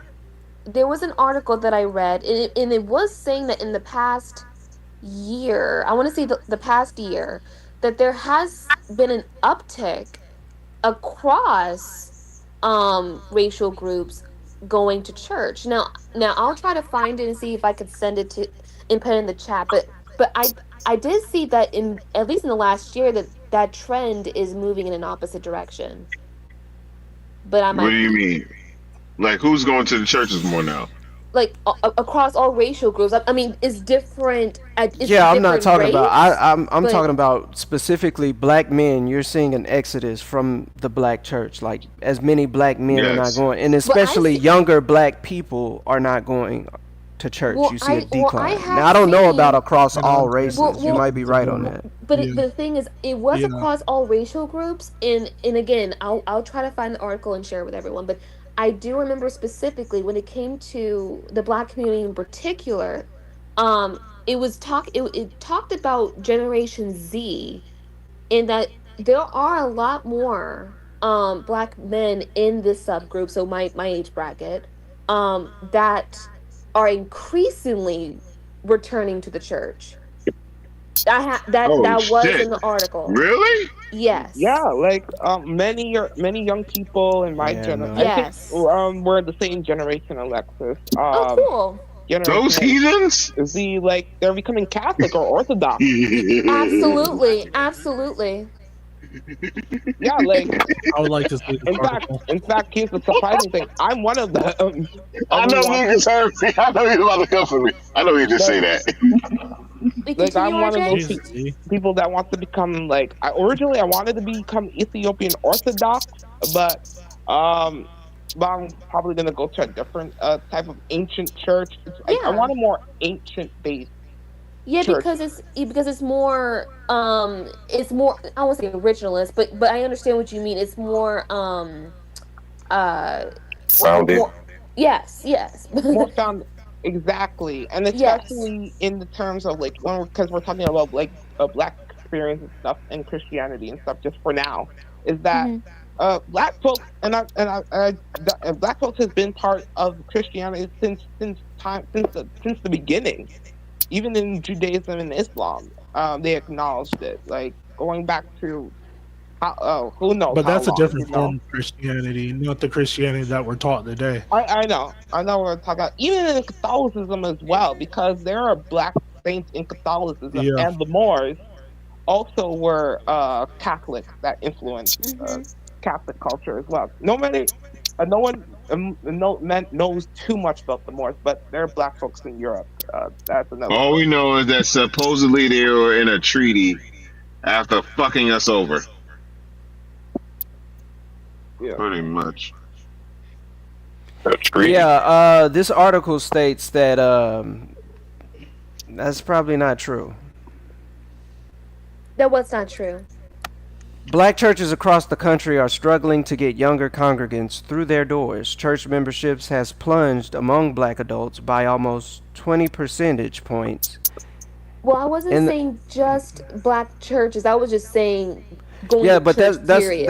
that was my point. That's what I kept trying to say is that you see a exodus of especially black men and black younger men leaving the church. They don't go to church. So Church are is you digital now. talking- Niggas don't wait, even open a laptop and go to Wait, church. does the article that you're referencing, are you talking about the Black church? Like a certain type of Yeah, type that's of denomination? that's what I mean. Yeah, does the black or- church. I'm So you talking mean about black people. The Okay, black I'm church. talking Black about men. church, period. That was the point that I was making. Church, Right, period. but I was never making. I thought you was making a point in contention to my point Okay. about the whole topic that we was having, which was So, black people and black Alexis. culture and black people being in the church. And my point was, in modern times, I don't know how much of a culture I don't know how much we would use that as our culture, considering that black men who are the patriarchs of our culture, quote unquote culture, are leaving that behind. Mm. It started I would like in see I would see more of an influx of former Gen X churchgoers going back to the church. I don't see the younger generation doing it. maybe millennials. I think the Well, younger. actually, no, millennials too. But it's like we stopped because after a while, it's like it really it started slowing down. I would say about maybe 10 years ago. It started like why, just why. Yeah, a lot of people feel like, why am I? It's not doing nothing for the neighborhood. It's not doing nothing for. It's about as good as, I don't want to use that, but it's about as good as a Popeyes at this point. Like, we see these in every one of our neighborhoods, but we know it ain't doing nothing for the neighborhood. Look at that preacher that from Detroit that was on Trump's dick. That's a And then lot of these passes. to go back to what you were saying earlier, Alexis, the reason that I personally break things down and look at the intricacies of how they started, where they came from, is because people have cultures, and they have traditions and things in their culture that is for them, by them, FUBU. It seems that even in this country, like I brought up, if you take the Ish people, they have something, a bar mitzvah. They have books that they pass down. They have a language that they pass down. They have things that they, even though they're here in this country, they still have something that was quote unquote for them, by the understanding of most of the world, that they pass down. We can say the same thing about some Spanish cultures. We could say the same thing about some other European cultures, but when it comes to our culture, and that's why I kind of preloaded this conversation. That's why I was like, yo, does anybody feel like we as Black Americans are similar or could identify with West Africans? The answer synonymously was no. So it seems like we don't have anything of our culture. West Africans got something of their culture that was for them, by them. We don't have nothing of our so-called culture that we made that's for us, by us. And that's why I keep repeating this point, and I don't know why this keeps being regurgitated. Like, I agree with you. I'm not disagreeing with you. What all I have said since we started this conversation was that there is no unifying, like, we have maybe a sense of communal protection, a sense of a shared belief in justice against in our collective call against injustice, but those are a set of beliefs that are a part of a culture, but it's not a comprehensive view of a culture. I have always have said in this conversation that the Black community is it's composed of fragmented groups, and each group has its own culture, has its own subculture, its own traditions, its own beliefs, its own lifestyle, its own way of life, and that is who we are as a people. Right, and that's the only reason that I'm bringing this up is I'm trying to progress the conversation past the point of the whole culture thing. And you commented that you don't understand why the nitpicking is there. I can tell you why the nitpicking is there on. I can tell you why the nitpicking is there on my part, and that's what I'm trying to say. It's because that until you nitpick at it, and you find out, wait, where did this come from? Why do we do this? Then in my opinion, if you don't do that, we'll forever have these conversations, because what you don't realize is you don't have a culture. And you don't have a culture because you don't have an identity. So anything can be injected into you, and you will claim it as yours because you're so desperate to grasp on to anything. That person, if that was an individual, can be easily, that person, in my opinion, can be easily manipulated. very easily. Well, no, because So that would attain that would apply to Africans too. Then with some things No, that they it do in wouldn't their apply to country. Africans. Well, Because, maybe with there's some things, but they have more of an identity than we do. Like I said, I brought up a goosey. A goosey is for them by them. Nobody brought them a goosey.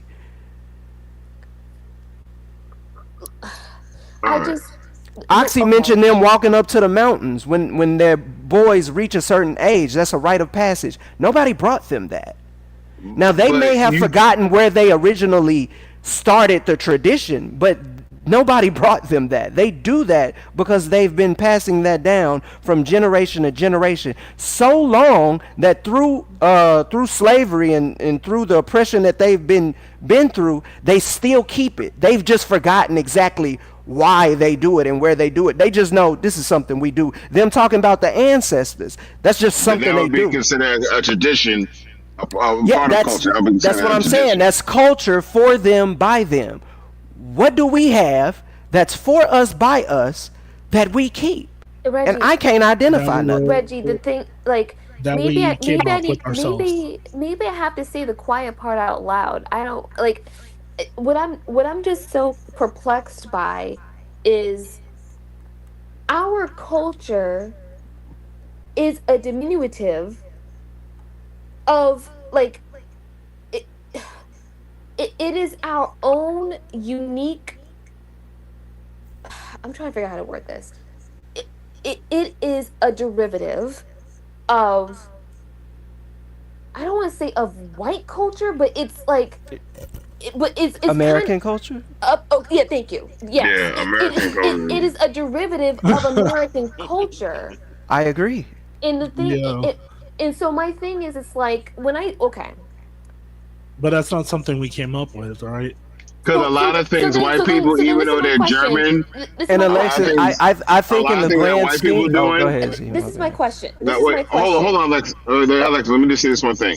A lot of things that white people are doing in America, they don't do in their culture. So they would consider Europeans would consider white Americans not to have cultures, not to have culture. So it's similar because we share our culture, unfortunately, with white America, with Thanksgiving and all that. So we do have a culture as people. So that's why I'm like, that's why I said when you are chiseling at this, and again, it's not like I'm saying don't understand the origin, understand the origin, but I guess what I'm saying, if you're going to critique the fact that we are a derivative of American culture, but in our own unique way. If you want to strip that, what do you want us to have? Because all I'm hearing is, well, there's nothing unique. Well, not nothing unique about it. You didn't say that, but more so from the standpoint of it. The way it's coming off to me is that you're saying we do not have a collective culture that is uniquely us, which I can agree with you on, because I do agree with you on the surface level of that point. But if we were to get rid of what you're saying, then what would be left that would constitute Black culture, specifically in America? I just want to say though, like it sounds like you're just desperate, right? That you, like Reggie said, you'll cling on to any. Desperate? No, yeah. It sounds like you're desperate because it sounds like you'll cling on to anything and procreate it as your culture just because you want a culture so bad. I'm desperate. I think. Hold on, Alex. I think he's talking about the broader. Calm down. He's talking about the broader, Alexis, not you specifically. Alexis, calm down.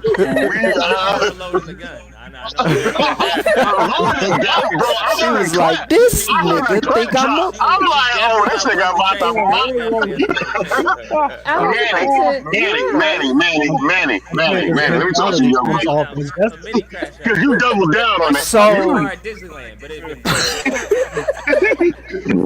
it was about to be. That was the wrong road choice. But go on. If I was desperate, Manny, she's not being desperate. She's not being desperate. It wasn't offensive. I'm saying that this mentality. You doubled down on that. That was intentional.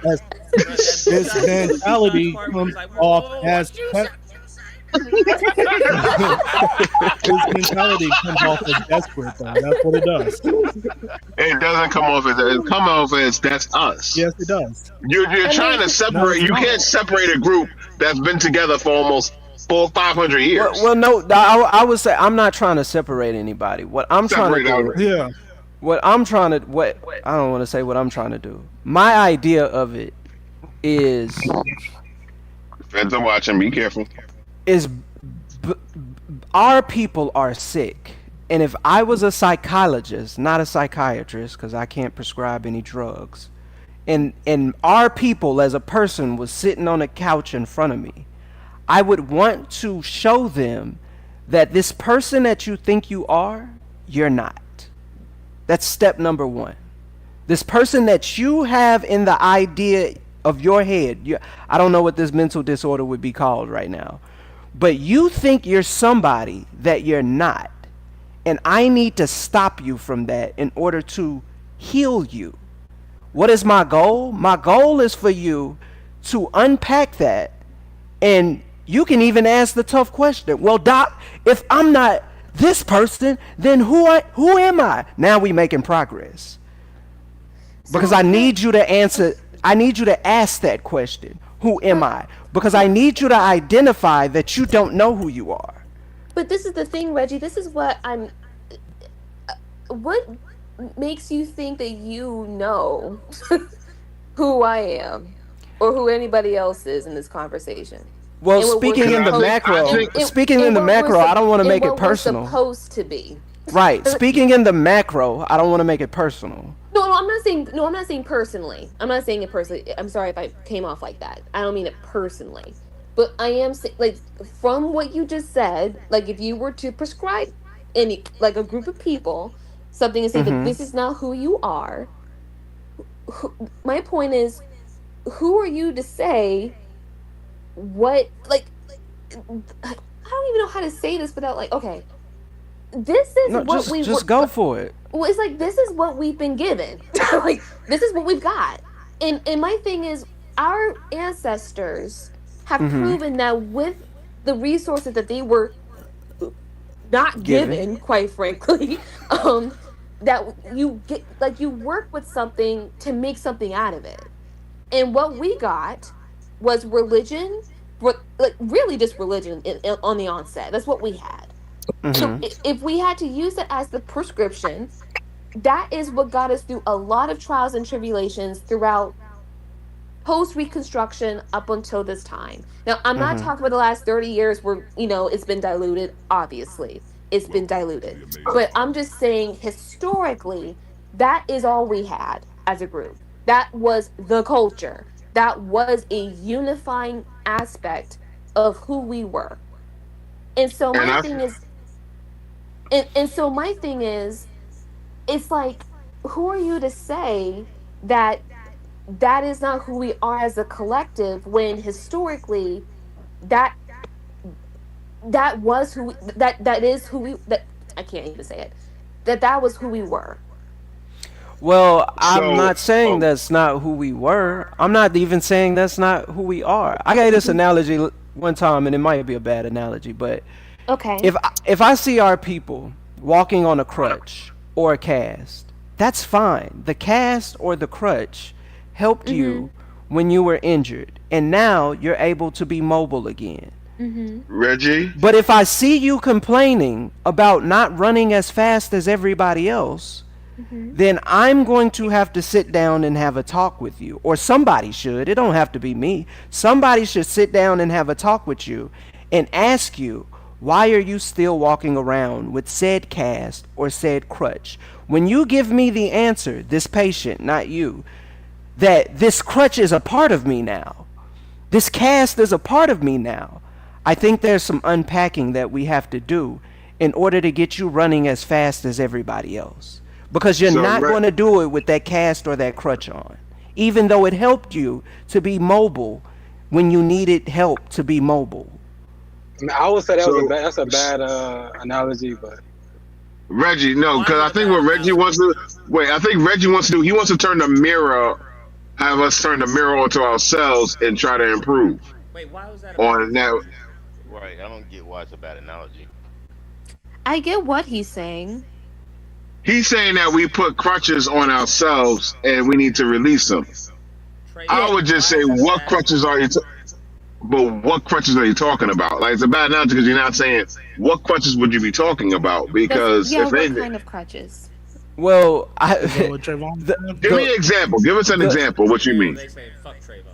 I think the tough issue is Trayvon. He usually speak up. He probably can't hear us.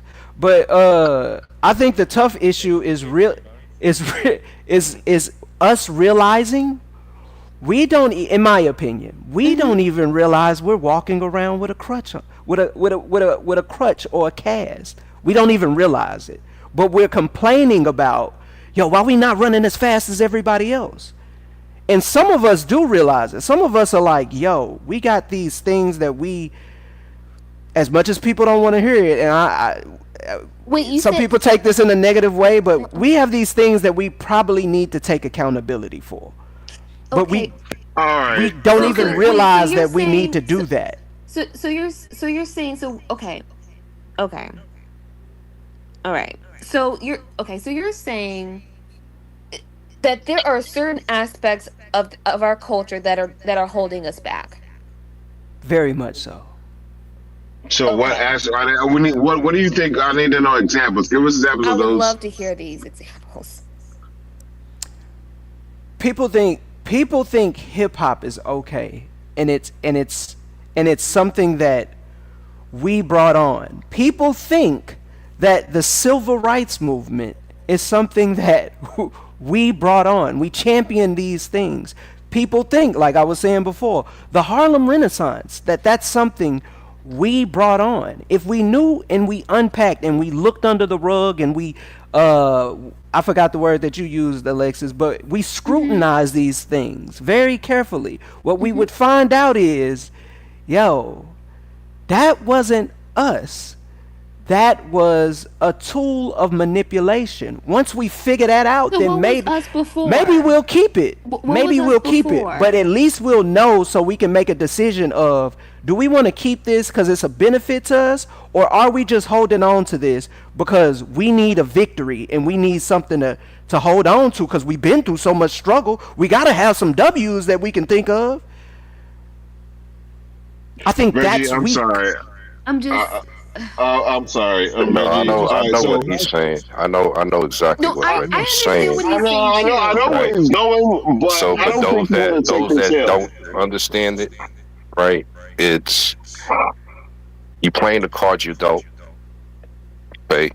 But because history, culture, everything was stripped, you jump on to the closest thing that makes you feel good. Okay, I can take that. But I don't think that's what he was saying. I don't even think I could. I don't even think I could take that. To be That's honest. part of what I'm saying. No, I was keeping it very simple because some people just I gotta keep shit simple. No, but yeah. I mean, that was a good explanation. It's just I guess my thing is, well, okay. I'm not talking about the ancestors that we have like back in Africa where we were all from different tribes. Like I'm not talking about that. When you say like Even that, like, that's not true.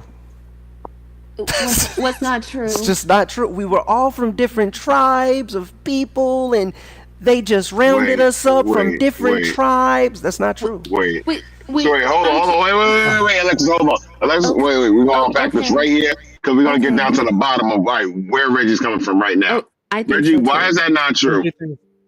He thinks that we're Native American. It's just not. I don't think we're Native American. That's not true. Reggie, Now, then are some of us? Yeah, sure, but wait, I don't. Z. We are part I of just Native know American. that's not true. So then Reggie. How is that not true, Reggie? Wait, stop, Z. Just stop. Just No, let me ask this he's question. saying what I said. So Reggie, help me understand here. So we're not from the tribes in Africa. We're not native. So when you say who we were before, what were we before? Well, that I don't.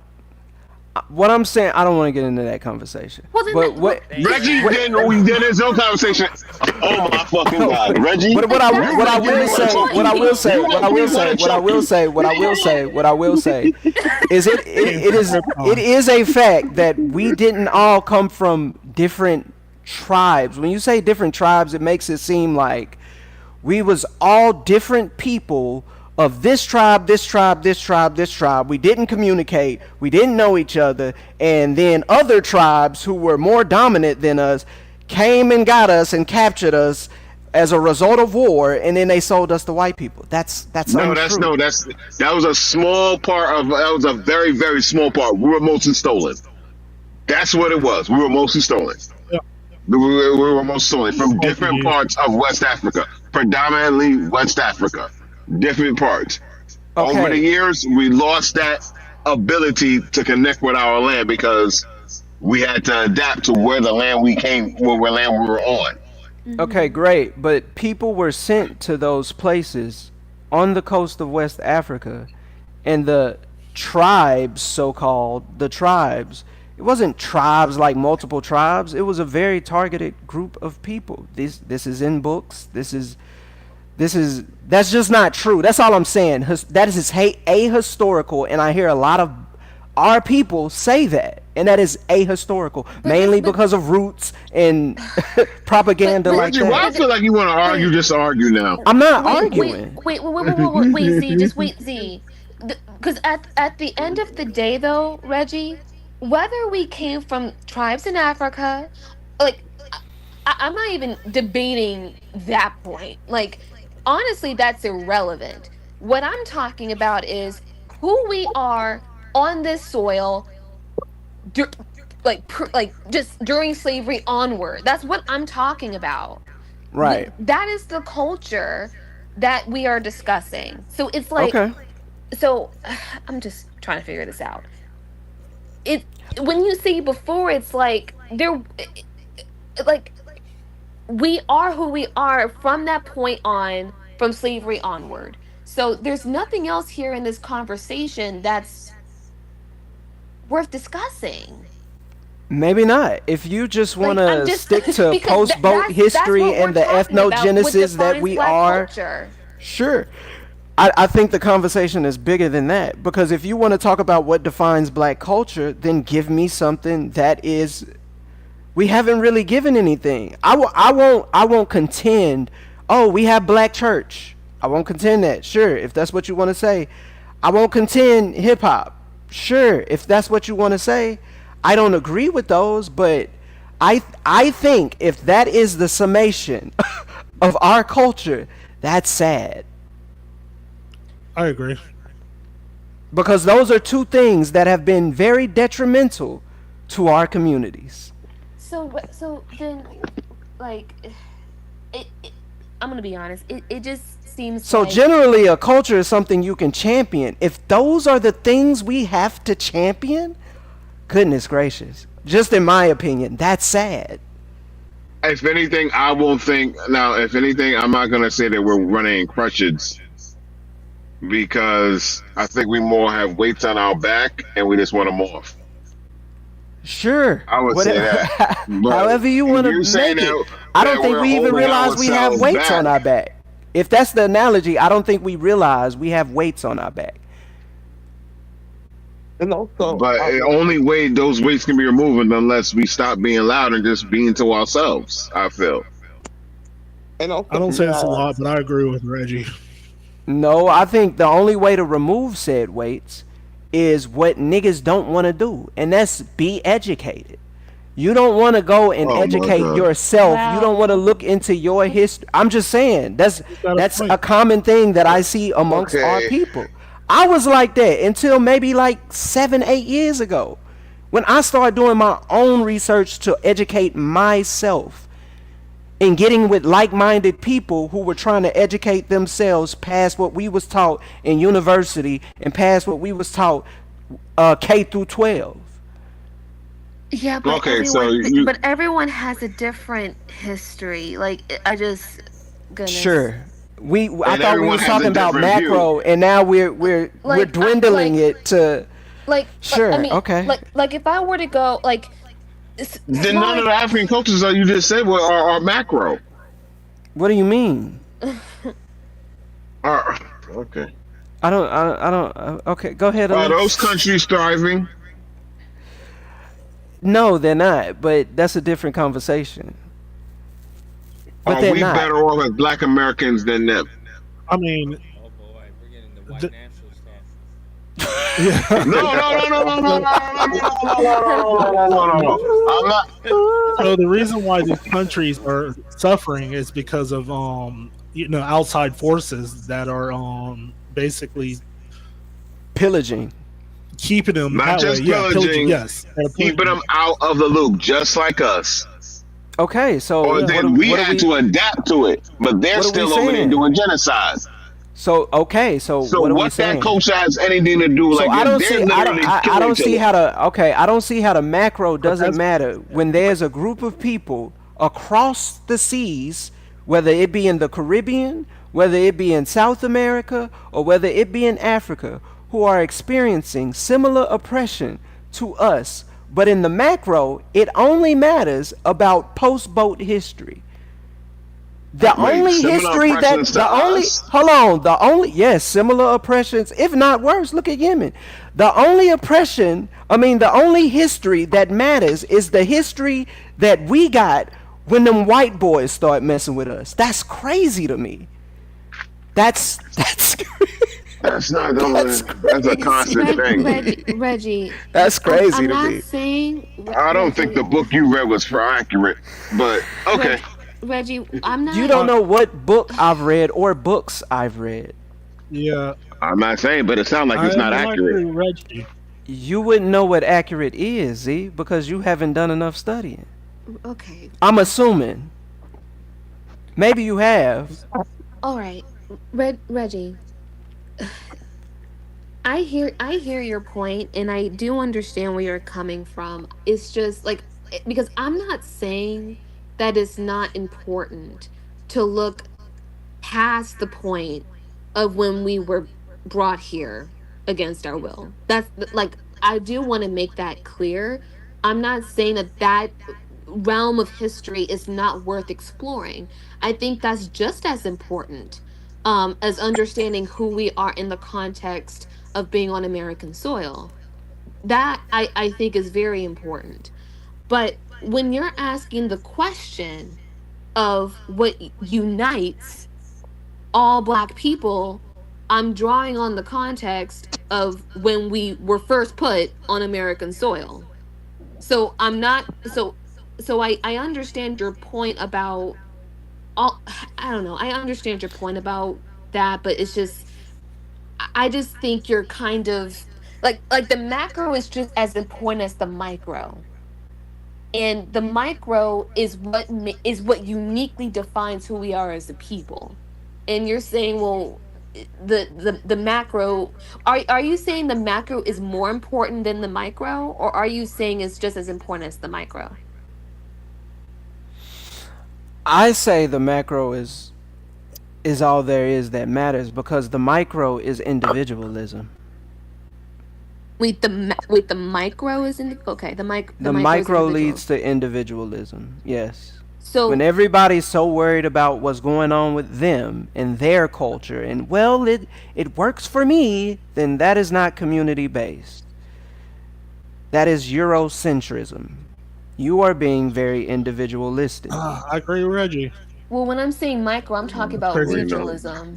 I'm not talking about individualism. I'm talking about regionalism. Hey, I normally don't agree with Reggie on a lot of He things. don't. Regionalism, yeah. So I don't understand that. Regionalism of our people, how is that going to help us? Each region in the United States acts different than the other. That's fine and dandy, but that's because we've been here. Do you think that most of this, if we went from post-boat history, most of the people who got off the boats, they weren't from different tribes, so I'm not even finna say that. I'm not even finna give you the what if they were different. I'm not even finna do that because that's ahistorical. Most of them were from the same place. So let's say they had similar culture. The 400,000 that got off the boat, a roundabout, because there was a lot already here, but that's a different conversation. The 400,000 that got off the boat, even the indigenous who were from certain tribes, they shared cultures. Now, in going to different plantations and being split up, do you think some of that culture, some of that language was kept? I would. As things have moved on, a split has happened further and further. The video Lucas was watching proves that. House nigga, field nigga. House niggas, bougie niggas, whatever you want to call them, boule, they kept this going. So when we talk about, oh, well, regional, most black Americans or black people lived in the South and migrated to other places. That's why you have regional different sects of different cultures, which only means that there was, in my opinion, a concerted effort to split these people up and have them go their separate ways, because the best military tactic that's still used today and has been used throughout centuries is divide and conquer. If a people is not together and they're split up, going their own separate ways, doing whatever they want to do, you do you, I'm going to do me over here, it is easier to manipulate and conquer them. So yeah, sure, we can all have our regional cultural differences. But when you talk about unity, which is what I thought was the overarching point of this conversation, you're not going to get any. And I agree with Unity, you on that. I hear unity is gonna take time. I feel like we're going down that road slowly. It's just that I think we've had so many drastic things happen. Because you're leaving out fact of, and I'm not saying you're leaving out fact. I'm like, every 10 years we've had a dramatic fucking change in our community. I say every 20 years we've had a dramatic change in our community. Hey, bro. So we're just now starting to get our feet on the ground, and I'm hoping that we can get past this. But now we have another calamity, which is, and I know some people might be fans of them, but which is Trump, because now there's an uptick in some racist shit going on again. So I would say, like, I hope we don't go through another calamity, but we've always gone through a calamity. Would it be the crack era, the gang era? Yeah. Well, mass incarceration, the crack era, the gang eras. Yeah, that also was calamity for Black America. I mean, yeah, but I don't think that'll happen again, right? I think that the youth or this generation is on a more progressive, moving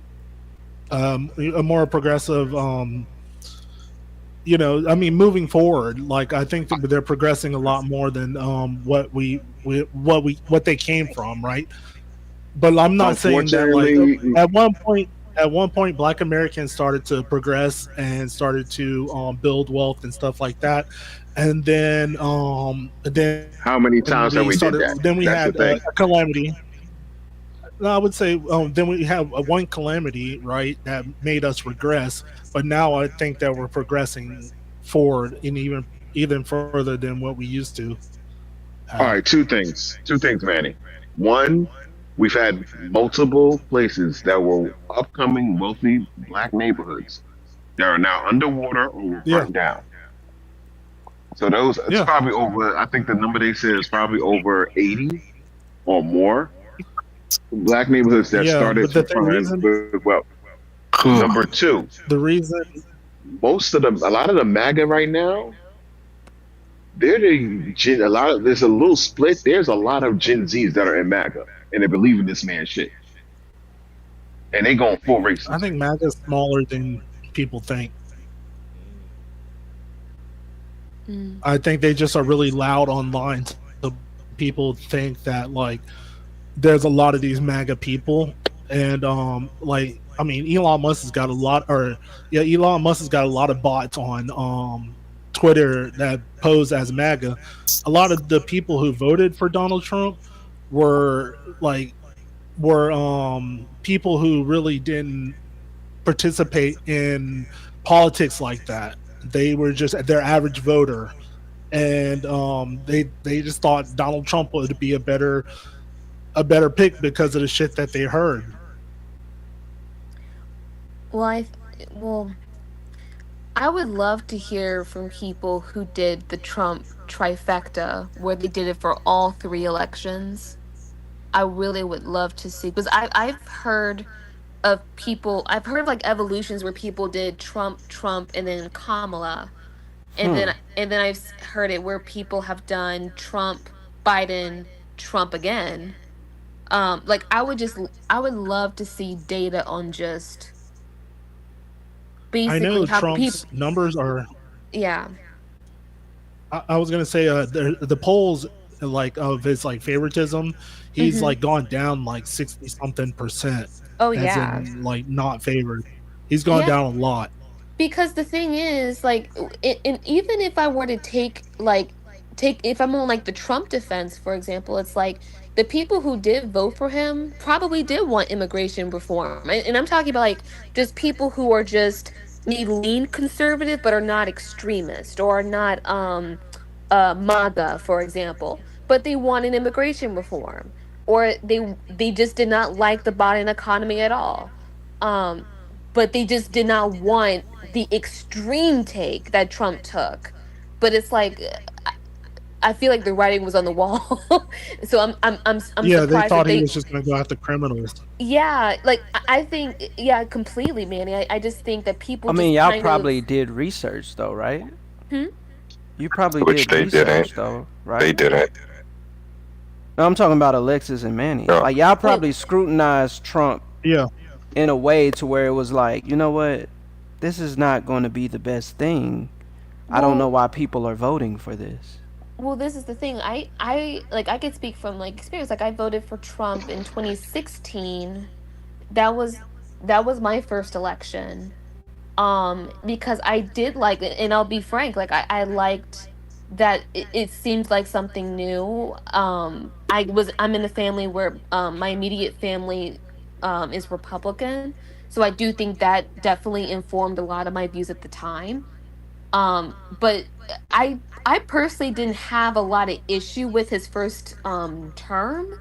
There were some things I did not like, of course, like his response to COVID and all that, whatever. But there are certain things I did not like about his term, but the way to like Trump 2.0, I'm like, I don't want this. Like it like there was a complete obvious shift in how he was looking at policy and how he was looking at people. Like the racism became way more apparent over time, at least for me at the time, because I wasn't as focused on it. But it is something First that I do election. think. Yeah. Mm-hmm. His first term, there was 2 things that was wrong with Trump. One, he didn't know when to shut up. Just shut up. You're robot. 2, it was his following. Yeah, you're breaking up. Hey, Lucas, let Callie in. Yeah, didn't you read or did you read comes or arguments. yeah, facts? Did you read or The do boogeyman is here. The boogeyman is here. Hold on, Kelly. Did you Nah, did you because you've read? been wrong all night, fam, and that's part of the reason I came this up here. is why you came up I've been here. listening to Oh the show my for like 2.5 hours, fam, and I'm just gonna be real. Was I right? Was I right? Here come the arguments. You've been on his Here ass come the all night, arguments. and I appreciate it because these are the things I usually don't even agree with Trump He has supporters. not been But hey, wrong. listen, you cool tonight. I'm rocking with you tonight because you've been on fire tonight, and that's a fact. Reg, you've been kind of wrong, bro. I'm gonna be honest with you because here's the thing, right? Here's the thing, right? Y'all talking about culture versus tradition, right? Let's talk about that. Culture, bro, is the characterization. The tradition is the actual act of handing it down, right? We came here, bro. We came here and broke off. So there wasn't one playbook that we got for thousands of years. We had to create a lot of this stuff on our own. So if you want to talk about what our custom or what our belief is, it's exceptionalism, Everything bro. we Like created, that's what everything our that we custom created is exceptionalism. derivative of other We culture. set the bar. We raised the bar everywhere we go. That is our custom. That's who we are. You know what I'm saying? Exceptionalism all the way. And also spirituality as well. You know what I'm saying? Because that's something that's carried us throughout each generation, has been passed down most definitely for many generations. Regardless of 20% of people aren't going or not. There's still a foundation of who we are. So again, Miss Alexa's been on point all night. I just came up here to say that, man. And she's Thank you, been killing Callie. it. We appreciate your opinion, Callie. Yeah. Thank you. Glad I feel you like I got was that battling it on my own.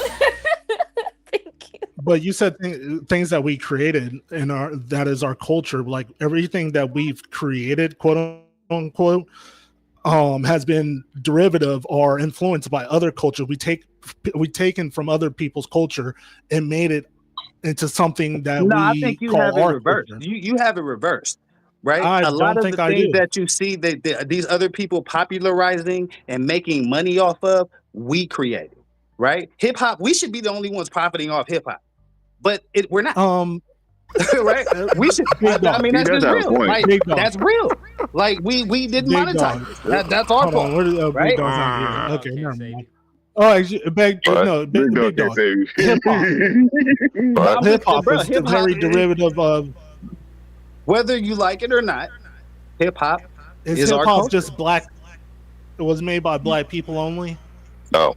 No, we're not going by that. Hold on. Bro, We're even not if it going was by that. made just by us, we didn't have the money to mass distribute it, right? But the concept of it, the rhythm of it, the cadence of it was created by us. The rhythm? Yeah. The rhythm that comes from African and Spanish which is a culture. part of us. That's a part of us, bro. It's part of us. That is not. We're not connected to Africa. We're not connected to culture. Africa in a physical way because it's 7,000-8,000 miles away, bro. We have a whole ocean separating us. That's why our connection to that part of who we are is very faint, and we lost a lot of it in being enslaved and having to fight our way out of that, and then migrating to a bunch of different places. So there's not one black handbook, bro. We all grew up in different regions, so everybody does things a little differently. But what we do have is exceptionalism, bro. So when we show up, we raise the bar. We set the bar. We break the record. So why don't we say that Spanish people and Africans have a That's what we do. Lately, we've been falling off of that. But up to a certain point, 60s, 70s, that's what we did, bro. That's what we was. Would you say that Would you say that African and Spanish cultures have contributed I'd say it started to fall off like in the creation of 70s. hip-hop? The 80s, you had the drug crack epidemic where a lot of people, black, went to jail. Drugs fell off a lot of people. In the 90s, we started to bounce back in entertainment and things like, listen, and the reason I give hip hop a lot of credit, because hip hop has influenced the world many times over. Oh, you saying the 70s it started to fall off, the exceptionalism. Has brought eyes to what's going on in some of these inner city communities and allowed some of these cats to get real rich in the process. So that is most definitely a part of our community. So you're it's saying not always been great, but it's still a part of our community, bro. I think you saying in the 70s the exceptionalism fell off? And as far as education, as far as culture, to me, yeah, a little bit, yeah. You know, because hip hop is cool like socially, but it's not like an educational achievement. It's culturally a great achievement though, because we've been able to influence the world. We've been able to get eyes. So when you and talking money into hip hop, many of these right? Are you communities. only talking about the music side, or you talking about the culture? Well, I'm talking about both, right? The music is a part of the culture. You know what I'm saying? The music is a part of our culture. It's a part of who we are.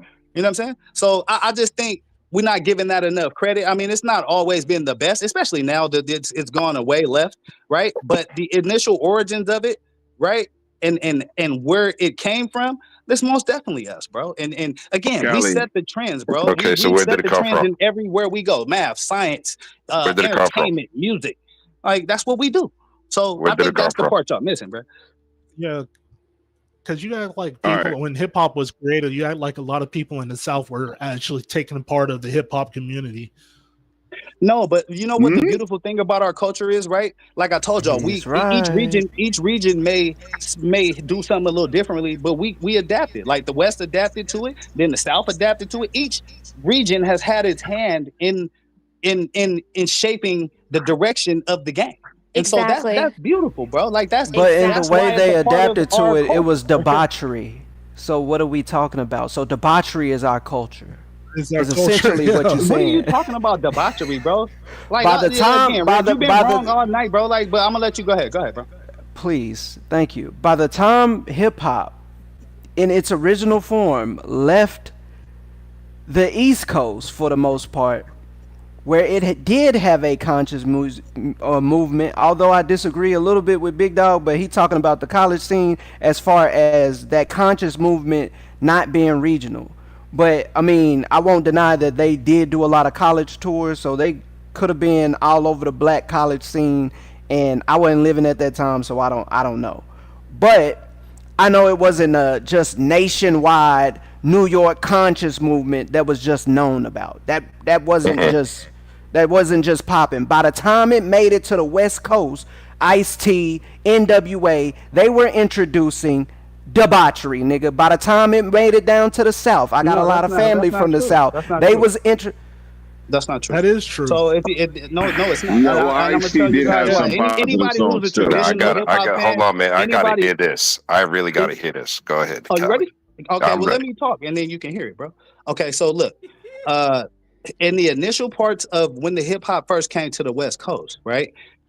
It was about trying to get out of them shitty ass deals that the niggas on the East Coast had been in, right? We was trying to do independent shit out here, right? So a lot of these cats was standing their own labels up. Suge Knight was hanging motherfuckers off balconies to get contracts, right? It was about getting black people. All right, you what they talking owe. 90s. And Suge Knight, well, I mean, late 80s, early 90s, bro. That's about what it was. You know what I'm saying? No, that's not. I mean, This nigga said a nigga was hanging niggas off of balconies. Hold on.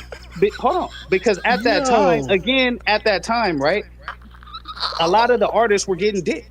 So I mean, we had to match force with force. Y'all be in here talking about, the old spirituals tell you to turn the other cheek, and we tired of that. The West Coast was a representation of that. We not going for that no more. We're gonna take another route, and it was a little bit more aggressive, right? So I mean, and again, I told y'all in the beginning, hip hop wasn't the best thing, like as far as good or bad. It brought a lot of good, but it brought some bad too. You know what I'm saying? But at the grand scheme of things, every region got to contribute to it, and every region got to take it and shape it the way that they wanted to, bro. And that to me is a part of the culture that we share in hip hop. You know what I'm saying? And that's all the point I was trying to make. Is it bad? Did it bring some bad shit? Yeah, of course it did. Like for real. But it also brought a lot of money into these communities, brought a lot of attention and eyes to these communities to see what's really going on. NWA was talking about fuck the police when we was out here getting beat by the police. So again, there was a lot of other things that came with it too that were positive for our people and took the torch and brought it to another level. Hip hop has influenced the world, bro. Like it's influenced the world many times over. Not one genre of music can say has done what hip hop has done, bro. In such a short amount of time. Individuals got rich off of hip hop and not the whole community, and then they left the community, or they weren't even a part of the community to begin with. They were just actors acting like they come from this community when they actually don't. That may be true in other regions of the country, but in the West and in the South, I mean that's not necessarily true, bro. I'm sorry, like, a lot of the rappers that you see come from these communities, bro. That's why they get the initial support that they get from the community. But you're talking about a whole era of hip hop that was already removed from New York. I'm sorry? That's what you're talking about. Well, I mean, I think that's where the conversation shifted to. That's what I'm talking about. Like, yeah. You know, so that's where you're on. But I mean, that's just the evolution of the game. I'm just giving y'all the evolution of the game, bro. Like, you know what I mean? And letting y'all know that every region got to contribute to that. So that's you said a lot of nothing. Yeah, so to Reggie's point, like these communities that took it upon themselves and adapted it, what they did was adapted it with debauchery. Yes. what are you defining as debauchery, bro? Like, is not what hip hop was about We in the weren't first calling place. females bitches and hoes. We weren't talking about fucking damn selling drugs and all that other shit until the West New York Coast got movement involved. was more about lyrics, right? Our shit was more about what Great. we going So through you're out making here. our point. Debauchery. Debauchery. Hold on, bro. Our shit out here on the West Coast was a representation of what we were going through. Nigga, it don't matter. If you're calling it debauchery, that's what the fuck we was living through every day out here. It don't matter. Here's You know what I'm saying? So I mean, it Here's is the what it is. disconnect, right? So the disconnect is this, because right? a bunch of people we were got already rich doing that on the let East Big Dog Coast, drop. right? That's called the conscious movement in hip hop. We were doing that on the East Coast. Y'all took it to a different level over Most money. definitely. No, it wasn't for the money. It was wasn't over money. You just said it was for the money. It was for righteous contracts, bro. First it was for respect. Y'all took on the West Coast. Y'all took the West Coast, did right? not respect West Coast Y'all- rap. y'all So first took it was the about West- respect, but it was also about telling our story, Jesus bro. Because our Christ, story man. was different. Everybody had a fucking story to tell in hip hop. Exactly, and we told ours. But and the we took simple it to the thing max is, with it. one Most side of the country was trying to unite while the other side fucking played games. Point and Nah, simple. we didn't play no games, bro. Yes, it That's was why a we didn't game. fuck with y'all New York niggas because that's your attitude. And y'all didn't No, understand it what was has going nothing to on do with out there. attitude, Nigga, man. you not understand. You're not Listen, understanding I what's can being see said. why New York niggas they like y'all And niggas. in If the this was the hood, attitude we of had y'all real niggas, issues out here. So that's bro, what came out Kelly, in the music. That's what came out in the music, bro. Kelly, But behind the scenes, was you guys like smoking Lil some Knight of that trying to 80s get crack, niggas nigga? contracts Cause your right, bro. mouth don't stop. Huh? Bro, you been in Was here you all smoking night. What some are of you that talking 80s about, bro? crack, nigga? You not You having a have been in here, conversation. The West Coast introduced crack? Is that what you just said? No, I said, have you been smoking some of that 80s crack that the West Coast kept talking about? Do you realize that people everywhere was going through something? Y'all didn't invent hoods, nigga. Like, what are you talking about? Y'all was the only. Hold on, stop. I'll land real quick. I'm gonna get to it if you be quiet, what was going on in bro. the projects, I hope right? Cali niggas On the don't talk streets, as much right? as you. I know Come on, Cali bro. niggas that don't talk as much as you. Goodness gracious. Goodness gracious. Now, as I was saying, y'all not the first niggas to go through being in the hood. Y'all not the first niggas to go through selling anything that was illegal. Y'all not. But y'all was the first nigga. I'm giving you the point. Be quiet for a second. This nigga. What's your point? Bro, I feel like your mouth suffers from the same affliction that Asmongold's eyebrows suffer from, because it don't stop I'm not even moving. finna get into it with you. What's your point, bro? The point is, you niggas was the first niggas to bring debauchery to the game in the way that y'all did. Killing, talking about bitches and hoes, talking about selling drugs to your fellow brother, and it was all for a buck. You just said it. I'ma land with this, cause you just said, and you acted like it's something that you glorified, that a nigga hung another nigga over a balcony for money, and you said it like it was something to champion. No, it's to get his contract right, so he got his proper rights and money for Goodness what he did, his hard gracious. work.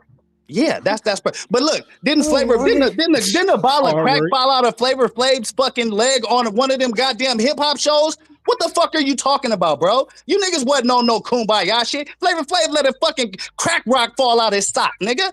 On the national That doesn't TV, mean he was nigga. Go promoting look it. that up, nigga. That doesn't mean he was promoting it. Ass narratives and shit like the East Coast was LA, all this consciousness. No, nigga, send some y'all better was niggas rapping up here. This is where I know you don't know jack shit about anything that was going on. Stop it, bro. Hey, Stop send it, some bro. better Come niggas on, up bro. here. I know this history shit. Like, y'all tripping. You don't Flavor know the Flav let history an shit actual when you crack weren't there from fall the out of very his sock beginning on of it. national TV. You And see, y'all That's telling the me that y'all problem. was all That's the about problem, right? like, Don't get know. the fuck Everybody out in of their here, mama knew fucking Flavor Flav was a fucking issue. That's why he was only a hype man. ODB, drugged out. Again, He's always been like that. That y'all motherfucker was niggas mental. was not just But you talking Nigga, now about you're you talking jumping about 90s times. shit. We talking You're about the 80s, bro. Keep in pocket. Can you not keep up? We talking about the 80s. Correct errors. You're not even keeping the We talking correct about the error. 80s, You're jumping nigga. all over the place, my Eric B guy. and Rakim was Slow talking the about fuck hustling. down. Eric B and Rakim Slow was talking about down. hustling. Slow it down, my guy. Come on, y'all paint false narratives, bro. Y'all Ain't paid for it nobody. like it wasn't no First off, I hustlers say out in conscious New York at movement. that time. I It didn't was say plenty of them. Rakim Big was Daddy part of the Kane was a conscious hustler. movement. See, Big this is Daddy what we're Slick Rick talking was a about, right? motherfucking hustler. This is why I What are we know like? for a Come on, fact bro. you don't know hip Y'all hop painting history. false narratives, This is bro. why I And I know for a really know fact this you shit. don't know hip hop history. Okay, Because I don't know Eric hip B. hop. I Rakim was not the just named you conscious 5 movement. niggas that I know for fact was in the Eric street B. was rapping not the about the shit. conscious movement. Okay. Let's get this shit straight. Okay. Okay. In fact, Rakim is what changed the whole fucking game for lyrics and a flow for hip hop music, because that's what he did. But he was not a part of But the you're conscious jumping movement. all over the place when painting a Rakim was picture not like- part of the conscious movement in the mid to late 80s. You jumping the Wu-Tang, which came in the fucking 90s. And the 90s was the I sell drug era. That's what the 90s was. I sell drugs. I'm a gangster. Well, Big Dog, I think given the West Coast, like you said, like the West Coast was like the reason hip hop was full of debauchery or something like that, like the NWA. I think that's. Well, I ain't say debauchery. That was Reggie that said debauchery. But I said that was that me and West Manny. Coast shit fucked up the game on the conscious movement.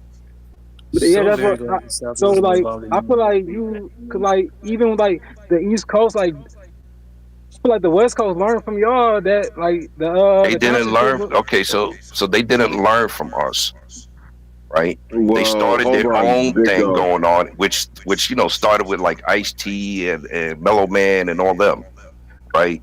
They started their thing. NWA took it to a different level.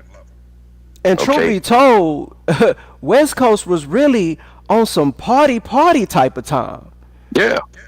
If you want to be real, They weren't doing what we were doing on the East Coast. But y'all got. Let me tell you something. Y'all like on the them West niggas Coast had, got them added niggas in. had, Y'all got West Coast added had, in. West Coast had Disco Daddy and who was that? And World Class Wrecking Q, DJ Hella Yella. Was it Hella? No, not DJ Hella Yella, but Dr. Dre. And I forgot that dude's name. That's not the beginnings, right? The Nah, but I'm beginnings saying was- before the before beginnings they- was Electric Boogaloo. We weren't doing that Yeah. shit on the East Coast.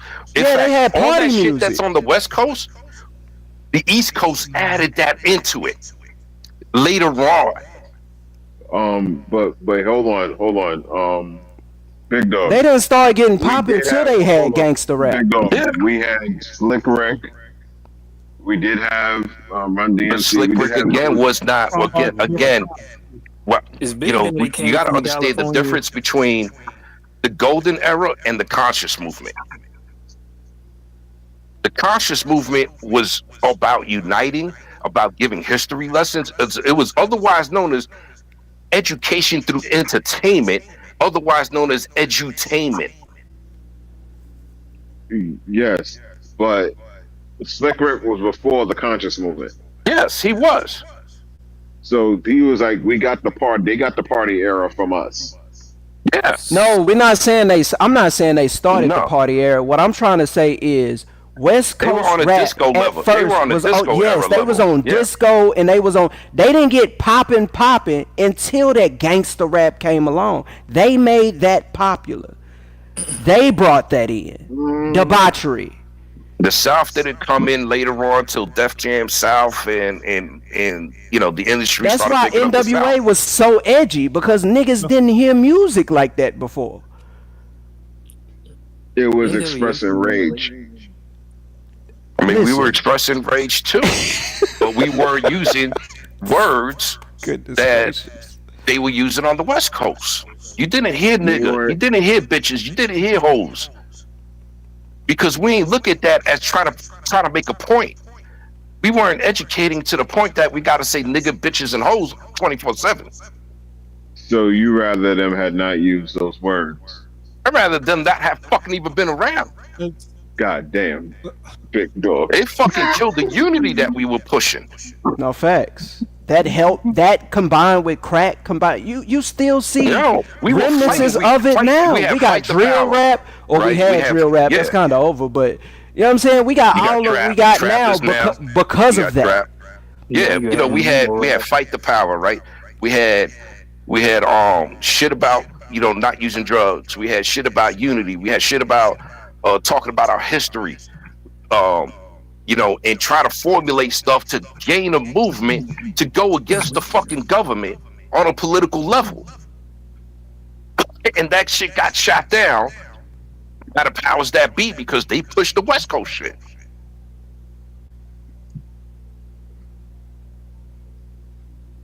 All right.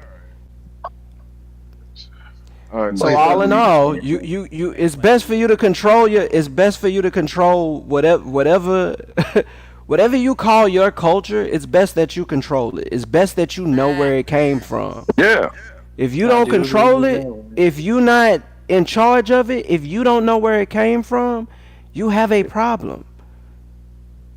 You can get lost in translation. That statement I do agree with. Exactly. When we lost, like I said, when we lost total control, right? Exactly. Is when the industry took over and saw ching ching ching ching from the West Coast. That's what they saw. They East Coast was not making money in hip hop music. Okay? Because you gotta put it to the point of music. If you're talking about a culture, that culture comes straight from the South fucking Bronx. Some of it. Wait, Now, wasn't then LL Cool J like the first platinum culturally, artist? why did it go worldwide? Your B-boys from the 80s. That's why it went worldwide. The music part didn't go that far like that in the 80s. It actually it was actually dying off. But the B-boys, the movie Fame, not Fame, Flashdance. The B-boys going around the world on tours is what brought that shit around. Why is the B-boys? They're the X factor to the whole hip hop culture. I would say Tupac, but that's just me.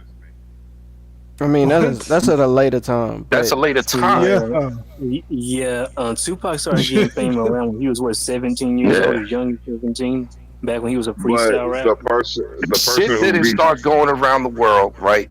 Rocksteady Crew, New York City Breakers, Dynamic Rockers started going around the fucking world. Primarily a lot to fucking France, which is why to this day, B-boys in fucking Europe is still fucking strong as hell besides Asia. The reason why I say Tupac is because Tupac. And then when you take an album cover picture, back when they was in France. Yeah, Rocksteady Crew got shit ton of pictures in France. They got a whole chapter in France right now. And now when you look at B-boys, it's in the Olympics with people who don't know how to B-boy winning the gold. Let me tell you something. Let me explain something. Control your culture. Let me explain something, right? Let me explain something, okay? Everybody knew the Discord because being a B-boy myself, I was like, yo, we finally up there. What I saw was a straight fucking embarrassment. That's one. Two, not one OG B-boy was a fucking judge. Yeah, I mean, we know that's what they go do to hip-hop eventually. Close friend of mine, Mr. Freeze. The only fucking white boy who would go into the hood a fact. And be like, It's yo, I'm Koreans Mr. doing Freeze, hip-hop. Rocksteady Crew, and nobody fucked with him. It's Japanese the people only doing fucking hip-hop. white boy, right? Which is fine, long as He they know where even it turned came around from. and was like, yo, what the fuck did I just see? Nah, This is nothing we fucking did. It's nothing what we created. Now, there's some shit, like there was one person in the Olympics that did something that I was like, yo, okay, I see it. I see the shit what you're doing, right? Because no I offense see to the bird women, but move. after they I see take the over bird a move, genre, but then I was it's like, a yo, wrap. the fucking judges was talking off on some other bullshit. And I'm looking at Asia One, and Asia One's a fucking B-girl for a long fucking time. I'm like, what the fuck are you doing? I said after women take over a genre and they become highly popular in that genre, like they're the number one artist, that genre is gonna die. No, let me tell you something. We had B-girls that. And right now, what do you see? You see a with the majority of guys. hip hop artists that's the number one artists are females. You don't see males up there no more. I would say start watching. So that means it's going to die, or it's already dead. It's just going to shift. It's probably going to shift to another group of in the people. U.S. In the U.S. it's not as strong, right? Now, if you go to Eastern Europe, very strong. You go to Asia, South America, fucking strong as hell. Yeah, that's what I'm saying. Here in the U.S., it's not as strong. The popularity is going to shift, and then somebody else is going to own it. Because everybody I know from Rocksteady, and then it'll be New York City Breakers, Dynamic Rockers. Well, black people didn't really make hip hop. Reggie just said it. Now what? Charlie, somebody. That's what it's gonna grow into. Wait, it'll be black people don't really black people didn't really make hip hop. They didn't really, because it's gonna be in Korea so hard. It's gonna be in Japan so hard. They gonna be the number one artist. That's what I'm saying. It sounds like y'all basically saying there we are should give clubs up. over in Asia that are oriented in Black American hip hop, but guess what? They don't allow black people in those clubs. And that's what I would say to Alexis. I find it interesting too that Alexis is a Sarah. She's in a sorority and she had the mind state that she had. As far as we just need to take what we have now and just who cares about that other stuff? So let me break this down, right? So the crews that I was talking about, Rocksteady, New York City Breakers, Dynamic Rockers, that's the 80s crew. I'm not even mentioning the 70s crews. TBB, Salso, Rockwell Association, Zulu Kings, right? But they stopped in 78 and 79. They started from like late 74, early 75, 78, 79. They stopped because everybody got older. The 80s crews, the early 80s crews, is what took it overseas. When they saw when Rocksteady was in Flashdance, that's why it went overseas. It was already dying off. Yeah, that's all fine and dandy. I'm just making a bigger parallel to like other things that we claim as our culture and that will die off and it won't be ours anymore. So it's almost like we got soap in our hand with anything we can say. Oh, that's our culture. Yeah, okay, sure. Even if I gave it to you, we don't own it. How long is it finna be our culture? Either they give it, either they don't keep it, or they just willingly just give it away. I don't think we don't own it. A lot of the shit that we saying right now, like for us OGs, we fucked up by letting it leave the Northeast. I'm just gonna say but this the right thing now. is, like, it's not just strictly black people. Go ahead, Manny. It's not strictly. I was gonna say it's not strictly black people who contributed to this culture. That's another thing. So we can't just say this is straight black culture. No, it came from different cultures who contributed to hip hop. I'm gonna say this. If the movie, I'm gonna say it came down like this, right? It came down from the 71 Peace Treaty to us starting to have block jams, park jams, school jams, right? Because we were also we also had jams at public schools in New York City, right? And it strictly came from gang culture, right? The gang culture in New York at that time period was blacks and Puerto Ricans. That's the gang culture at that time. So all these parties and all these jams that were happening in different areas, right, is what was going on. Now, as my boy Karate Pete from the OG Black Space says, you can't just say one because it was happening in different sections. Everybody had a hand. You probably could say it is black culture because black people had a major hand in it. But my thing is, in later times, it's the keeping of culture. It's the people wanting to say this is this is our culture presently. And it's like, my nigga, what control do you have over that? What control do you have over that period? What say-so do you have over that? What autonomy do you have of that? None. So for you to call it your culture. Nigga, if people start doing, I don't know, If you want to say bar trap music mitzvahs, is your fucking culture, somebody gonna have a say so on that. I mean, yeah. If you If want you to say start trap, doing if you certain want to call things, trap, people are gonna trap have a music say so your over fucking that. culture, then check this out. You lost in the sauce if you think trap music is your fucking culture. We don't have a say so on a lot of things that people consider our culture, and I just think it's unprogressive to keep saying that something is your culture and keep claiming something as your culture when you don't control it. You don't know the history of it. You don't you're just grasping for straws, in my opinion. That's why I said, especially as if soon it's as someone anything, you are doing as a culture. That's the whole shit. It's like, the point of it, to me, for people who be like, well, what's the point in scrutinizing and all that? The point of it is you can scrutinize it to the point where you can say, you know what, let me go find my culture or create a new one. I wouldn't even care if black people said, you know what, fine, we don't control this culture presently, or whatever was considered our culture we don't have anymore.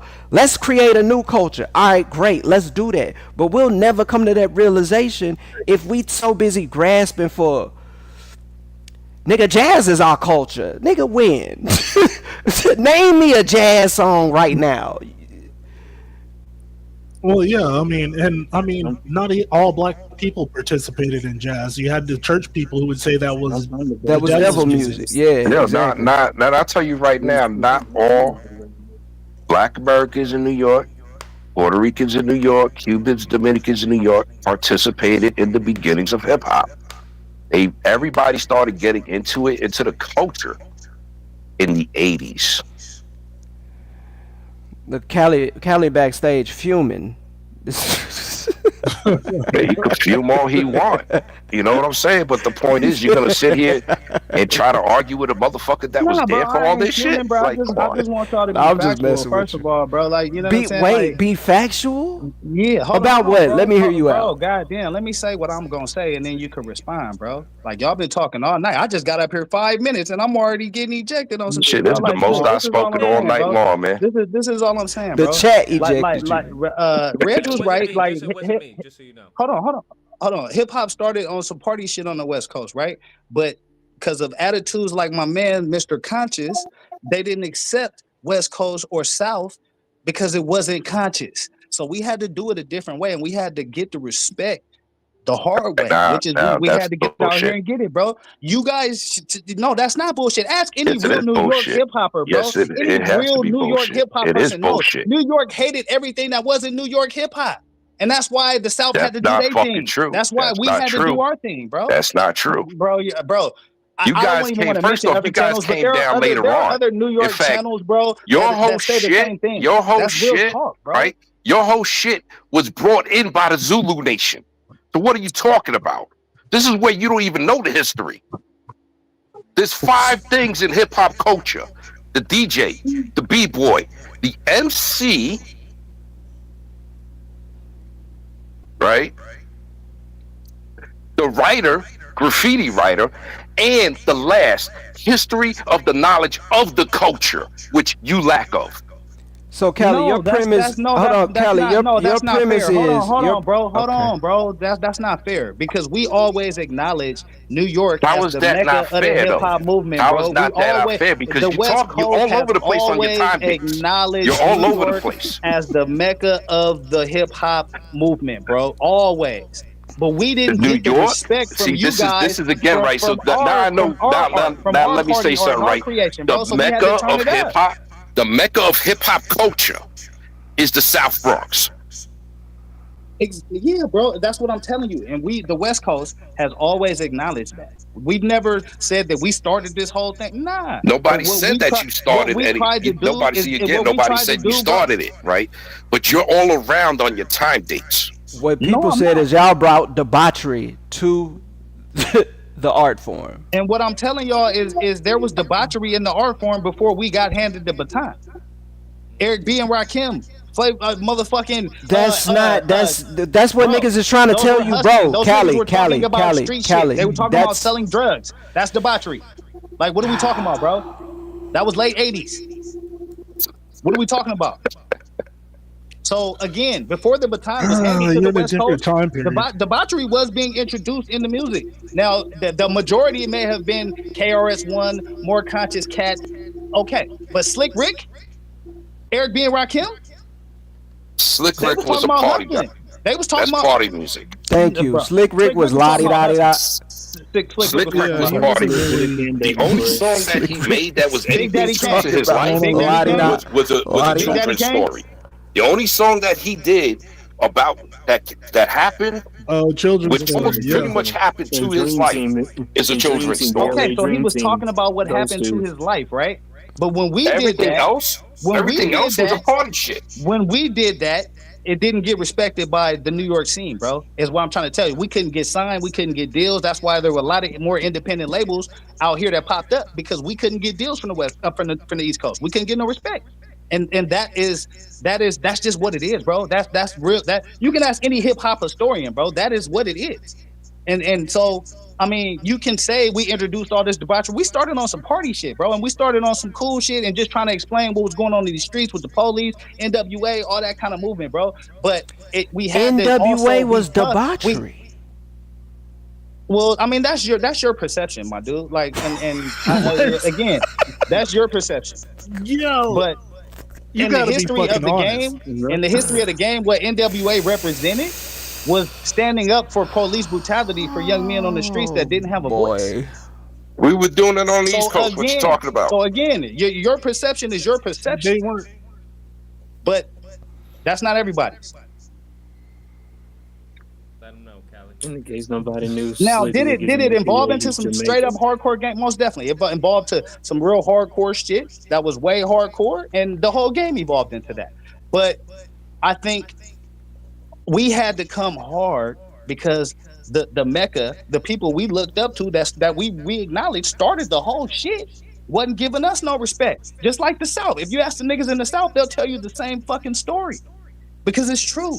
And it's not no knock at New York. It's just what it is. The South came in the late '90s. What are we talking about? Yeah. They still the only crew from the South that was doing anything in the fucking '80s is Two Live Crew. They still faced and they were on debauchery from shit. New York until they built their own shit and got popping.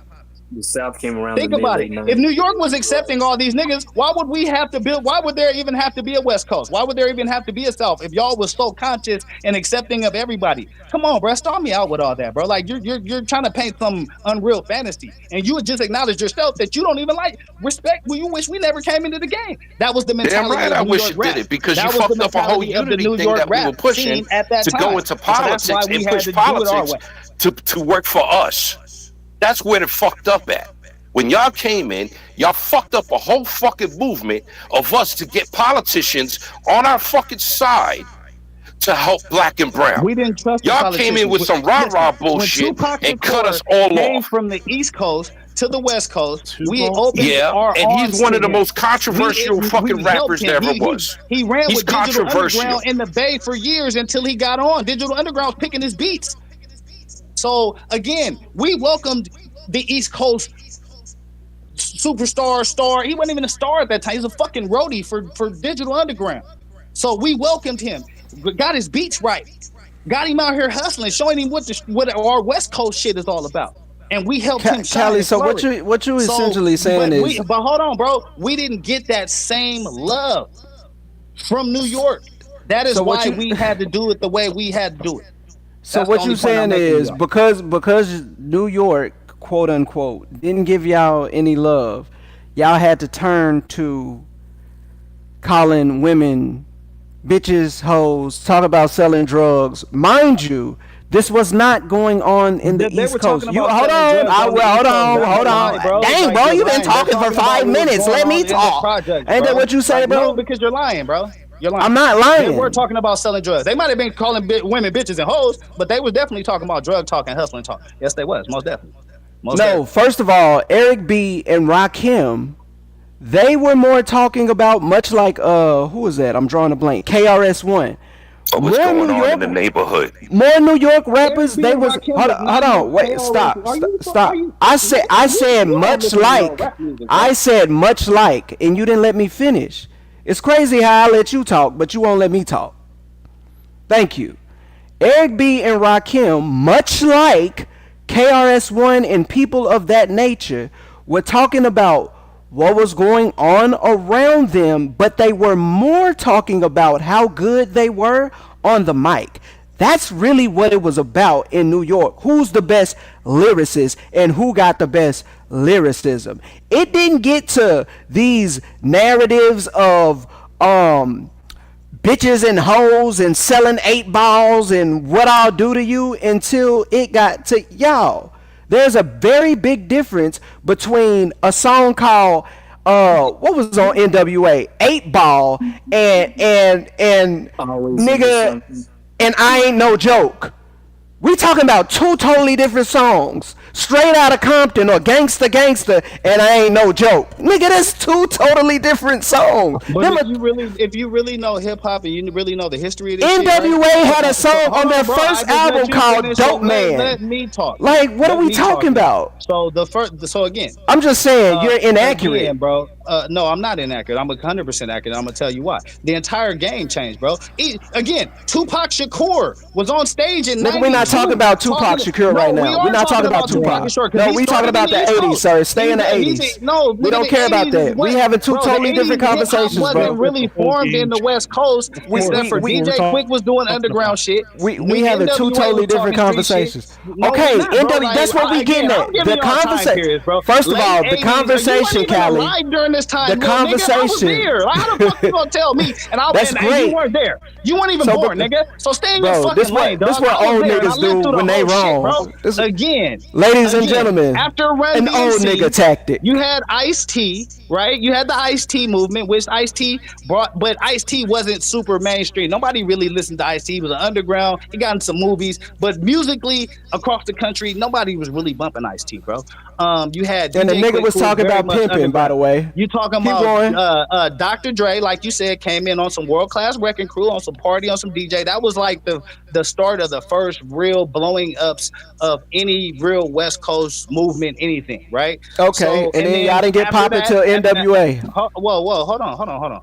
Now, NWA was a group that was definitely on some street shit, but one of their biggest songs was "Fuck the Police." And it don't matter, nigga. The point of the conversation was the West Coast brought in debauchery. The point of the conversation. That's the point of the conversation. The West Coast brought in debauchery. You talk about fake ass or what, nigga? You ain't the smartest nigga in the room, bro. You wasn't even alive during this motherfucking time. So shut your ass up, like Alexis. Ladies and gentlemen, another old nigga tactic. I'm gonna tell you for real, bro. You've been wrong and you wasn't there. We need like classical music behind that. Every time you do an old nigga tactic, you weren't born. You weren't there.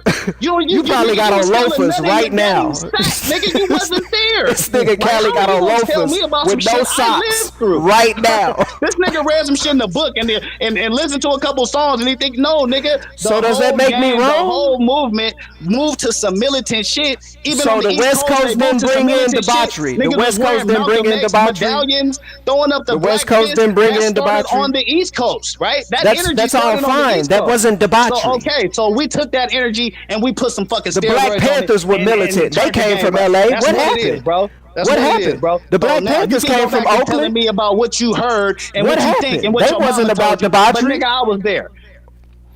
It don't seem like you was there. You was on the bench.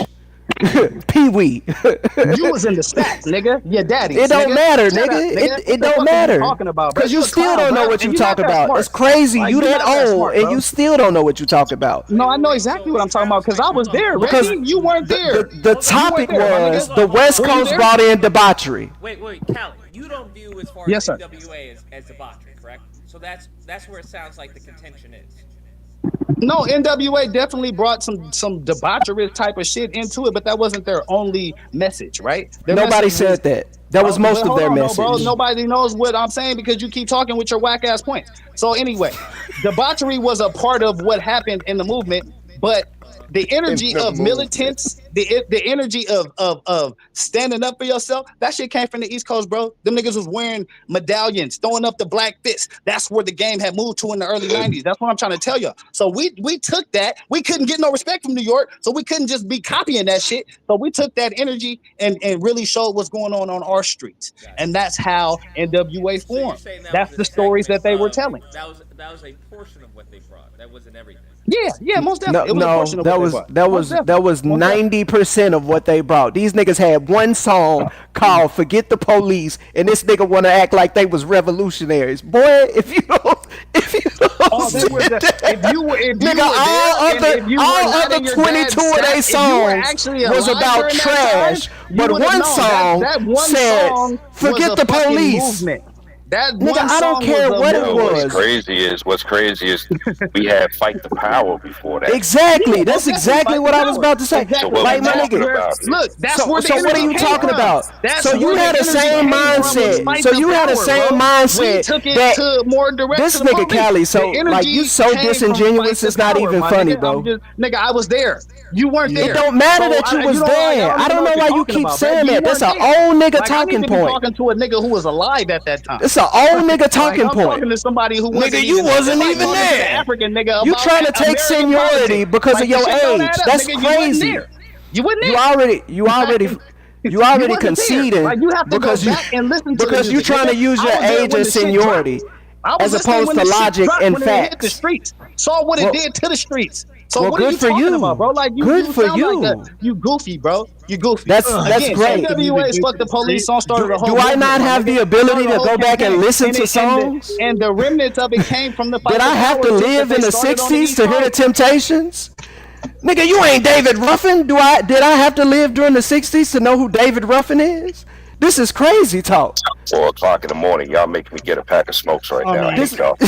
This man is crazy. Stop the violence movement, what's facts is, I mean, even though there's not what's facts is, even though I can't really say correlation is causation, though, but like after NWA came out, crime did rise up in the black community, like drastically. Yeah, but when NWA came out, there was also a lot of police brutality going on. There was also a lot of remnants from the crack epidemic. We was trying to come out of that shit. So it was just a lot of poverty going on. It was a lot of shit going on, bro. That's what Fight the Power was all about. Yeah, exactly. That's what Fight the Power was all about. So you think about Fight the Power hit the streets, takes over the streets. We are embodying that on the West Coast with Fuck the Police. There's a direct correlation. I'm trying to tell y'all this. We took the energy of that Fight the Power movement and applied it to our shit. There's no correlation between Fight the Power and Fuck the Police. Yes, there is. The problem is when you calling bitches, hoes, niggas, and all this other shit, right? Bro, I already acknowledge that. I already acknowledge that. I don't even know why y'all keep going back to that point. Okay. Because that's the conversation. The conversation, though. The conversation is how fucking one side of the country fucked up a whole fucking movement. But it's because you guys. You East Coast niggas wasn't getting paid, and y'all wasn't trying to pay nobody. So you can say whatever you want. Nigga defending the West so hard. Y'all wasn't opening the door. We kicked the door in. You can be mad at all you want to, but we kicked the door in. It is what it is. Pick one door. He has a point though. He does have a point. We didn't only make street music. You know what I'm saying? We made a lot of party music as well. What did you have to say? It's because. He does have a point. That one side wasn't accepting the other side. They started to make their own music. If you look in history, and this goes across the board, in any aspect. Thank you. When someone's not accepted, they go and do their own thing. What is wrong with you niggas? That is not the conversation. That is not the conversation. Yeah. Hold on, because you're upset that one side. Nobody's upset. That's reality. Nobody's upset. I'm not from either side. What do I have to be upset for? One coach messed up the other side coach's music because of the one was on conscious music and then the other one got on some nutty ball music. If I'm not mistaken, it sounds like that they were trying to have a bigger movement, and NWA kind of screwed that over. There was a throw a chair moment. in the grand scheme of things, when niggas was trying to do something positive, and some other niggas threw the chair because they wanted some money. Can I say this, bro? And Cali thinks that's okay because they put a nursery rhyme. They package drugs with instructions on how to. I'm not gonna yell over no bitch. Yeah, please let me talk.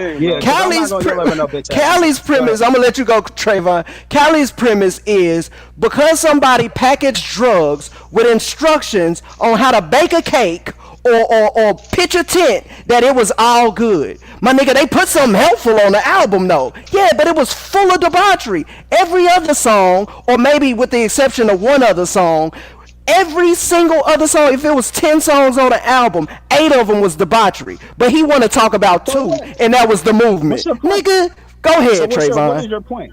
What's your point? Who gives a fuck?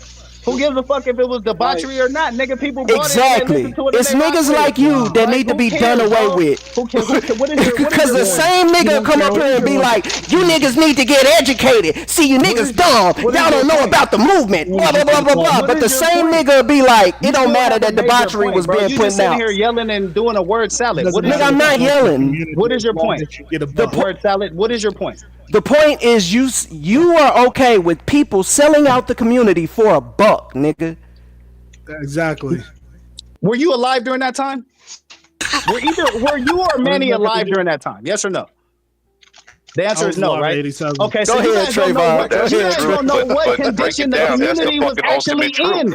You don't know what condition the community was actually in, bro. Do you know what condition the community was in? Do you know? No, you fucking don't, nigga. It was fucked up already. Like, it was fucked up already, bro. Like, so what NWA did was show niggas that you could get on this music and you could talk a bunch of shit and motherfuckers will pay you. And that's it. And you know what happened? A lot of rappers did that. And a lot of families got changed because they did that. And I'm not apologizing for that shit. A lot of motherfuckers got rich that wouldn't have got rich because of hip hop. That's a fact. This the type of nigga that condone people selling crack. It is what it is, bro. I would rather ladies and gentlemen, these are our old niggas. Than actually go commit violence. These are our old niggas. Hold on. Then actually going to what I tell y'all before, Gen X don't have no accountability. I'm sorry, big dog. And I don't condone that shit. So Reggie, don't add me to that old nigga shit. People talk about violence I ain't with rather that than shit. go commit violence in the streets. Let me have big dog. Big dog, would you consider Bridge is over debauchery?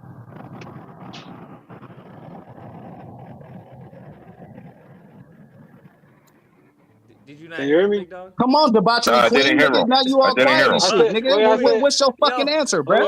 We waiting. Yo, Cali. I said, Big Dog. I ain't fucking here. He been. Jesus I'm fucking driving right now. That's why I ain't here. No, Big Dog, would you consider the bridge is over debauchery? What? The bridge is over. Would you consider that the bridge is over? Is a battle rap between fucking SC Shan with Queensbridge and in the Bronx. I know that. I'm just saying, would you consider that debauchery? No, that's a battle rap. But you don't think battle rap is like not debauchery? It's like this. It's niggas dissing each other. Thank you, family. Yeah, but that's not debauchery though. That's just straight dissing each other, right? Who's better than who? No, I get that, but I'm saying and that was a major battle between the Bronx and Queens, because Queens tried to come around and say they started this shit. Disrespect the other man. That was disrespected. That's one county and his mama and his family. That's one county. That's one county disrespecting the other county that actually started it, because that county said, "Oh no, we did it first. Now y'all did it, motherfucker." That's why the Bridge is Over came out. No, I get that. I get what you're saying, but I'm still saying like you want to consider that debauchery because it's still like niggas disrespecting each other. No, because that's a battle rap. You're not making a fucking whole song, right?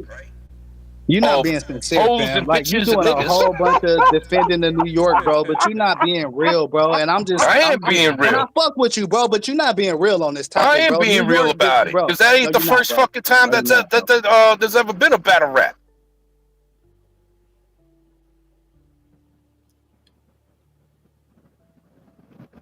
I mean, were they telling people to go sell drugs or to attack each other, or no?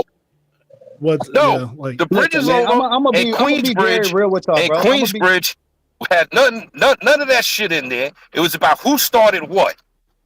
That's what the shit was about. bro. I'm gonna be real with y'all. Back in the day, hold on 1 second. Hold on 1 second. This is a key point too. Did they make that rap in order to make money? No, of, it was a diss. Yeah, to each other. Yeah. It wasn't about So money. they weren't. But that started a whole culture of disrespect, and it started a whole culture of diss records. There's always been disrespect in battle y'all rap. don't want to take There was responsibility always for your part of the disrespect in battle debauchery, rap, though. but y'all want to blame the There's West always Coast for what we disrespect in did. battle rap. Y'all started But you battle rap, bro. That's there's always a disrespect at a disrespect big because level, you're bro. trying to be better than that one. Aside from that, Yeah, I get what you're saying, dance and battle Manny, each other. Manny, listen, People used bruh. to dance and battle Again, each other. you guys weren't there, so you guys are thinking about things from a perspective of like 2025. Back then, there was no social media. There were no outlets for brothers to go and make a dime. You wanted to make some money, you had to go sell newspapers, go out here and really try to do some shit that you wasn't gonna do, or motherfuckers was doing it illegally, right? So what rap did, it brought another avenue for these young brothers to not be in the streets and for them to go make some money. Now, was they talking about what they was talking about, how they was living? Most definitely, but what rap did was back in the day, people understood that it was just rap. Like now, motherfuckers, this is their lifestyle. This is what they want to do. Hold on, bro. Hold on. This is why you guys don't have an understanding of this shit. Back in the day, people knew that they was mostly capping, bro. It was just talk. Like it wasn't no 100 murders because of rap songs, bro. Like you know what I'm saying? So it wasn't as big of an influence as y'all try to make it out to be, bro. The streets weren't following everything the rappers did, bro. Like we knew that was music, it was entertainment, and that's some niggas fell off, but for the most part, overall, our communities weren't affected negatively because of what they're saying, bro. They were making money. A lot of people, no, that's not bullshit, bro. That's not bullshit because them same dudes on those records that are talking about robbing you and that'll talk about that shit. I'd rather them talk about it on wax than be out there doing it. I'd rather somebody be paying them for it in the studio than them out there in the streets really doing it. And that's what you fail to realize.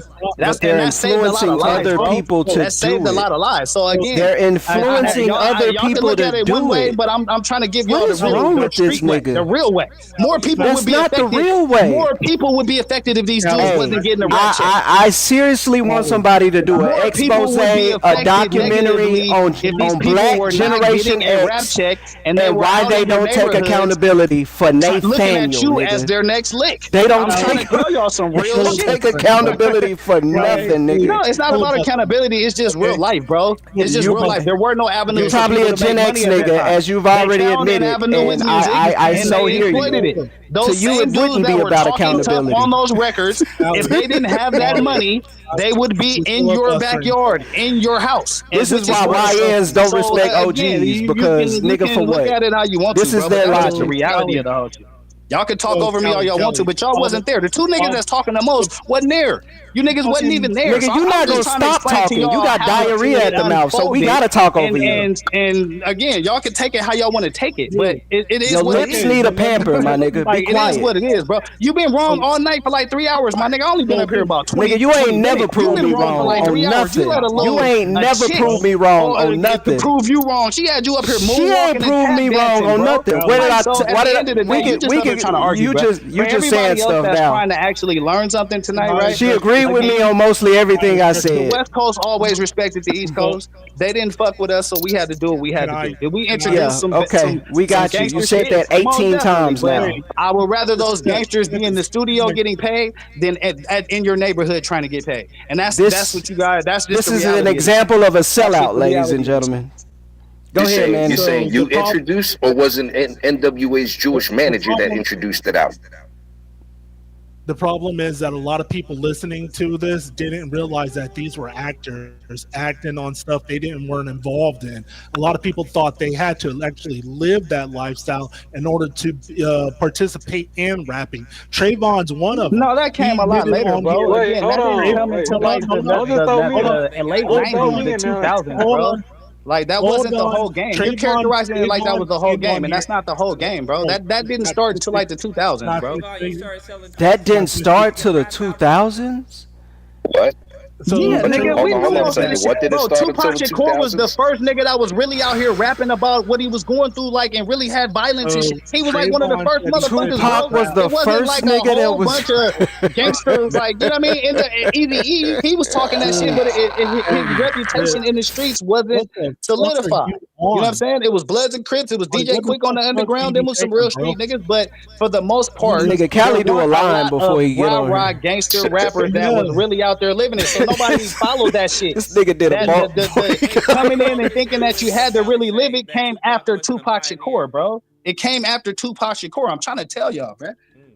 Why do y'all disagree with that? No, because during the NWA, a lot of people were trying to copy them and trying to emulate their style, and they believed they had to actually live that lifestyle to become successful like them.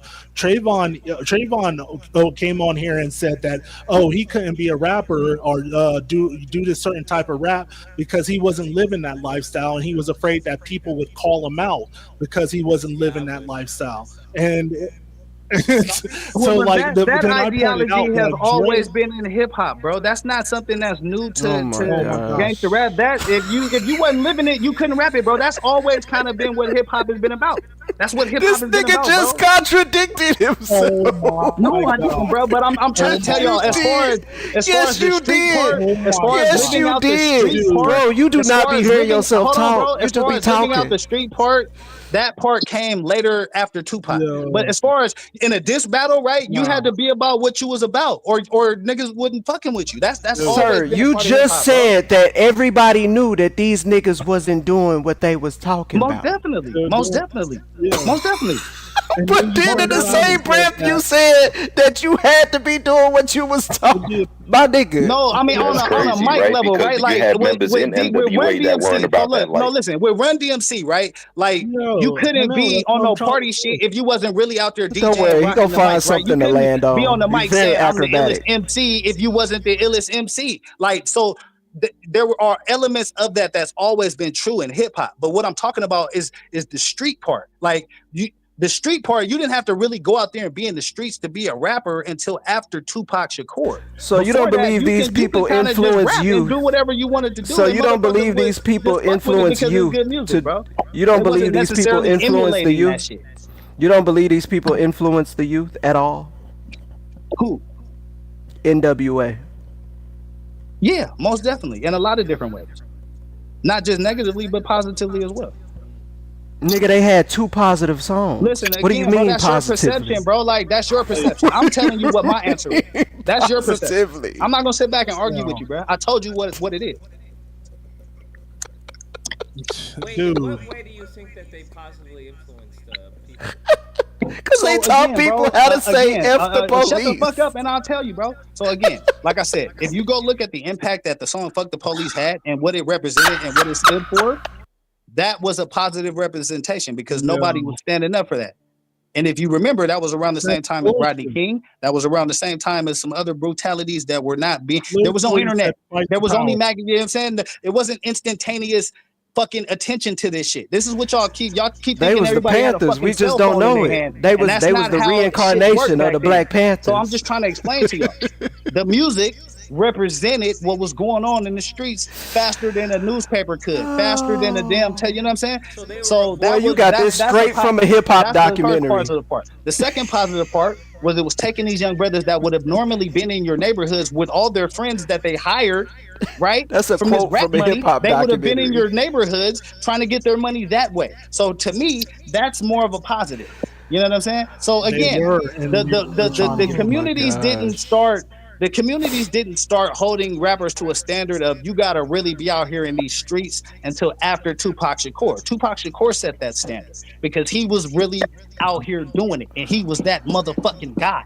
And after he left, you had to really be that guy. What was he doing in the street because he wasn't that guy in the street on the East Coast? Yeah, but that's just the street part of it. In hip hop overall, you always that's just the street part of your own weight. Wait, he wasn't that guy in the street, but he was the first nigga doing it. He wasn't. This nigga double talks so much. Go on.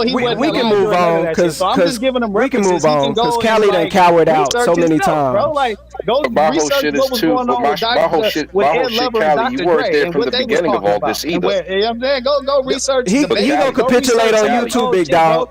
Cali, And you that will weren't answer some of there these from the questions that you beginning of have. all So you don't this. have to try to talk over me and bombard me with a bunch of your bullshit because you wasn't Cali, there and you don't know what the fuck you're Cali, talking about. Yes, sir. You neither were were there. you from Yes, the sir. beginning. Yes, sir. You weren't there from the beginning. Nah, I was there a couple years after the beginning. You know what I'm saying? I was born in '80, bro. So I was there. I was Yeah, my ears was ringing 1980. around that You time. still ain't knowing anything till about 1990. No, hell no. Okay. 80, 87, 86. I was in hip hop, bro. I grew up on All that shit. right. My whole family, you know, my family I'm was on going the back to boombox. We had the boombox 75. walking around the street. I could Oh, go that's back cool. to I'm not gonna get hey, that's cool. 1975 when it That's cool. started. When That's in cool. 1977 it became a culture. Yeah, most definitely. 1980 Most definitely. and 81. 81 is when hip hop got its name. Yeah, most definitely. Most Okay. definitely. So you weren't there from the beginning, my G. No, I wasn't, but I was I was closer than these guys. You came in what we would call the ending of the second generation of hip hop. Because the 80s is the second generation. But you came in towards the ending, going into the third generation. No, I was there for that second generation, bro. I'm trying to tell you. I just finished saying the ending of the second generation. I was there for the middle of the and you were more stronger into the third generation. I was there for, well, listen, bro, you can characterize what you want. I'm telling you what it is, bro. I was there for the middle of the second generation. That's a fact. You just finished saying 87. 87 is not the middle. 87 is not the middle, though. Nah, I mean 86, 87, bro. I was like 6 or 7, bro. My family had music, hip hop playing all around the house, bro. So like as far as I can 6 remember, or 7, you're not understanding what's being done, man. Well, nigga, I was exposed. 6 or 7, you're still people are still listening to freaking goddamn Rapper's Delight. I was exposed to it, and then also like when I got older, I went back and did my history. So I mean, again, I was born in that era of when it started to get hot, and when it went from here's the disconnect. Branching off into here's the disconnect, Callie. You cannot here's the make disconnect, this up. right? You got involved in it more towards the ending of the second generation, but you're talking to a person who was there from the beginning, who helped build it. And I'm not disputing that. And that's a whole disconnect. It's not a disconnect if I'm not. Yes, it is a disconnect because there's stuff that I said that you disregarded or try to blow off. Like what? I had to throw my glasses right now. Yeah, take all the time you need, brother, because I'm gonna acknowledge the truth and I'm gonna acknowledge when you're on some bullshit. But you said a couple of true things. Yo, I'm just real, bro. Like I don't got no agenda. I was really there, so I'm just keeping it real.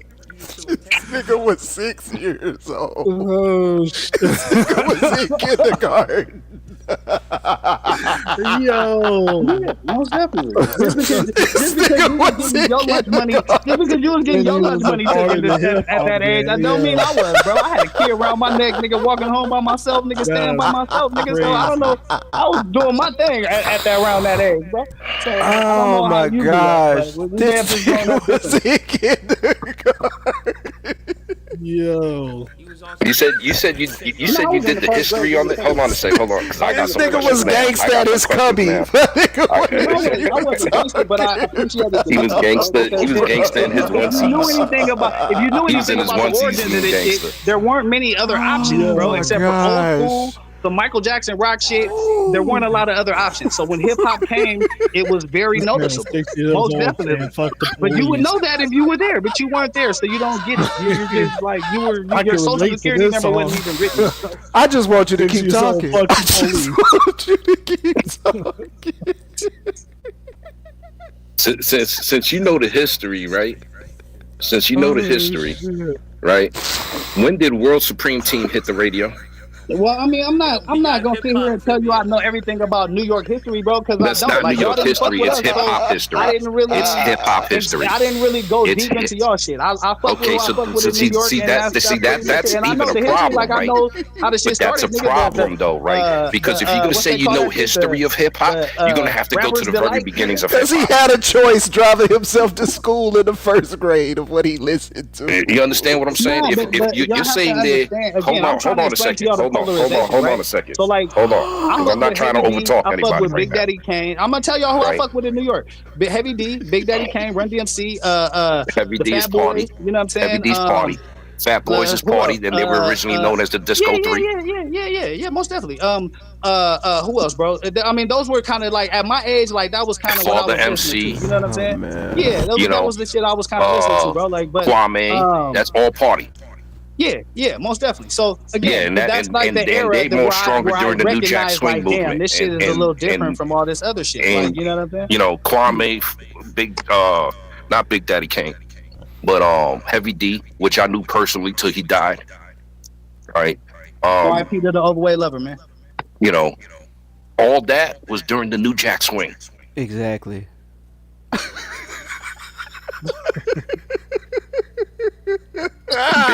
came, you know, what a lot of people don't understand, the 5% Nation paved a lot for fucking hip hop.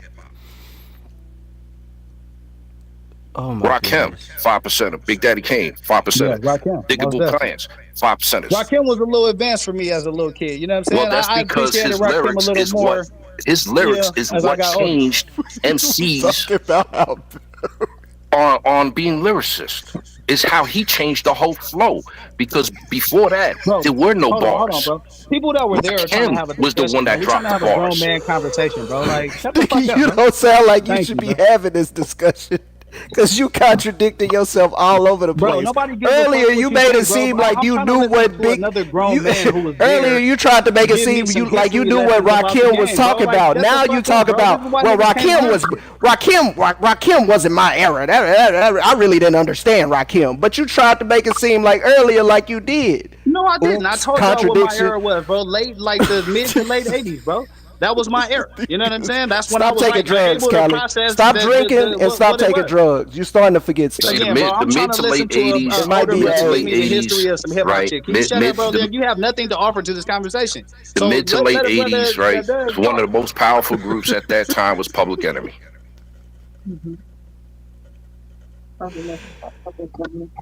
He just And they were exposing what I already I exposed. didn't really. I They wasn't. were I mean, You don't know what the you're talking fight the about. power movement and all that shit was.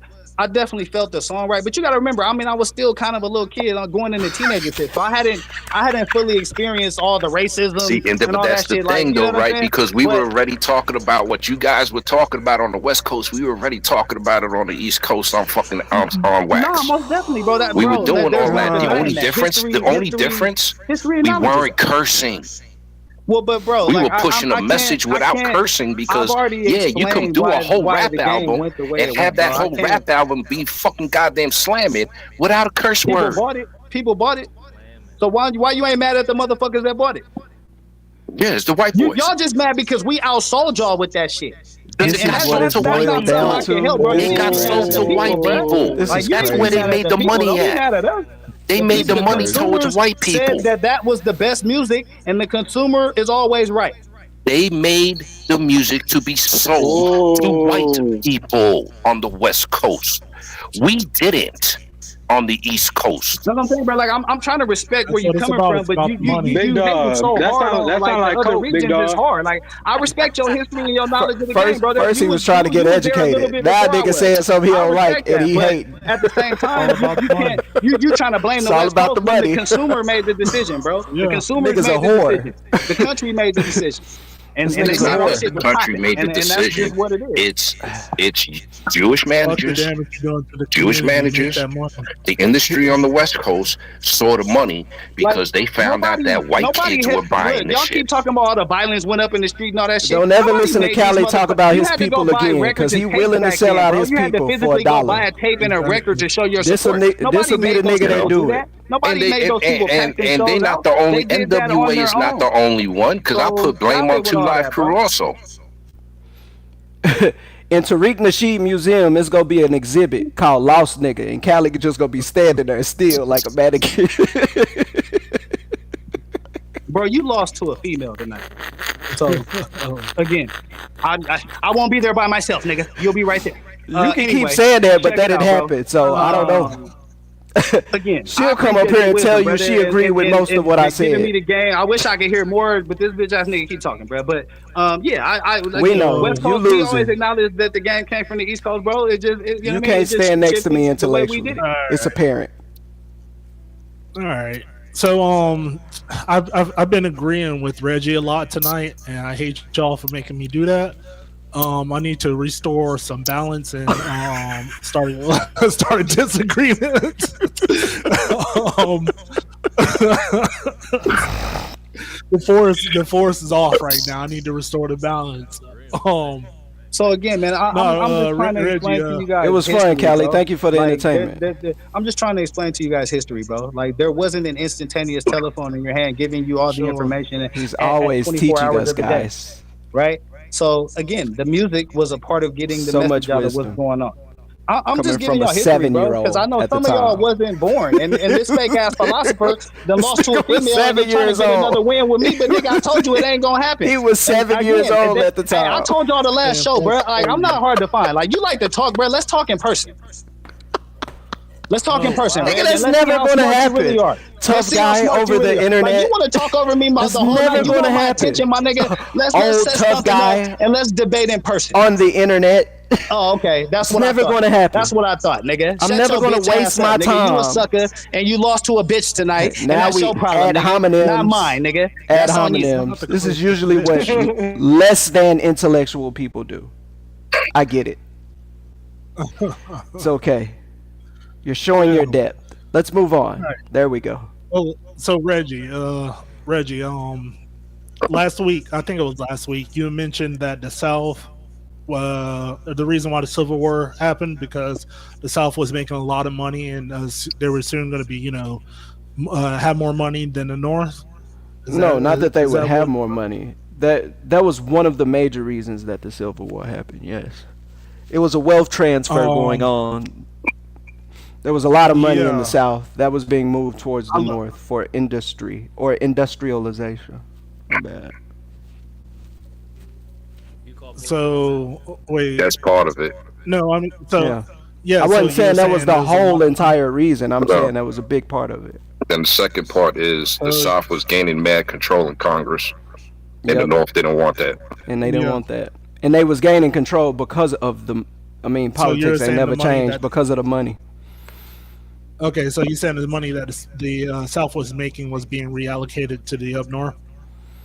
In a way, I say that because I understand that the tariffs that was put on them wasn't a coincidence, much like the tariffs that are existing now. There's a wealth transfer going on now, in my opinion, and I think that's what that was. I don't think the tariff on imported goods and exported goods at the time, and then the UK ceasing to give the South their manufactured goods. I don't think all of those things happened in just a coincidence. I think it was very much planned. And then to seal that off, the Industrial Revolution happened right after that, when we were a totally agrarian society. There were more millionaires in the South per capita than anywhere in the so-called United States. Okay, wait. Oh yeah, okay. No, because I must have had you confused because I thought you were saying that the South was going to basically accumulate more wealth than the North, and No. the North, that was going to be a problem. Yeah. All right. No. They had more wealth than the North at the time, but that was changing. The very North controlled the money. Yeah, that was changing quickly. Yeah. The South started bitching, so they did the 3/5 compromise, and then the North figured out, oh shit, we're about to lose power in Congress. Mm-hmm. Yeah.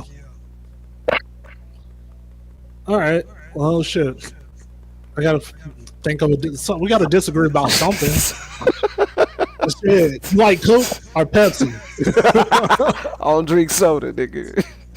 Y'all made me go get a fucking pack of smokes, man. I hate y'all tonight. Nah, OG, I appreciate the wisdom, bro. I appreciate the knowledge of the person that was actually there. The thing, Callie, don't use and say you know the history without knowing the history. I never professed to be a history professor in this shit, No, bro, but I but seen how it's the not. game shifted. You I said seen you how was the- teaching I seen how the niggas. game shifted, bro. It's not and about- that's, again, it's I was not alive about- during the whole shift of this, like you said, the second to the third to the fourth, and after that. Yeah, you was there for the first generation. I mean, you're a little older than me, but I came in when the shit started to bubble and go national, and like really get attention, and it started to branch off from just New York conscious shit. So I mean, But that's it already the era I was branched in. off and it already That's got the era I world was in. attention before that.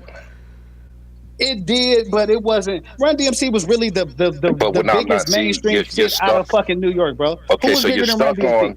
you're stuck on Def Jams. No, I'm just saying who was All bigger right. than them? Who was bigger I'm than just them? saying. I'm just saying right now. You're stuck on Def Jam. Who was Right. bigger than them? I'm not talking about the music side. I'm talking about a culture as a whole. Okay. Okay. It was the B-boys that brought it to the world. Oh yeah. The B-boy style. That was Run DMC style. Was the No, B-boy it was, style. yeah. No Well, doubt. they took it from us. Yeah, most Okay, definitely, most but the whole definitely. thing is, we weren't rocking fucking rope chains and none of that shit. Yes, the Yeah, that was Adidas the with the fat Hollywood part of it. laces. Yeah, Yeah, right. The Pumas, they didn't rock Pumas. We rock Pumas. Okay, we had the Adidas suits. We had the Puma suits. We had the Kazals. We had the Kangos. They took it from us, Holy shit, man. That's right? crazy. They took all that from us. The AJs, all that shit. They took that from us as yeah. to If you show a go watch Beat style, Street and right? some of them old Now, movies, you can see that influence, most definitely. now, hip hop getting taken worldwide. I'm gonna let you know right now. Hip hop was dying off by '79. It was already dying. '80, it kept a little bit of flow in New York City, but when Flashdance came out, disco, and that's where it blew up, because now other parts of the world were inviting the second generation b-boys to perform. Now the music goes along. Now understand, what b-boys were b-boying to was not what you were hearing or seeing on the radio. Right. And that's the era I was coming of age, bro. The break dancing, niggas throwing the cardboards, doing the head spin. Yeah, I was a little right kid. now, Like that's what I'm trying to tell y'all. I know, I was attracted to that shit as a little kid. So that's like I what know gravitated motherfucking me to the b-boys shit. out of the West Coast. You know, one of my boys is Pro 41. Yeah, we had You know, man, I know him. We had the Right? b-boy shit going on out here, all bro. the fucking time, man. We on other pod live streams, him and I together, and we talk about this shit. But that's what I'm trying to tell you, bro. I grew up in the game. I was just talking about the music, but the breakdancing shit, all that, bro. Like, come on, that shit hit the streets. But you can't. Wait, Big But Dog, I'm just talking about just the music as far as the artists. Wait, don't this make y'all sound like weak or like, I don't know, like you tell me y'all created a culture and then some other people came through and took it. But we didn't stop it. We didn't stop it because there was nothing to us about fucking stopping and holding a culture. First off, we didn't even think it was going to get this far. None of us thought it was going to get this far. Yeah. Because it wasn't accepted. It wasn't accepted. It wasn't accepted worldwide. It was only accepted in our areas that we lived in. And not everybody who was black or Spanish accepted it. In fact, to be honest, I'm going to tell you right now, a lot of the derogatory shit came from our own black community that didn't like what the fuck we were doing. Yeah. But that's how it's always been. Because the music has always been debauchery. You know, and the crazy shit is, right, come on, a lot of the shit that we were dancing to, right, because understand this, right, you had the DJs playing all types of music, okay, it's all trash, right. Now while Brooklyn and Queens were fucking playing goddamn "Love Is the Message." Tell me a hate all you want to. You already a sellout. We were playing in the Bronx and Harlem Apache. I'd rather be what I am. Two different styles. Yeah, I know, a sellout. Right. And then from there, we didn't fucking know. Hey, we were kids. You gotta understand, right, Trayvon? You gotta understand. We were kids doing this. It was kids that started this, not adults. It was us. Preteens and teenagers. Yep. And again, y'all was teenagers, and I was like a youngster growing into that. So watching the b-boy shit. Yeah, but this is the thing though. We were teenagers already and preteens in the 70s. We became adults in the 80s. Yeah, but the only exposure we had on the West Coast to real hip hop was the Rapper's Delight, right? I mean, because and that was trash because that's a disco song. That's a disco song. That's not a hip hop song. Hold on, I'm just trying to tell y'all on the West how it blew up. That was one of the songs that was constantly played out here, right? Because the Robinson Sugar Hill Records fucking made it commercial. Hold on. Yeah. And so when the b-boy shit was attached to that, that was just a style that we kind of adopted. We had blended a bunch of different styles out here, but it wasn't nothing that we could call our own. And But you want to know what's crazy though? You want to know what's crazy? Ain't no b-boy was breaking, or at that time rocking, because you know, floor rocking is what breaking is. Floor rocking, the spins and all that. That's called floor rocking. What we were doing in the 70s was up rocking, which came from the rock dance. When Sugar Hill Records put out fucking Rapper's Delight, that's a disco song. They were dancing the hustle to that. all this is debauchery. It don't matter. Like all of this is debauchery. In the grand scheme of things, it's just trash. Niggas want to say they was young and they was we was young. It don't matter that they rich, nigga. Are you for the group or not? You don't seem like you are for the group. Talking about they're not doing anything. You just for some you just for some niggas. You just for some niggas that want to exploit the group into something that made money off words. Yeah. So it's okay to exploit the group. It's okay to exploit the group. It's nigga, it's worse than going. That's worse. It's worse. It's worse. No, it's not. Yes, it is, because you influencing other people to do what you don't do. Apparently, bro. People got their own choice in life to do. This nigga is crazy, bro. No, I'm just real. I got a choice. This nigga is really crazy. If you're, he the type of nigga to be like, you should. You listen to would influence you. He the type of nigga. He the type of nigga to let his kids listen to Cardi B. Do you have kids? Do you have a daughter? No. Do you have nieces? I got a son. Okay, would you let your son listen to rap music today? No, because it's adult music. Oh wow! Not because of what they're saying. It's just a certain age group that you ain't ready for that. You know what I'm saying? But that ain't what hip hop always was. So wait. You see how he double speak? I want everybody to notice how this man double speaks. Hip hop has always been, right? And that's not what hip hop. We just pinpointed that it has always been debauchery since the mid '80s. That's your perception. I would even argue before the mid '80s it was debauchery. Not everybody's perception, bro. That's your perception.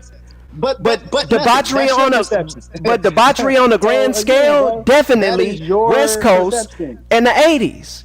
That's your perception. That's a lot of people's perception, sir.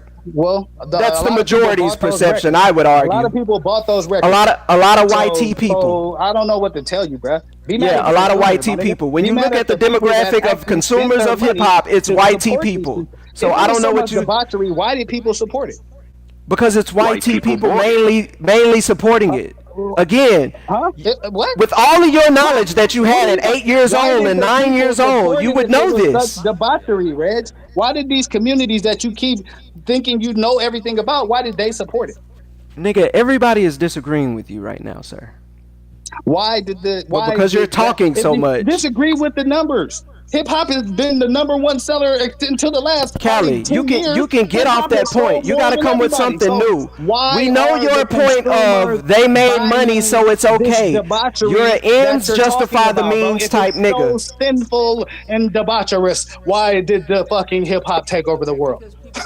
Like I don't know what to tell you, bro. You need to argue with the consumer, my nigga. They was just out there trying to make a check. They turned words into money. That's it, bro. And whoever this is disgusting. You need to be stronger. If a rap song can influence you, my nigga, you need to be stronger in your life.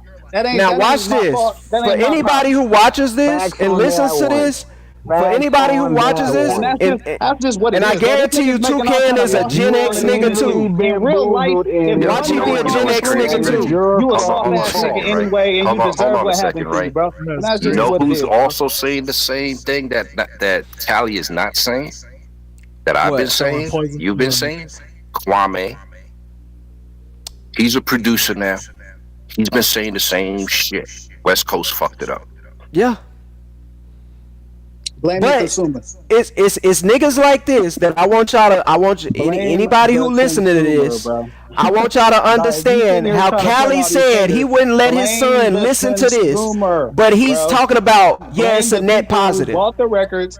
Blame the people who made hip hop. These are the type of disgusting black people that we got to get rid of. Fake niggas. They damn fraud niggas. $14.99. We gotta draw a line in the sand between real niggas and fraud niggas like this. You need to draw a line between reality and not reality, bro. Because the consumer made the decision.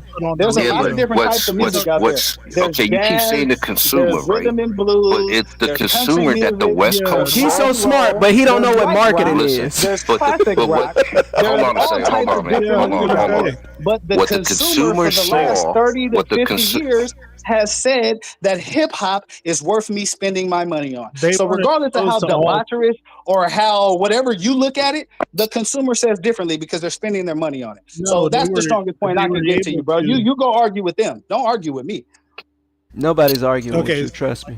The point is that consumers were able, they got exposure, right? They were able to get exposure because they were talking about debauchery shit. If they were talking about Jesus and education and shit, fucking their record labels weren't putting them out. And you guys fail to realize a lot of these people you're calling debaucherous with that real green money that they got, they went and did some good shit in their community. That So the philosophy. I mean, so again, the Frank Lucas was a good man. Mickey Barnes was a good man. Hold on a second. So the philosophy is make the dollar. The That's the debauchery is that philosophy. you have to. The debauchery is that I have to tell No, you he my said story philosophy, and the sir. that's going on the record Philosophy and ask someone to pay is the me for dollar. it, as He don't opposed to me listen. being able He to just be find real talking. I told opportunity you. in my community. He got That's the asthma and problem. gold mouth.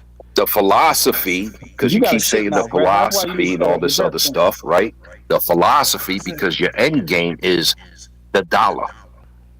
So the I mean, consumer can that's only buy everybody's what end they're game. That's exposed how to. you live That and survive wasn't in this world. at one That's point in time. It everybody's was end not. game. Boy, That Kelly was is a Because it not. sick wasn't popular. nigga. Them niggas didn't know they could make money off of it. Nobody, bro, in the early days Everybody of knew hip they hop, could they make didn't think money that it off would of go it. and be That's as big crazy. as The it was, problem bro. No is They didn't principles. have no the problem.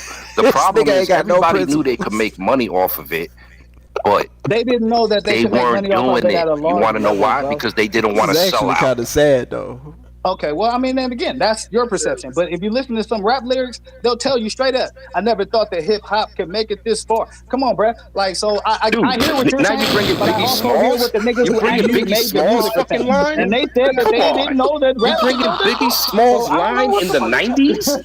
This is the I don't mindset tell of you, a man. nigga who was And brainwashed again, by hip hop at that's 8 years as old. but that's What do you that's expect? even That's a at 90s hold on, but joint that's of a even fucking at Big's goddamn level, Biggie bruh. Smalls That's shit. even as but Like, that's even at that's what I'm trying So to tell you. so Even what you're then, saying, Callie, if I he can didn't know it was it sounds like you're saying the ends justify the means, right?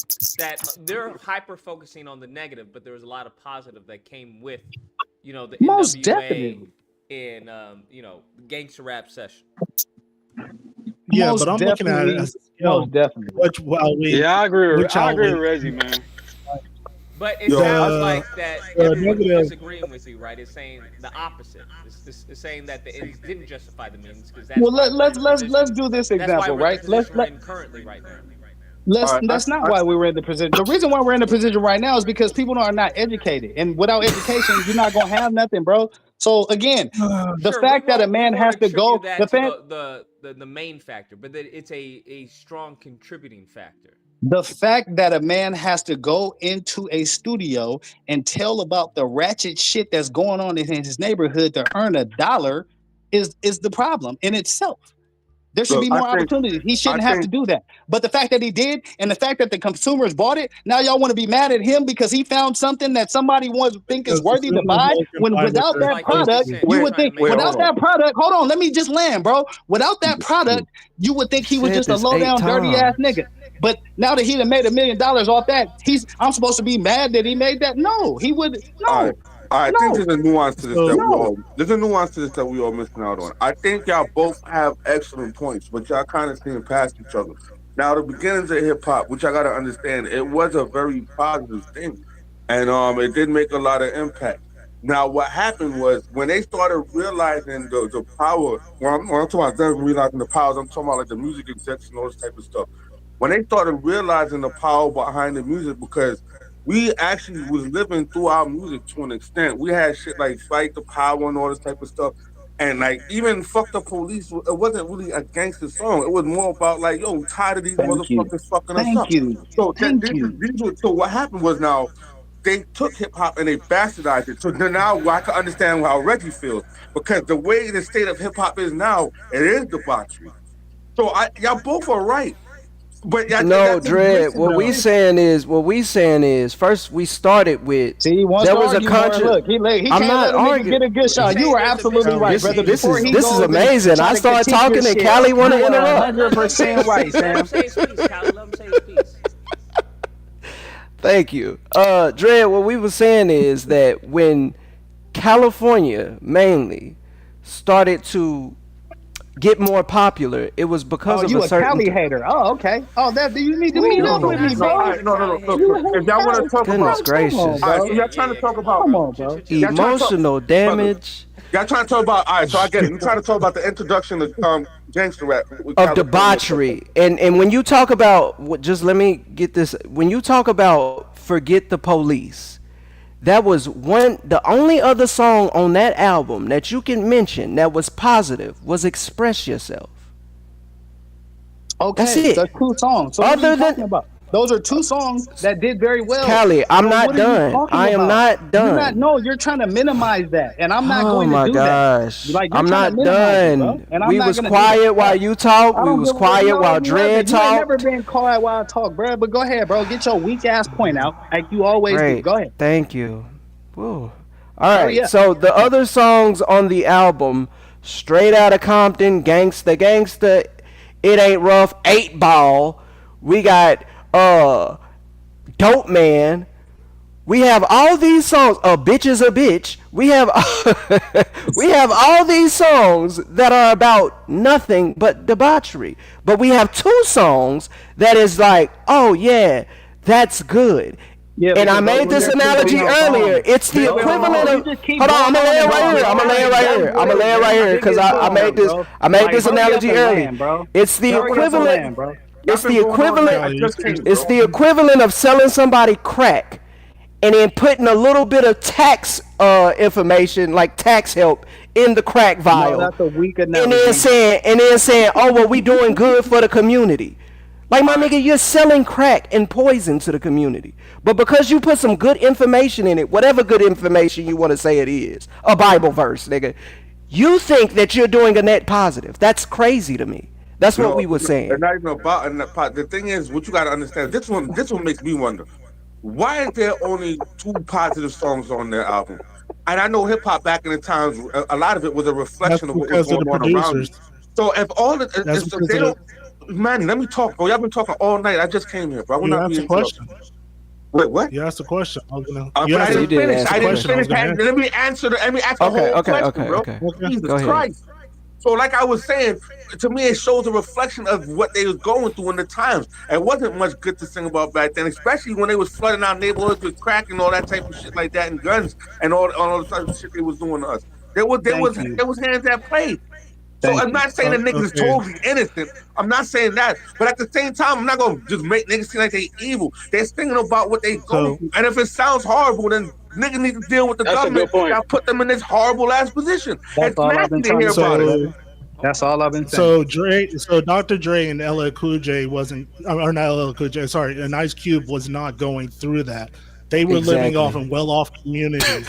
They were actors pretending to, and they pretend to make a dime off of struggles that actual people were going through, right? And they influenced people to live this lifestyle But those that are they 2 weren't people that living. made it, bro. You forget And about Lady I'm of still Rage. talking. You forget about not all letting the Manny other finish. people Let that him did finish. that was Let him B finish, level and C Callie. level, Let him bro. finish. Come on, bro. So yeah, so this was a persona that they were putting on, selling to people, having people trying to imitate this persona, thinking this is how they're going to get rich if they act the same way that they do, doing damage to the community. And the only reason why they had 2 positive songs on there is because they probably had more positive songs, but positive songs like that really don't get played because of the producers, right? The producer shelves a lot of And I was music about to say that that. they. Thank you, man. Hey, Because I was I going to hope make I that get a point too. chance to talk as Okay, well as can I like ask all you a these question, cats is Manny? talking, bro. Can I ask you a Like, question? Can I don't want to chime in like that, but can I ask you a question, Manny? Yeah. What type of genre of music you think is more detrimental to the youth? Heavy metal or rap? Oh my gosh. We're that's talking a great about black question. people That's a right great now. question.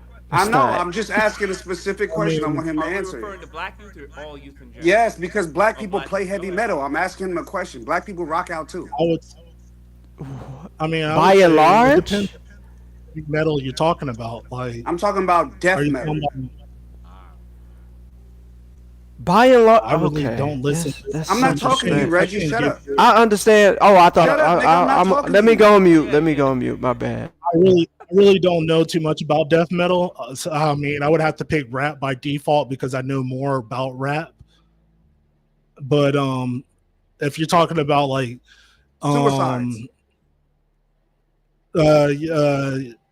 If you're talking about what's his name, Gigi Allen, I'm I would talking say about more no. harm Like, to the youth.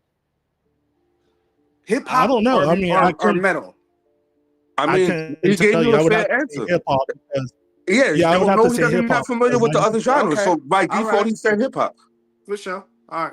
So yeah, that's a fair answer. I cannot. But Manny, yeah, you brought up another point I was trying to get into too. Is that Hold on, bro. Can I get in, bro? Like I'm saying, yeah? bro. Wait, hold on, Everybody that Callie. has Yeah, spun I know, around the Callie. whole world, but Y'all I been ain't all even night. got a I chance have to not get been my here. shit I off, just bro. want to get these points off because y'all been Go here ahead, bro. all night. Go Now, ahead. all I'm trying to say, Manny Reggie, I know did you're touch not on on. another. I know you're not on, but look at GC's comment. Go on.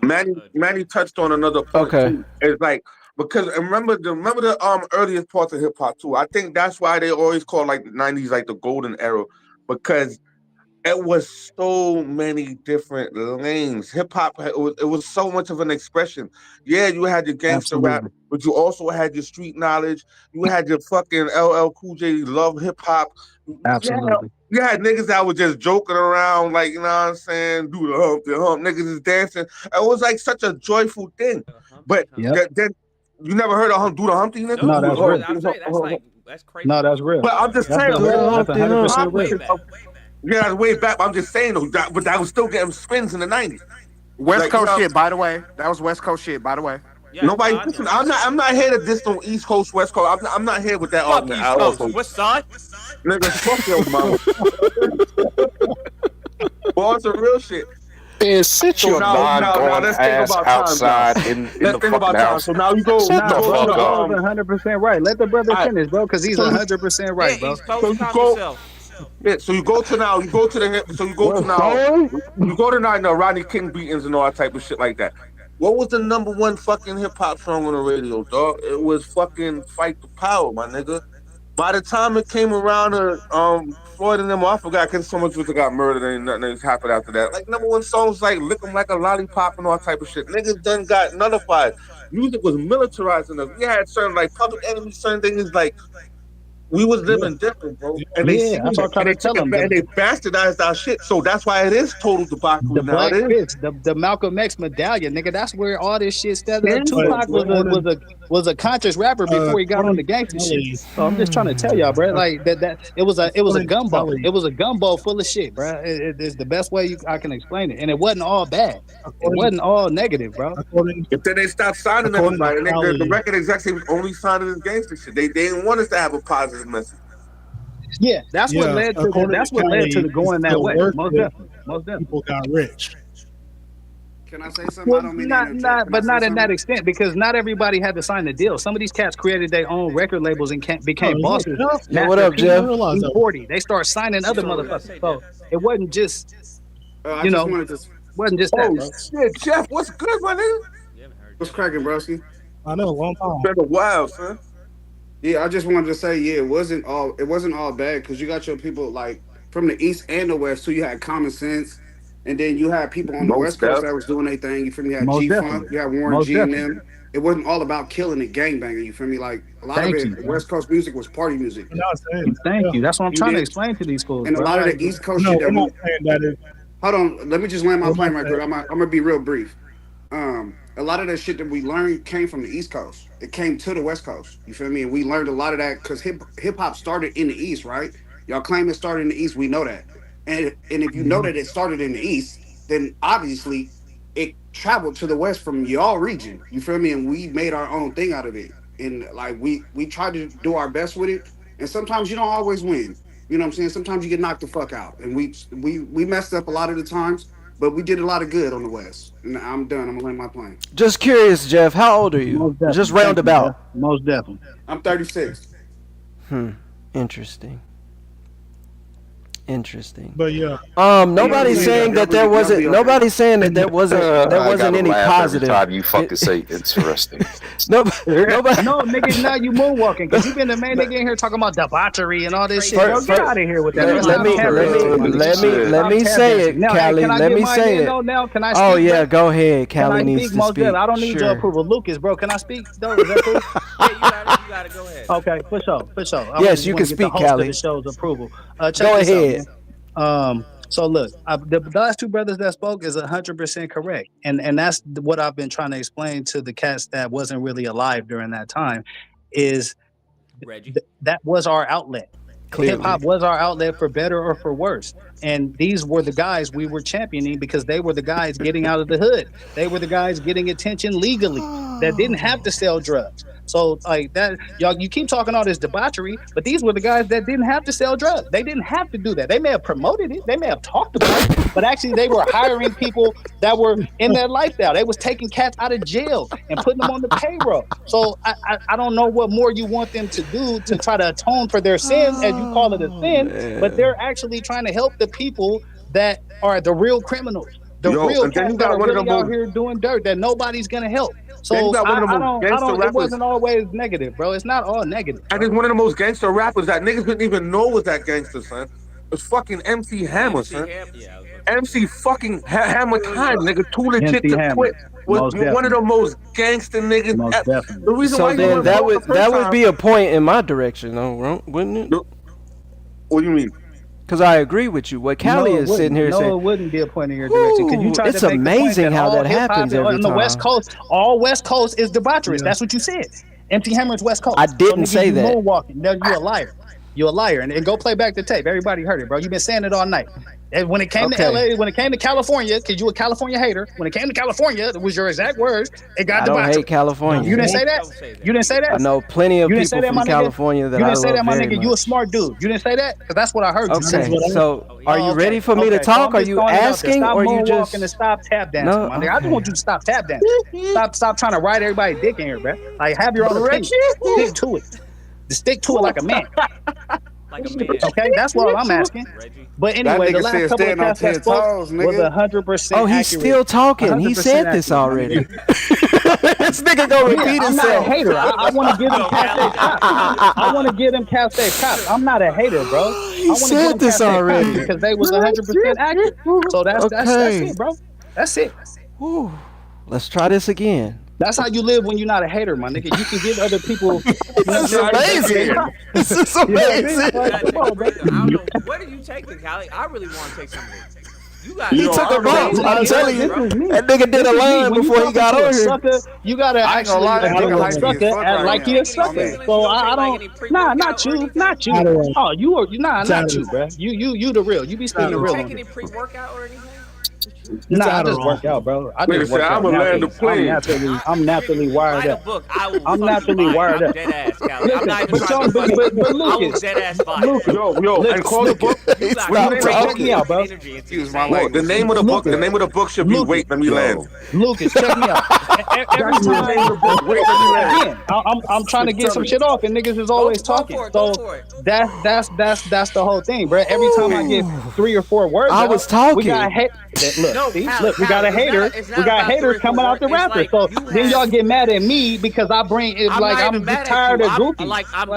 I'm appreciative of like the energy you have. Like I'm just saying, bro. I'm not even being facetious. I'm like being genuine. That's why I'm asking, like, you know, what's your secret? Because I'm just naturally. My brain doesn't work like that. Oh my god. I'm naturally like wired up. That's why I've been able to accomplish the things that I've been able to accomplish. Nah, it's just. Bro, I smoke a off the wall, bro, and I chill, and I actually put in the work to have an education. That makes sense. I'm not talking about your education. I'm talking about the way you. He just said he smoked a ton of marijuana. Yeah, it all makes sense. Again, it's all coming together. Like this, bro. But when somebody is consistently cutting me off, I'm gonna get a little bit more. Somebody's cutting him off. Nigga, I was talking again. Okay, see what I mean? So this is why the energy goes up, Lucas. I'm trying to just give you examples. I don't know what else to tell you, bro. Every time I say 4 words, we got haters jumping in. Energy. It seems like it's like forever. I'm just me. You know what I'm saying? And I'm trying to get my point across. I'm not listen, I'm not trying to say that as a negative. I'm saying that as a positive. That's what He's saying you the go for this panel shit, bro. Your energy just never dies. Yeah, nah, like it don't, bro. Because this is shit. who I am. That nigga bro. stay hypey. I ain't gonna hold you. Yeah, that's why I'm like, bro. If I can bottle this up and sell that shit, bro, I'd be a billionaire. I appreciate life, Black bro. Wall Street myself. Unlike a lot of your guests, bro, I appreciate my life.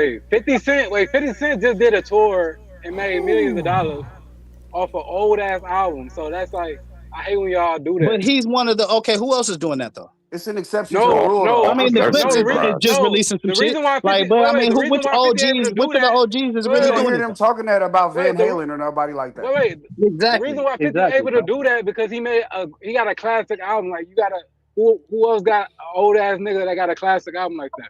But listen to me. Can I just Plaza's say still something right doing quick? tours.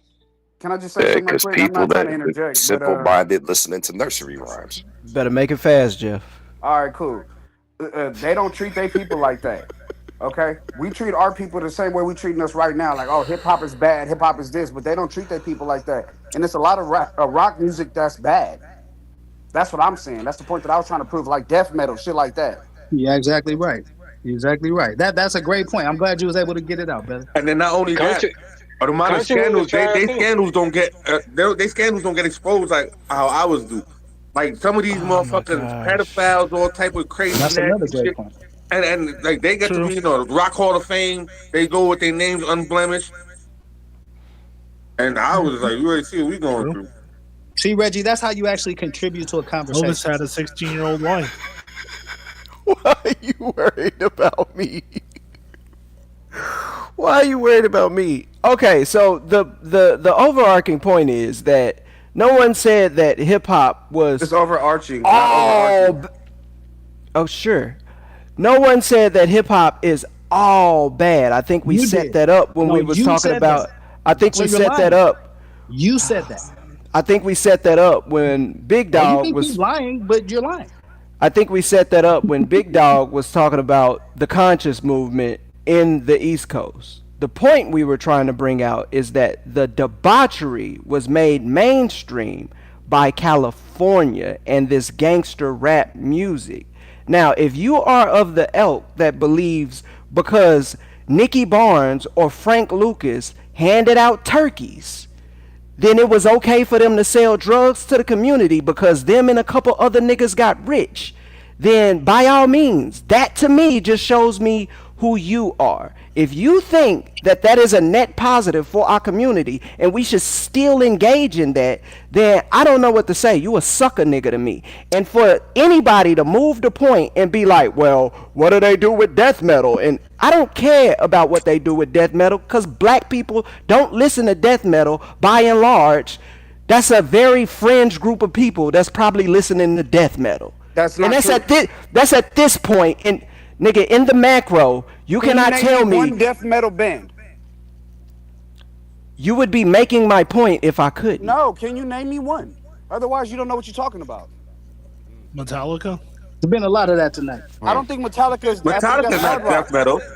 But Metallica is not I would death say metal. Metallica is not death metal. That's not death metal. I don't know. The hell, I don't know. Shit. All right, if you can't name me one death metal band, then you don't know what you're talking about. Nigga, what does that have to do with? Wait, to Reggie's point, yeah, like Jeff, you must listen to death metal. I used to listen to Slipknot when I was a kid. Okay, so that's you, my nigga. That's you and your fringe group of friends, nigga. By and large, niggas who wasn't considered lame was not listening to death metal, my nigga. Like, stop it, bro. Then you don't know what you're talking about. That's Where are you from? You can't be I'm from an East inner Palo city. Alto, California. I'm from the Bay Area. Yo, so listen, music took a turn. I mean, he asked me where I'm from. By and large, bro. By and large, no major group of black people would agree with you. Oh, let me let Hakeem go. Let me let Hakeem go. He been waiting to talk. Hold on, let Hakeem go. He was waiting to talk. This shit is not to blame or put onus on California, like they started this music debauchery or something like that. Like, what y'all gotta understand, it goes back to what Big Dog was saying from the beginning. Music started off as positive in the sense it came from the b-boy era and started from dancing and then moved into rapping and over beats and stuff like that, but it had a message in it. So it was a way for us to communicate with each other, to tell what's going on in our communities, to tell what's going on in America, and spread the word within each other. And as it became mainstream, because of course, like he said, a lot of the people that were doing it, they were kids, they were teenagers, they were young. So they had no idea of business and record labels and royalties and all these things, that residuals that come with doing music and on the mainstream. So at the end of the day, those people that owned the labels, they were able to capitalize off that. They understood at some point what we were putting in those music. They had music like Fight the Power, as y'all said. We had self-destruction. We had, Public Enemy and all kinds of things. They listen, they weren't cursing in music. I never heard the word nigga or bitch or any of that in music until later in the 90s when I started to hear it come from the West Coast. It's not to place onus on it. It is to say that at some point the record labels understood, hey, we can't keep allowing these people to speak positively on music. We need to do something. So they changed it. Whether it was people willingly, well, unconsciously or consciously willing to take $1 and spin this narrative and this negative shit and start talking about AK-47s and selling crack and all this shit in music that we start hearing in the 90s, whether it was them doing it unconsciously or subconsciously. But either or, it was the music industry that started to change what the culture was in music. But that's not the only factor, though. That's what was going on in the street. That's what was going on. So that's what they were talking about. No, listen, That's what was going on. Regardless if it was going on Come on, or Kelly, not, let Big Dog- let Big they Dog weren't talk, putting man. that narrative out on the mainstream in music. They were speaking more positively to uplift Black people. It wasn't on the mainstream at that point. Yeah. So it started to change. The argument I would make, Prince. though, is again, New York did not accept anything that wasn't New York. That's not true. I'm in Philadelphia, and it's not true. It's bro, not that's true. 100%. As That's far as not getting true. deals, getting a bro, record deal, all the was record born in the companies were 80s. in New York, bro. That's All the not record companies true. were in. Listen, it's not true. All right, bro. Go talk to Doc. Go watch Straight Outta Compton. Go watch Straight Outta Compton, bro. All right, listen. Go watch Straight Outta Compton. This nigga said go watch Straight Outta Compton. Like this a documentary or something. This nigga Cali, bro. Come on now. There is a clear scene in that movie. Wait, I know what he's talking about. Forget about that. Gentlemen. I know the scene you're talking about, right? I know the scene you're talking about. Forget about that scene in that movie. Listen, I got something better than that. I got something better than that to prove your point. And they don't like the music because they think it's wrong. Listen, bro. Lucas, this is why I get frustrated, bro. Every time I get a few words out, these cats want to do, you know what I'm saying? Hakeem, just let it roll. Let it roll, Hakeem. Can I Let just it make roll. this one fucking point? What he's saying is not far off because I grew up I came up in the 80s. I was born in Brownsville, Brooklyn, bro. I ain't gonna lie. For a certain amount of my time, I never even knew rap existed outside of right. New But York, that's not that. But listen, bro, it's not because it's not far off. There was like when you talk about New York was in its own kind of world. I understand, but understand the temperature and where we were at that point. We didn't have technology. We weren't able to be exposed to a lot of that rap. But the rap that we did hear from the West Coast or from the South, we did embrace it. We embraced Scarface. We embraced DJ Quick. We embraced No, that's not true. That's not true. No, wait, bro.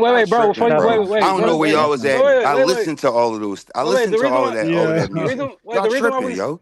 Wait, bro. The reason why we saying it's not true because the artists that you naming, they complained about that. They complained that New York didn't. Exactly. They complained that New York didn't respect them. So Hold on a second. Right? And why do you think we had a such thing called the East Coast West Coast beat? What do you think the real components of that were? That was a fabricated, bro. Y'all don't know hip hop history at all. That was a fabricated beat. Come on, bro. Like fabricated by the media, and I'm not gonna. That was fabricated. That was fabricated. I lived through that shit. I remember that was fabricated by the media. It was a Biggie and Tupac Shakur. And they try to turn Biggie and Tupac into the whole East Coast and the whole West Coast. Hold on, bro. He was echoing what a lot of West Coast artists were feeling at that time, which was we need to unify the West because we're not going to get nothing done with the East Coast. That is a fact, bro. That is a fact. That's a fact. That's why Suge Knight was running around here doing all the shit he was doing, bro, because we were not respected. We weren't let in the door. We weren't embraced with open arms. When Pac came out here, we embraced Pac. I'm not going to Y'all didn't embrace that. So we had to. So let me say this, right? Let me say this, right, Callie? I agree to a certain extent, yes. Yes, I agree. But a lot of it had to do with play on radio. Facts. That's what I'm trying to say. Okay. Those now, things matter. Now, the other thing too is every year at the Zulu Nation anniversary, West Coast rappers were on that stage. So don't say that it wasn't being embraced. We just didn't like the message NWA was putting out.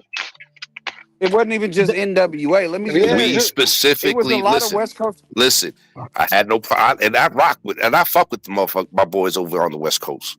Okay, but when there's a specific movement of upliftment, of unity, of fighting the fucking system, of doing what we got to do to get the fucking point across, right? Without saying any fucking words, negativity and shit, all of a sudden it is the industry turns around and says, oh, we could make money off white tees. Oh, bitch, nigga, this and that. It was and that's where it went. Facts, because those are the people that brought because when you look at the Vibe magazine, they brought the music side note, more if I than could we just ask did. this from y'all. Why do y'all think that they found that so entertaining? Because people love to live vicariously through people love others. controversy. They love us making Wait. So let me get this straight. White people. The white people. That's what I'm talking about. They love to watch it look stupid. You don't think it looks stupid see a young ass girl? Let me get this straight. And I'm not saying you said this, Dred, but let me ask a question now. So the same thing that y'all identify as white people loving because we're making a fool of ourselves, you would in the same breath say was a net positive for, because that's the conversation. The conversation overall is hip hop is not a net positive for our community, and it hasn't been for a very long time. And that's not true. The conversation. That's not true. Listen.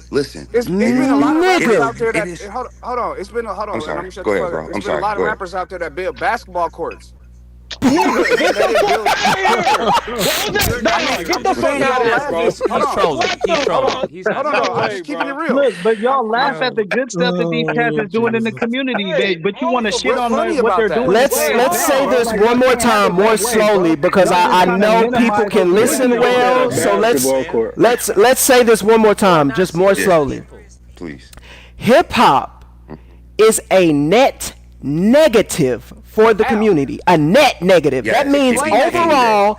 Yes. That means overall it is more negative. Yes. Jeff, you gotta listen. Bro, that means overall it has been more negative. It has had more negative influence on our community, more negative outcomes on our community. Hold on, Jeff. Than it has positively, and it's been that way for a long time.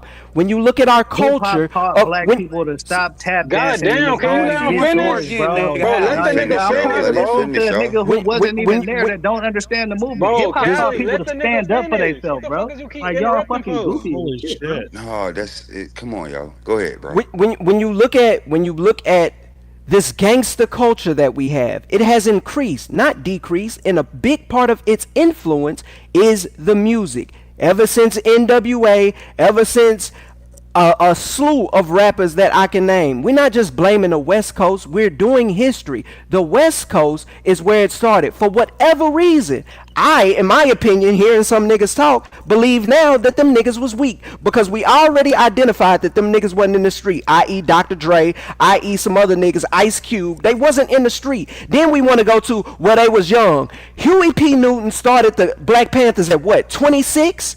Angela Davis started activism when she was like 14. Fred Hampton started activism when he was 18. So this excuse of these niggas was just young and telling about their surroundings. Nigga, so was these other niggas who was young at the time and they chose to choose activism. And they're known for their activism and trying to uplift the community. Meanwhile, we got some people who like, I'm going to sell poison to the community because somebody's giving me $1. Stop, I'm almost done. Give me 2 more sentences. Huey P. Newton, bro. You're making false equivalencies. Nobody ever said that. If that's what you took from what I said, I'ma just keep moving on. I'ma just keep moving on. I don't know.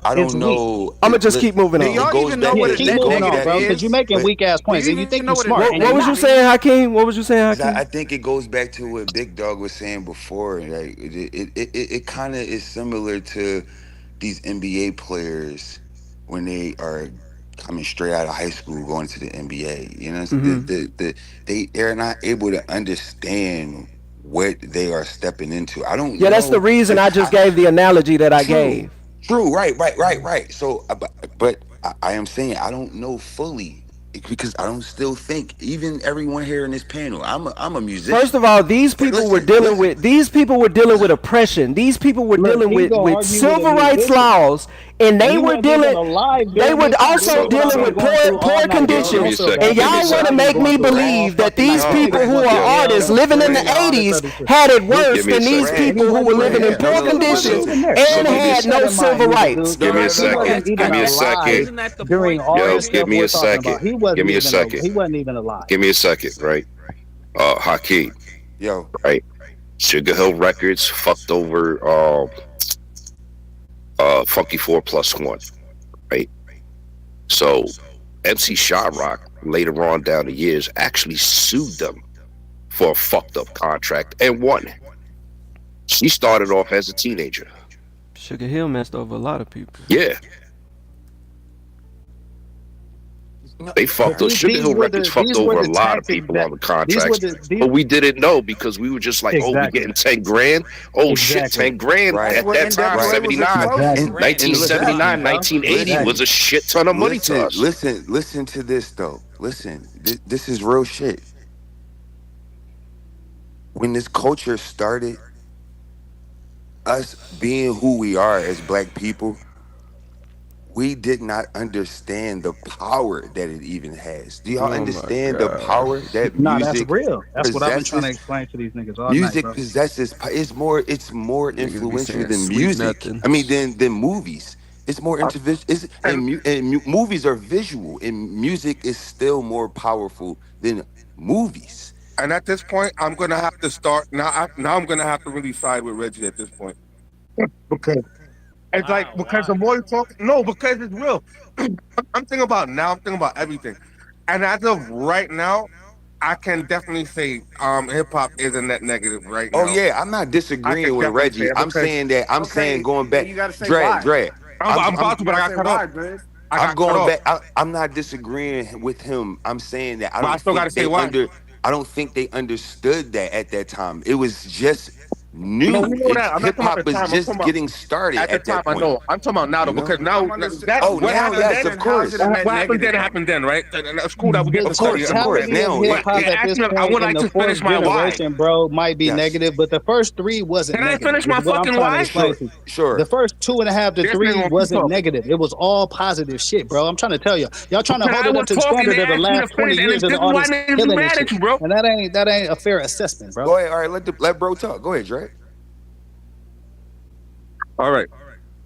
Now, if you want to talk about why I say hip hop is a net negative now, I definitely because it's one of the main ways people see us in the world. It's like how media portrays us, and not only that, a lot of people try to emulate this style. And I'm seeing a lot of little girls outside with lack of respect for themselves, with a lot of little boys outside with lack of respect for themselves, lack of knowledge. They run around throwing yo pew pew this and all. I don't like to see how we look right now. It's horrible. I miss the old days where we had different lanes. Now there's only one outlet for hip hop, and with that right there, I say it's a net negative for us because But wait, we're not a Dre, monolith, and we've lost so many other avenues of expression within our own music. Dre, but would you blame that on hip hop or bad parenting? Like, how the fuck I was just about to say that. It's both. I don't see how y'all don't see the influence and how it feeds into everything. Questions, and then other people ask the question. Like your name is Dreadman. They ask Dreadman a question. I'm so confused. How much Dreadman's on the panel? What? I mean, we all having a conversation, Dre, I'm sorry, but go I ahead, forgot Rock. the question. What was the question? No, I said, how can you wait? Is the Okay, bad, now do like, I the bad no, all kid? right, yeah, all right, I got it. I Okay. remember now. It's a mixture of it all. It's the system that took a hold of our music and pumped it out because they know the influence it has. It's a bunch of parents that grew up lost. You gotta remember this too. People be blaming parents, forgetting that those parents was kids that didn't have parents, that was kids that didn't have parents. So you got a They lineage grew of up in the people that was crack era, going bro. fucked up. A lot of it was crack babies. So you have a lineage of those people, right? Then they keep on feeding into the bullshit that the media keeps on putting out there, and then you got it's just a whole it's on everybody, bro. It's a collective. And then now we got niggas that sound like y'all. Not but niggas don't want to take accountability for it's always excuses on top of excuses. But them niggas was dealing with crack. I'm agreeing Nigga, who with you. cares? No, we just the point is that I'm saying that I don't think that they understood the power of music and what they actually were doing. If my son don't understand that he not supposed to spill something on the floor, he's still getting a whooping, nigga. You still getting this work. I agree. I'm just saying why I think it happened. I agree with you 100%. I don't care that he didn't understand. He finna understand. You should have understood. Cause I done probably gave you examples of why you shouldn't be spilling stuff on the floor. I agree 100%. It is negative. I'm just saying I don't think they understood. It was just the culture was just beginning at that point. Rap was just This new. man's got one hell of a sunburn. I don't think that they I don't think they understood what exactly they were doing at that point. But I agree with you. What the fuck? Like Jesus Christ just came out of hell. That's gotta be a gimmick. That's gotta be a gimmick. Okay, can I respond to Dreadman right quick and I'm gonna shut up? Hip hop. Will you shut up though? Hip hop generates approximately $16 billion annually in the United States. Oh my god, bro! What the fuck do that got to do with any? Oh my god, we done. So how is it a negative? Wait, hold on. You were saying that to respond to me, and how? I'm talking about billions with a B. Okay, so how did that, all right. What was that a response to? You said you responded to me. So what was the response? Is it a net negative or not? Jeff, who does that money? Jeff, watch this. Hold on. I give up. You know what a net negative is, right? Ask him a quick question. Yes, I know, and I'm gonna tell you why it's a net negative. I'm gonna tell you why. Dread, ask him the magic question, Dread. Huh? Ask him the magic question about that money. Not all money's good money, my nigga. And if you what about death metal money? You can't. Let me talk, bro. You asked me a question. I'm explaining why these billions of dollars will still equal out to be a net negative. Because you're taking the billions of dollars and you're using it to just promote the debauchery that's going on and making us look horrible in the media. All you're doing is investing in us looking horrible. So now you just have more billions to make us look more horrible. Right. And the money also use that money to alienate yourself. The money ain't going into our community and our neighborhood, so it don't matter. Let me tell you the craziness. Look what I'm talking about. Look at the villains, right? Wait. One more point. Hold on, y'all. Look at the way I make this one more point. Y'all talking about all this money, right? Now you look at artists like Cardi B. Cardi B making millions and all this type of shit like that. She in the damn house sweeping her floor. Her own music come on. She got to shut it off because you don't want her daughter to hear that shit. She know how nasty this shit is. She don't even want her own daughter to listen to it. But other people's children get to listen to it. Yo, listen. Do you want your child to listen to Slipknot? Well, hold on. That goes back to the parenting, not necessarily. Exactly. But Red, what it's all of no, but you as a parent, this Thank you, sir. I don't get it, bro. It's all That's of what I'm saying. How these people know what they're doing. That's what I'm saying, because you as a parent know how terrible your shit is, so you will protect your child from it, but still create that stuff and put it out there for other people's children to consume. That shit comes with an explicit label, bro. That shit is for adults. And that's why it's a negative. That's the fuck. That's why it's a negative. So basically, it's cool when they do it. Bro, so R-rated movie is negative. Wait, R-rated movie is going. negative, bro. Like, what are y'all talking about? Why y'all talking about movies and the man just said that music is more influential than R-rated movie is just as bad as a rap song. But y'all said that music was more. I almost don't want to colonize your chat. I'm enjoying this. Go ahead. Sorry. I'll call when you call on me. You hear me? You're not gonna like what I have to say, but go ahead. Go ahead. What do you have to say, Red? We would like to hear. Well, first of all, the topic. I can talk to you gentlemen like with the topic if you're talking about. You're talking about like the influence of hip hop on black urban youth or movies versus music. What are we talking about? The influence of hip hop on black urban youth. I mean, I can't speak to that. And how is a net positive versus a net negative? Well, you know, I think. Well, I've been drunk for 9 hours streaming, doing my own thing, and I got banned. That's how you feel. We don't want to hear this nigga. We don't. I think you might. Well, you know what's interesting about so 2 Live Crew, like going way back when I was a little kid, where some of y'all weren't even alive for that shit. You hear me? So some of that shit with 2 Live Crew and all that push, and that was from Democrats and Republicans at the time. That's how united white people were back then. It's insane.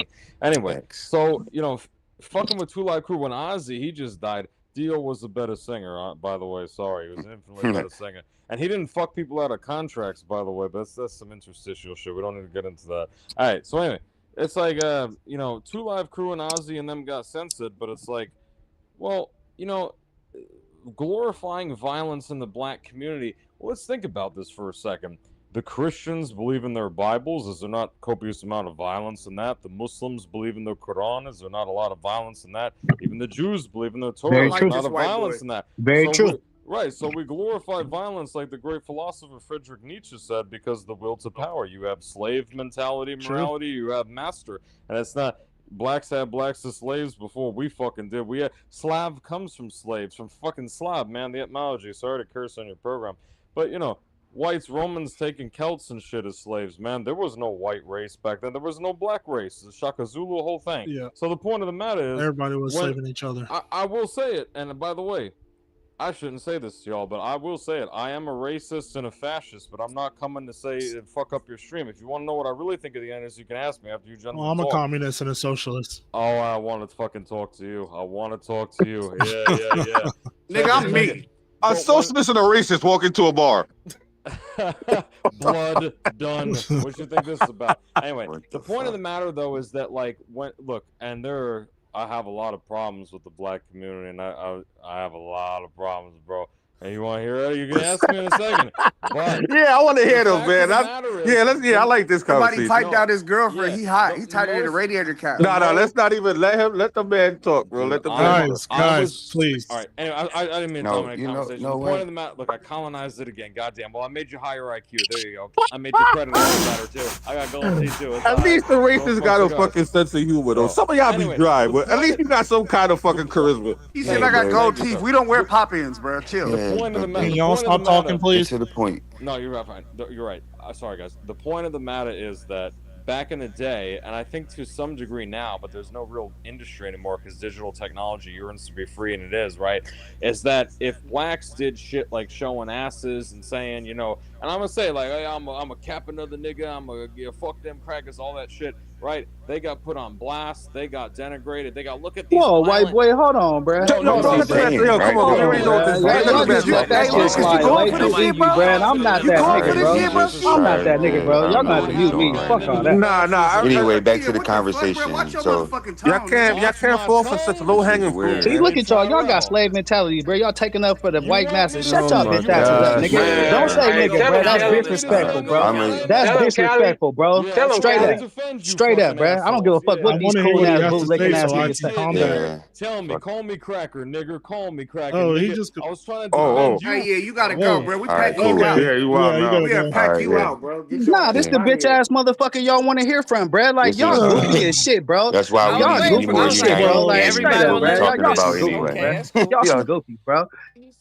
Cause I already said it was too low hanging fruit, and he didn't call nobody. Yeah. He was talking about a reference to us, so it's not like he called one of us that. And I knew what he was trying to do. That's not like I'm not gonna go for such low hanging fruit. Now if you call one of us like he just did, all right, now call me cracker nigga. That's like you calling all of us that, bro. Hold on.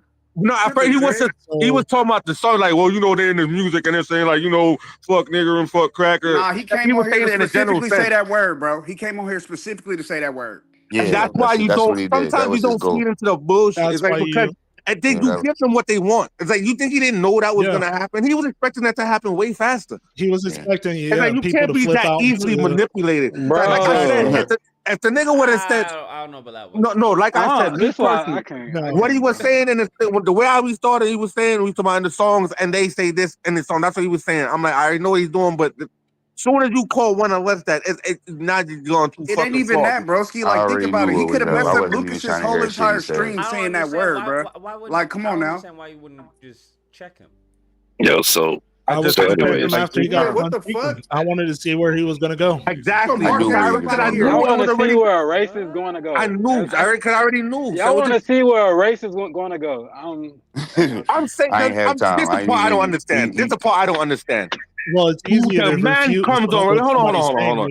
The man comes on and openly says, "I'm a racist." You didn't think nothing like that was going to happen. Exactly. That's what I'm like, at least let it be a serious offense. To me, that was too light to hold on. That right there was too light. I wanted him to hang himself more. But the man openly says a race. I know some dumb shit's gonna come out his fucking mouth.